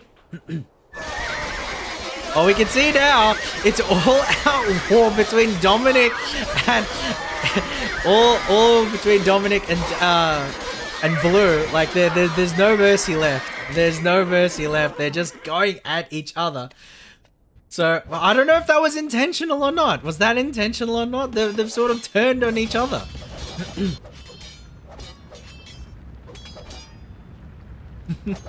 We can see they're Blue. Yeah, they're making the concerted effort to attack each other. I think that, no wonder among thieves. No wonder among thieves. Oh, but he's not attacking his economy, so maybe it was just an accidental play. It looks like Blue has overtaken Sarek when it comes to the lead, but Sarek still has, enough of a position to be able to reverse sweep this situation. Like he has his town center, he's getting up barracks, he could devastate the economies of the other two players. Like I think Blue has walled himself up really, really well, so that may be a bit difficult. But I think Dominic is a little under threat here, right? Because now a lot of these players are like attacking each other, and so what's gonna happen is that it's just gonna leave the door ajar for Sarek to, to come in the comeback. To come in with the comeback. Oh my goodness. Okay, so let's see. Oh, it's just the remnants of my town. Womp womp. Like Kazi says, I'm gonna be mad if Sarek wins because Dom and Blue just kill each other instead. Yes! Yes! Yeah, it's gonna be like the funniest outcome if Sarek ends up winning because like everybody either quit or started attacking each other instead.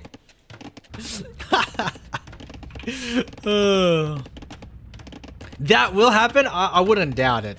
I actually wouldn't doubt it. Sarek has walled himself up here. He's walled himself up. And he's bringing out those hussars. So he is going to do, you know, economic... Like, he's not afraid of doing, like, economic damage. You know, they will come out. And we can see there... Okay, so that's one of Tant's buildings. But obviously Tant's not in the game anymore. We can see that Blue looks like he's scouring the map, trying to look for where Sarek might be. And so I think they've found that, you know, there's only so much of the map that they can do, you know, that they have. And Blue has found the Hussar, the light Hussars coming in from Sarek. Now, Sarek is mass producing this Hussars at an incredible rate, but they still get taken down by Blue's Paladins. Blue has too much of a strong army, but that said, there's spot fires everywhere. Now Dominic's units are attacking Blue's units as well. And Blue might be in a position where he might not have enough resources to continue producing more Paladins and more units. He may have overextended himself depending on how his economy is going. He'll probably need to float gold through the market. But we can see that Dominic, you know, Dominic and... oh, jeez, look at that fast castle. You talk about fast castle as a build order. No, fast castle is this construction. He's attempting to quick wall Blue, and he's managed to push him back. He's managed to save the day for himself. He's actually successfully quick walled Blue. Look, honestly, if you're able to quick wall, then you can't complain when you get ganged up on because you're just smurfing. Like that, honestly, like come on now. If you can quick wall like that, then you can't complain when you get, you know, 3v1 because you're smurfing.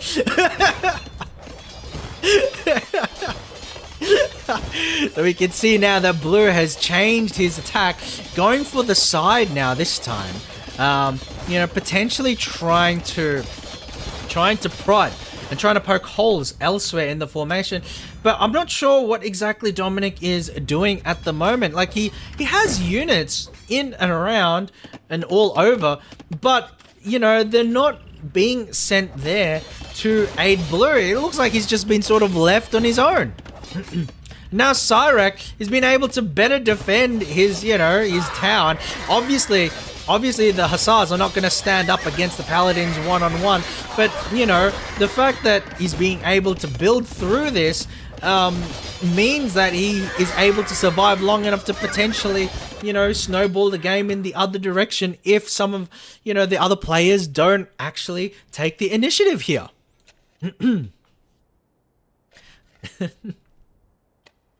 There we go. All right.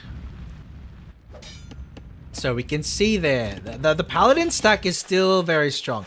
And if I were Blue, you know, here we go with a little bit of, you know, backseating, right? I would try and build, like you have the villages, I would try and build, like if you can make it through the gauntlet, I would try and build military buildings, you know, next to my base so that you can easily, you know, go for Cyrex space. But we can see here that Blue is continuing his attack with the Paladins. Backseating. Yeah, I know, right?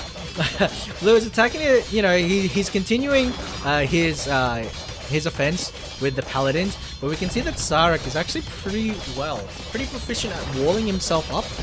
And he has that castle to defend his position. He knows that, you know, Dominic has those Hussars there, but they're not going to be able to break through, right? They're not going to be able to break through that castle. They need siege. They need the Paladins and they need the siege, right?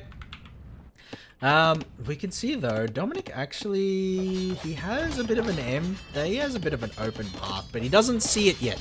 He doesn't see the open path yet. We can see that Blue's coming back with those Paladins and they will chase down those Hussars. Now, the real issue is that because the remaining two players don't have siege, you know, and I don't know if they have the gold for siege because we're in the middle of like trash wars right now. They need to float some of their food and some of their wood into gold so that they can get trebs out so that they can poke the castle from a distance, because blue's paladins, if they maintain, you know, they'll do fine, right? Those paladins will last for quite a while, especially if you replenish them or heal them up with a monk. But the issue is going to be that, you know, if you can't get to the castle, then you're just going to be in a constant situation where you're getting chipped away. You know, Sarek is just going to continue making hussars until the cows come home, right? He's just going to continue making hussars. He's just going to continue raiding. And it's going to be bad for Blue and Dominic if they don't push the pressure, you know, with appropriate units. I think Blue, unfortunately, is losing quite a lot of units here to this castle from Tan. I think he should try and, you know, see what he can do with the micro, because this is heavy damage. This is heavy damage. This is no good. This is no good for Blue. I understand the need to scout, but he's losing so many units as a result of that stray castle, which is, you know, a terrible situation. Thankfully, Dom is able to build a castle. He's able to, you know, build up his units, and he has some siege there. So we'll see if Blue is able... Yes, we can see. So Blue has managed to make it around to the other side. This quick building is like insane. So the way that Sarek has managed to quick build is very impressive, I'll say. Very impressive. Very impressive. They take down the stable, but then the lack of siege means that Blue can't push his position. You know, he can't push his position, and now Sarek can try and just swarm the area by sending hussars through the other end. And so Dominic actually needs to coordinate. If they want to do this, they have to coordinate. They have to push with siege now. They have to force Sarek to defend on the other side so that Blue can come in and finish the job. You know, and so we see Dominic coming through. He has some hussar units, but he might lose the siege ram, which is like the important unit to play here. Okay, so they've taken down the house, but as a result, he is going to lose his one siege ram. I would suggest he's massing up siege rams on the other side. At this point in the game, if he does not have the resources for trebs, I think Batards might be a decent idea if you just want to burst down damage quickly. Oh, there we go. The rams are coming down all at once. The houses coming down all at once. Sarek building yet another layer of housing to try and fend them off. Dominic needs to make sure that the rams are actually attacking and that they're not, you know, they're not covered by all of the things. We can see holes come through. Very nice from Dom. Very nice from Dominic. Now, where's Blue? Where's Blue in all of this? I think he sent his units back and he's recovering. And they're taking out Sarek pretty handily there. Sarek has done a good job of building his walls, but Dominic, I think, unfortunately, he's sort of pushed his hussars, microing them away from the rams, and it's, you know, they're under threat here. I think they're under threat here. These two hussars are going to do big work, big damage. So they need to go and defend them. All right, now they're in. They're in now, so this is going to be big for Dominic. He needs to push the pressure, and he needs to be able to take the town center first and then the castle. Prevent the ability to create more villages, and that might be, you know, after everything, after all is said and done, that might be the end of Sire. Depends, though. Now, Sarek's even taking out his villagers to try and take out these siege rams. He is not going down without a fight, ladies and gentlemen. So they've taken down the town center, but they're not going to be able to take down the castle at this rate unless Dominic can produce more units. Yes, they've got enough there. He's got a huge amount of villagers there, and they're able to defend the castle. They're just body blocking these rams, and they're able to defend the castle. But they've lost potentially a lot of villagers as a result. Dominic needs to come back. He needs to continue attacking. And I don't know what Blue's doing at the moment. They're licking their wounds, but they're not coordinating at all. And it's going to be a position where Sarek may be able to even bring this partially back. This "we're so back" / "it's so over" cycle continues yet again because another town center is going up. He is absolutely not giving up on this. And he's got the market there too to float the resources. There's still so many vills. Yes, they need to coordinate to be able to take this team out, you know, instead of, you know, fighting amongst each other.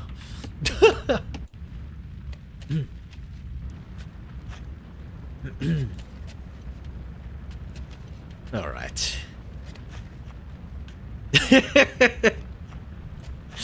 I don't blame you. I'm watching too. Alright, so here we go. So, we have a little bit of a reprieve from both teams, right? We have a little bit of a reprieve. There's a little bit of like light action, but nothing major at the moment. I do think that Dominic and Blue need to coordinate to be able to win this. Because look, you know, Sarek is rebuilding every time, but he loses ground every time. And he doesn't have the same level of resources that the others have access to. So they need to make a concerted push.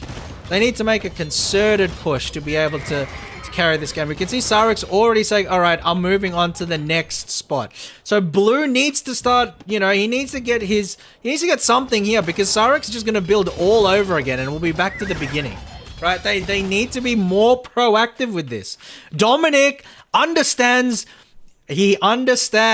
like the need, because he knows that Sarek is going to try and come through.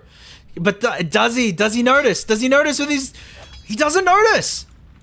He doesn't notice with his hussars. Oh my god, he had the perfect opportunity to head off the villagers, but he didn't notice them. He didn't know, he lacked the critical information. Oh, jeez, that's gonna be rough. That's gonna be rough, because Sarek is gonna come into the corner. But how far is Sarek going to go? Because he's going to go close enough that he's going to run into Dominic's villagers. There we go. He built it right there where there's nobody there. So he's going to start all over again. And he's just going to abandon this. He's just going to abandon the site. He's not going to bother. So if the Rams come through and then they take out the castle... Oh, he's got the market, but no town center. Maybe he doesn't have enough resources. Maybe he doesn't have the resources to build another TC. He looks like he's running in. They're building. He knows that the wood line is there, but he sees that Dominic's villages are there. So are they going to build in the same time? Oh my god, you can see them run past, but they'll catch the lion. So the lion is going to start attacking some of these guys. How much damage is he gonna do? Oh, he's done a good job. He's done a good job of microing those lions. So he has the market to float the resources. So even if this castle goes down, Sarek probably will have the capacity to build again. Jeez, and I don't think Dominic noticed. You can see the blues coming across, and he might have the same idea where they want to take out the castle, but they missed the villagers. They missed the villagers. Hopefully, they missed the market too. I think a lot of the players are, you know, they have the right idea, but they're not, you know, they're not paying close enough attention to the movement of their units. They're not paying close enough attention to the movement of their units. They're just sending them places and not really paying attention. And that could prove to be a fatal flaw, because you can see that Dominic is, you know, his villagers are dying to Blue's paladins. But actually, if they just move over, they'll be able to see the last of, you know, Sarek's, you know, villagers. Oh my god. That's wild. That's wild. Let's see. Is Sarek going to build a town center? Let's see. Or is he just going to, you know, just leave it? Because he has the capacity, I feel like. He may have the capacity. You can see, look, they're just there. They're just there. Alright. There we go. And we can see now, Blue's Paladins, they're just roaming through. They're not really doing anything. They're just roaming through. And Blue does have plenty of Paladins, though. He does have... OMG, he does have what it takes to win this battle pretty comfortably. Like, Sarek's units are just in the corner there. But he's got more villagers. What the heck? Where did these guys come from? He's got villagers.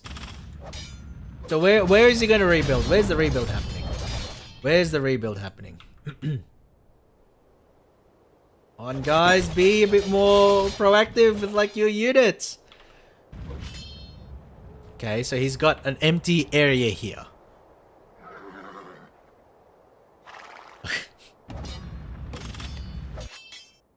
Like, you can check the mini-map for these sorts of things. Oh, wait, they're building a mining camp?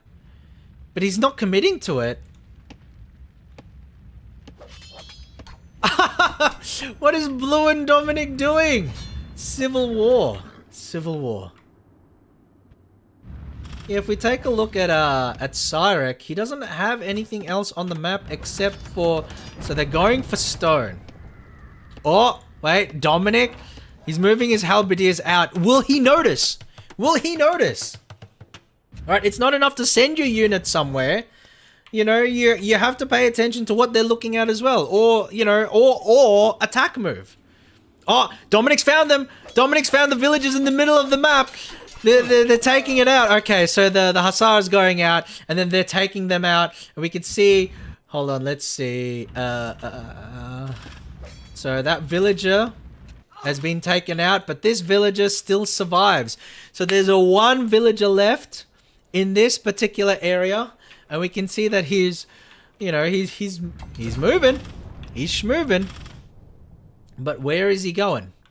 This gold mine. He's gonna build the gold mine there.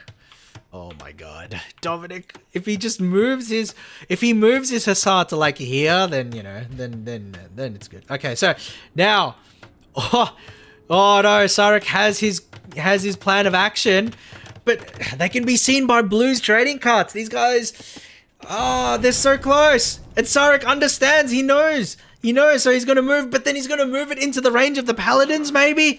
Oh. This is like on a knife's edge. He's gotten away with it. He's gotten that. Sarek understands that he has nowhere to go. He's got nowhere to go. Alright. Let's see.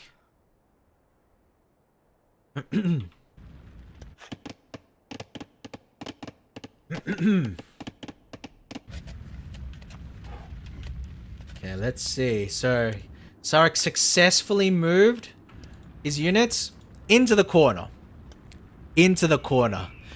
But I don't know what he's going to do with them. He has his gold miner there safely mining gold. He's trying to scout with them. And we can see that Blue, you know, he's got a miner there, so he doesn't want to engage. He doesn't want to push. He doesn't want to push. Blue's like running around with all of his units. Okay. So what's going to happen? Sarek is still going at it. Stalemate of the century, and Blue is just going off, and Dominic, he says, you know what? It's time. It's time for the Civil War. It's time for the Civil War. What the heck? What is going on? What kind of a game is this? Holy shit.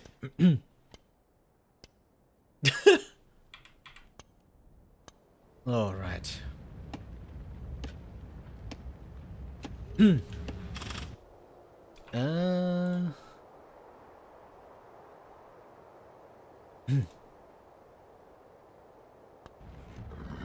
Oh, no, Sarek's villages have been found. They have been found, unfortunately. What? They're attacking each other instead of... Okay. So the last of Sarek's villages, almost the last of Sarek's villages have been found and killed, but there's still one gold miner left near the middle of the map. So this is almost it, ladies and gentlemen. Raid boss down? Question mark? Almost. Sarek is moving that villager. I'm not sure what he's going to do with it. I'm not sure what he's going to do with it. You may just leave it in the middle of the map. Or... Bruh. He's building a town center in the middle of the map. Can you believe this? Imagine a town center in the middle of the map. I can't believe it. This is crazy. Oh, Jesus. Well, Dominic does have the outpost. I feel like Dominic is so close to like seeing it as well. He's so close to seeing it as well.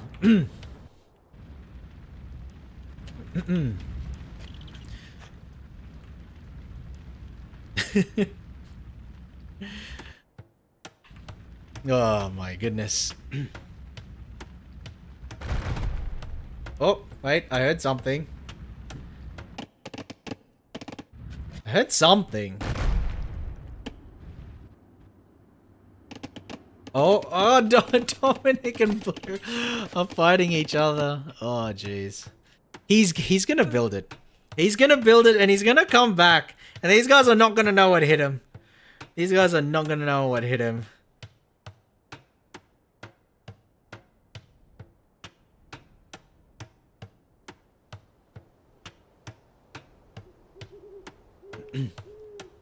Here we go. Here we go. He's built the town center. So we start again, friends. We start again.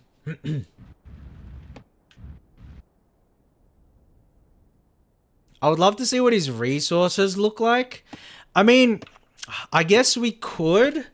I would need to leave temporarily and then come back with I would leave temporarily and then come back as a spectator because I'm actually in it, you know, as you know, my game. Spectator mode is disabled. Ah, okay. Never mind then. Never mind.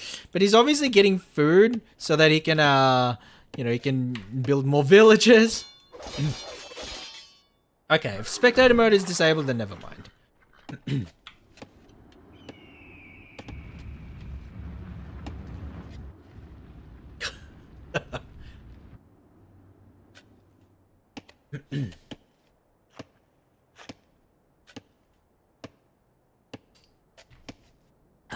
There we go.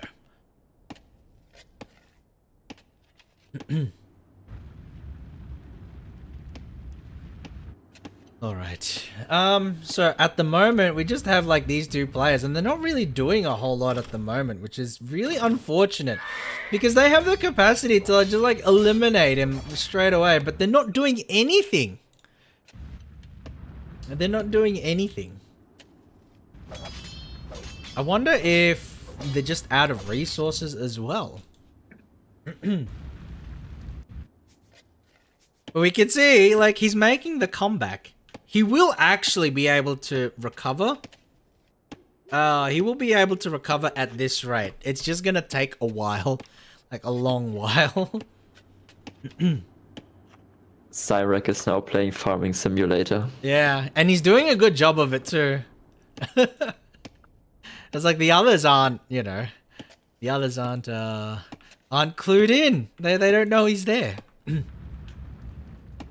Kind of amazing how he's been able to shove himself inside of Tant's base. That wasn't me. I didn't do anything. That wasn't me. Like, I could see that, but that wasn't me. So I don't know who put the ping, but it wasn't me.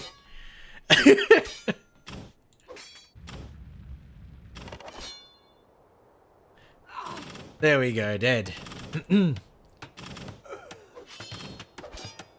Alright. But it seems like they do know where he is now.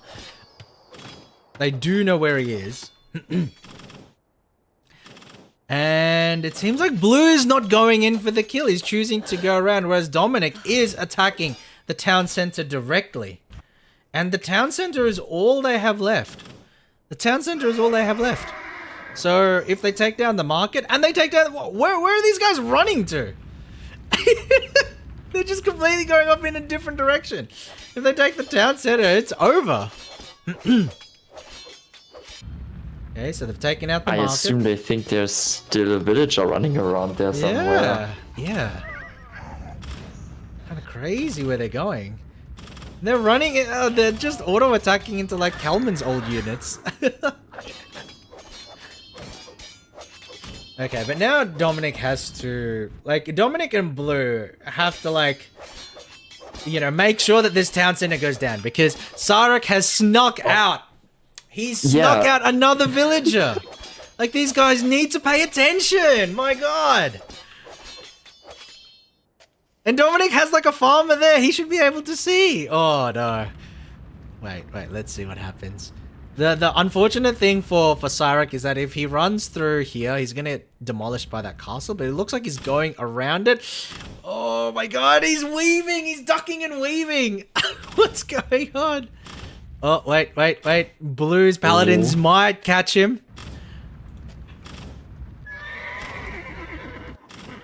Blue's paladins might catch him. Oh, Dominic's castle's found him. They know where he is. Yeah. They've caught onto him. They've caught onto him. Yeah. And now Dominic is starting to send more units, and I think that will probably be close to it. I don't know. It depends if Sarah can sneak out, you know, another villager. Another one. and another one.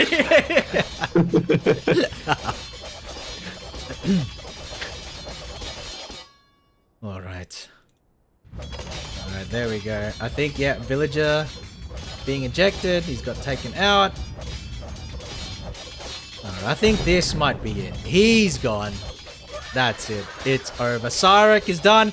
And now we have the war between Dominic and Blue. I was mid-sentence.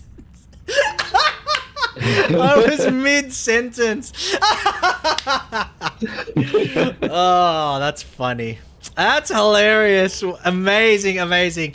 Raid boss down. Now we can wipe. GG.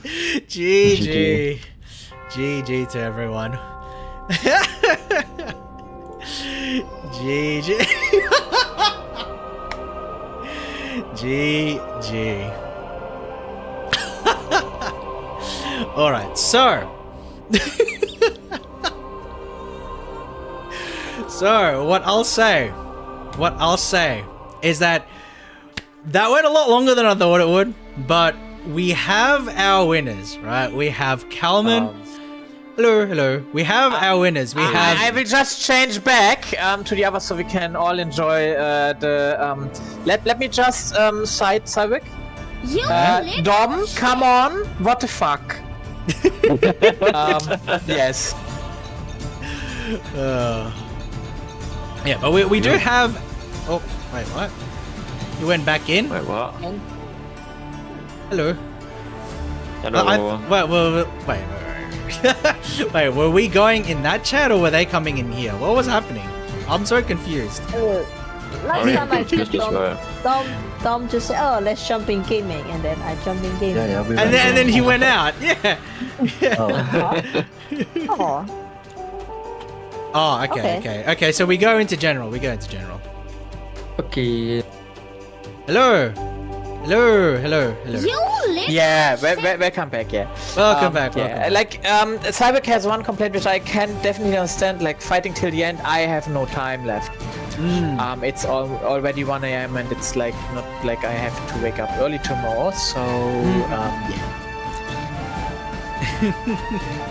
But so I do want to say we have our winners for today. So we have the winners for the tournament. So we have Crayons and we have Kalman as our winners. So congratulations to those two. I've already gifted golf clap. I've already gifted Kalman a copy of Beyond the Dawn, and I will also, well, since Crayons already has it, I guess I'll be gifting it to Dom. So you can expect that, momentarily. But look, I want to thank everybody for coming along. Thank you so much. Really appreciate it. So I will end the stream here. So I just want everybody to know, thank you for coming along, and I hope that we can do more tournaments like this in the future. But yeah, thank you for coming. Wouldn't have been the same if it wasn't for all of you. So thank you so much. Take care, and I hope to see you around another time. Thank you. Yeah, thank you for commentating. Yeah, and I have to go.